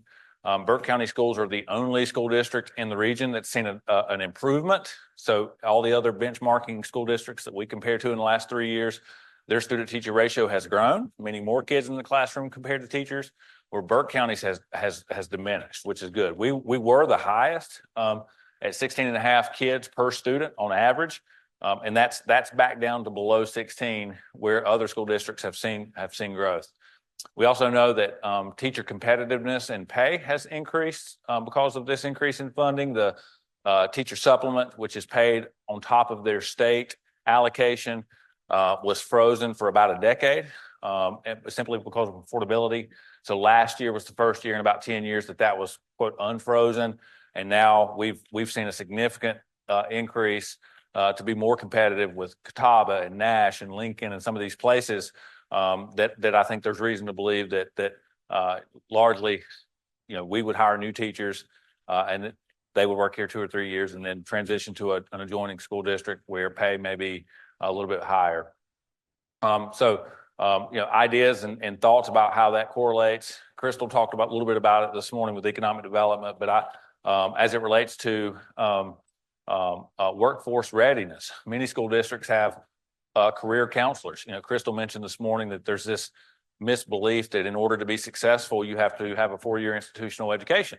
Well, who's sharing that? I've seen, as I've talked to Dr. Swan and seen other school districts have what's called career counselors in schools, so that they're identifying young people and connecting them with jobs or technical training right out of high school, and that I think that will help. That those type of resource allocations can be made by this board, but help trim down this opportunity youth concept so that no one's falling through the cracks or being left behind, while at the same time creating a ready and available workforce for economic development. The community college, really Western Piedmont Community College has seen a fairly steady decline in the number of students attending. Funding has been fairly consistent. When you look at, obviously, I think there's 48 or 49 community colleges in North Carolina, 58. I'm going to get that number right eventually. Many counties have a community college that serves multi-jurisdictional. So Burke is very unique to have a community college in our community, but we can compare that across the state to how we fund it, and really any way you compare it, we're in a really good spot. This is as a percentage of our total general fund. So what we provide to the community college is a tick over $3 million. It's about 3% of our total general fund allocation, and that compares very favorably to some of the other institutions. This is showing total funding, including capital. One of the things that that we changed last year was when I first, or year before last in our first budget, is you see this orange line, that was the capital allocation year over year, which again, think about during our capital discussion yesterday, we were trying to flatline rolling stock investment and operational investment so that we could say, I know what we're going to spend on vehicles in 3 years. I know what we're going to spend on roofs and HVAC in 3 years because we've flatlined that. This kind of volatility in capital allocation to the community college made predicting that cost impossible. So 2 years ago, we started a capital reserve fund for the community college. We put $425,000 in per year into that reserve.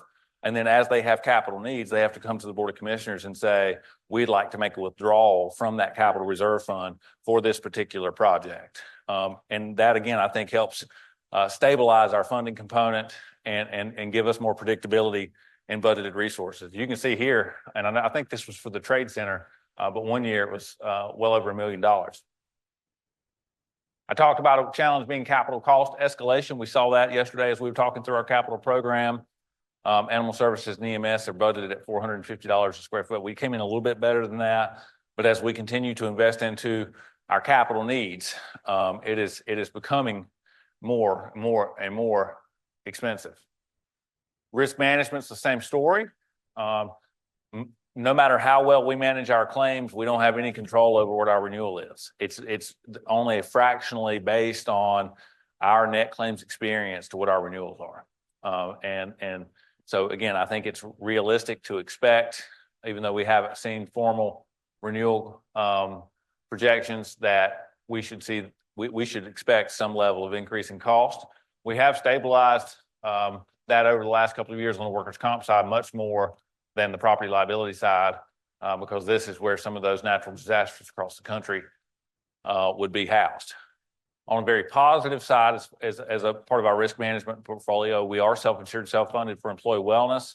You all, we talked about some re-engineering strategies in our employee wellness fund last year, primarily redesigning our pharmacy formulary. We were at 41% of our total plan spend last year for pharmacy. My goal is to get that lower than it is today, but we have been able to get it down a shot to about 37%. I think 32 to 33 is our goal. And our total pharmacy spends about $2.5 million. So that gives you some level of proportionality to that. The good news is that we're performing our number of high cost claimants, our ER utilization are both way down. We expected to save about $1 million with the Blue Cross Blue Shield pharmacy formulary redesign. I think we're trending towards that exactly. As a matter of fact, if you annualize our claims data to this point, where if we perform better, we actually get to experience those savings. Unlike property and liability, we're trending at 4% to the good, which is, I think, very, very positive. Medical inflation, according to our underwriters, somewhere around 11% this year. So we just completed this week biometrics for all of our employees. So we measure A1C, blood pressure, cholesterol, waist circumference, and our goal is to identify health behaviors or chronic disease that may be untreated. So, for example, we know that the cost of someone living with diabetes is 4 times higher than someone who doesn't. So, if someone is pre-diabetic, let's identify that now and talk about diet changes and behavioral changes that may prevent that, so that we can manage these costs long term. And right now we have a tremendous amount of unmanaged chronic disease, which is driving a lot of our costs. So the decline in spend has largely been attributed to the formulary changes, but also we brought on a lady named Teresa through a subcontracting relationship, and she is a nurse advocate. So she reaches out to people to try to prevent them from going to the emergency room or make sure they're taking their preventative medication. If they have, she gets reports from the insurance and underwriter of people who may have visited the hospital, and she follows up with them to make sure that they first know all the resources they have available, but secondly, make the most economically prudent and medically prudent decision that they can on behalf of the organization.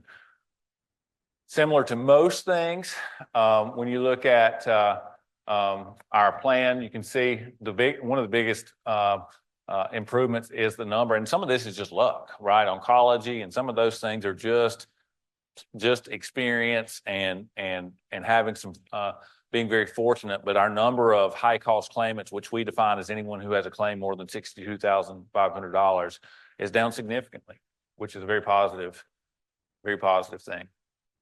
So I'll summarize, Mr. Chairman, by last two slides of saying, I think as we move into our upcoming fiscal year budget, between marginal property tax growth, some operational cost reduction, and some re-engineering and indirect cost management, we've got about $3 million of total budget flexibility.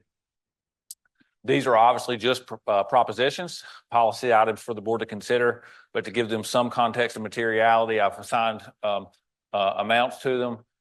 Inflation in our region, if you extract food costs, is about 2.25%. 2.25% COLA for county employees would cost about $877,000. Our state treasury, which is a mandated cost increase, is increasing both governmental employees and law enforcement retirement contributions. That's going to cost us about $400,000. That's an embedded cost that we don't. They just give it to us. We don't have there's no re-engineering component. There's no arguing. That comes straight from the state treasurer's office. Employee wellness, I'm proposing half of what medical inflation is. I think part of our success to this point has been largely avoidance of high cost claimants, and I don't want to get behind. We know that we're going to see some loss of property tax dollars as it relates to storm impairment. For consideration is a 1% allocation to public education. That costs $250,000. The request from the community college is about 2.5%, anticipating about $110,000 to property liability and workers' comp. And for consideration, recognizing that the impacts to our economy of Hurricane Helene, many businesses have been impacted significantly. Many homeowners have been impacted significantly. Many of those costs have not been covered through FEMA's individual assistance process. Many of those costs have not been covered for businesses that may have not had flood insurance or private roads and bridges, and trying to be sensitive that local government is not immune from those challenges, and capitalizing, I think, on some of the investments that we've made in the last couple of years, as well as some of the re-engineering strategies we have going into this year. I think if it is the direction and the policy of the board, we can afford reasonably and responsibly to consider a marginal property tax rate reduction. If those are areas that the board gives direction on and is comfortable with, that would leave about $150,000 that I would say is open to your prioritization for new types of policy, new projects. You obviously can realign that in any way you'd like, but I think that is a very high level summary of things that you may consider. And I'm certainly happy to answer any questions. Okay, thank you, Mr. Manager. Any questions for Brian at this point?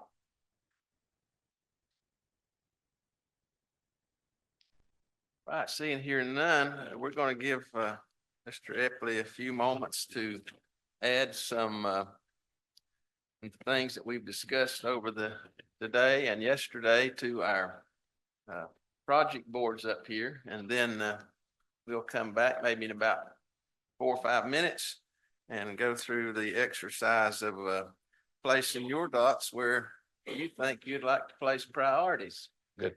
And Mr. Burns says his dots are for sale to anybody that would like to buy them. And so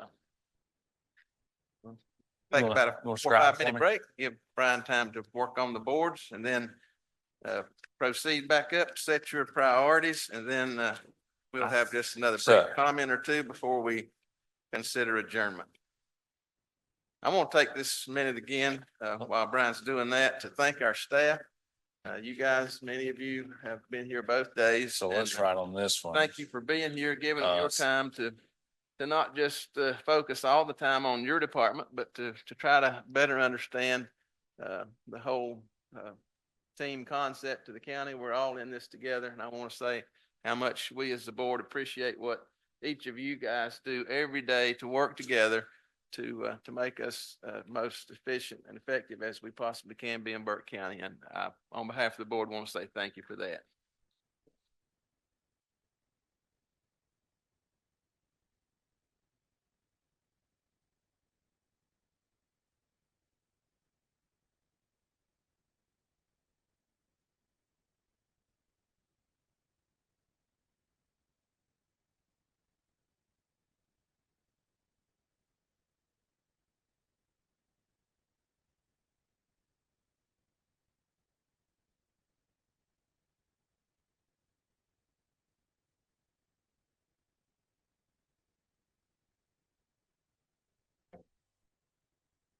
Okay, let's come back to order.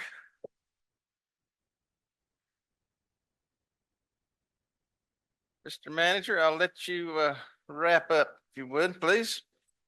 Thank you, Mr. Chairman. Just say again, echo your comments to our staff. Couldn't be more proud to serve alongside of the professionals that make up our team. I'm proud of the work that we're working on. We are all at the staff level, grateful for the Board of Commissioners and each of your leadership and your direction.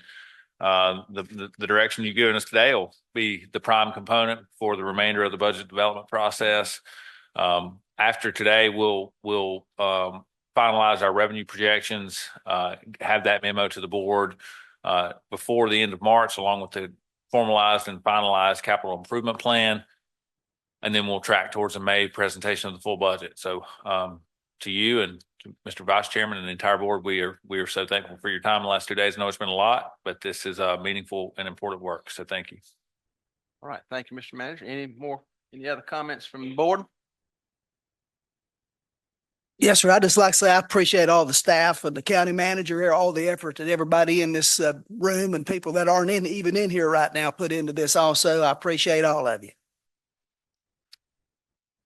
All right. Thanks again to Kay and all of our associates, Kat, Scott, all of our county folks who've helped us with the IT, and NCSSM folks for helping us with the logistics of the room, keeping us fed and watered and all that good stuff.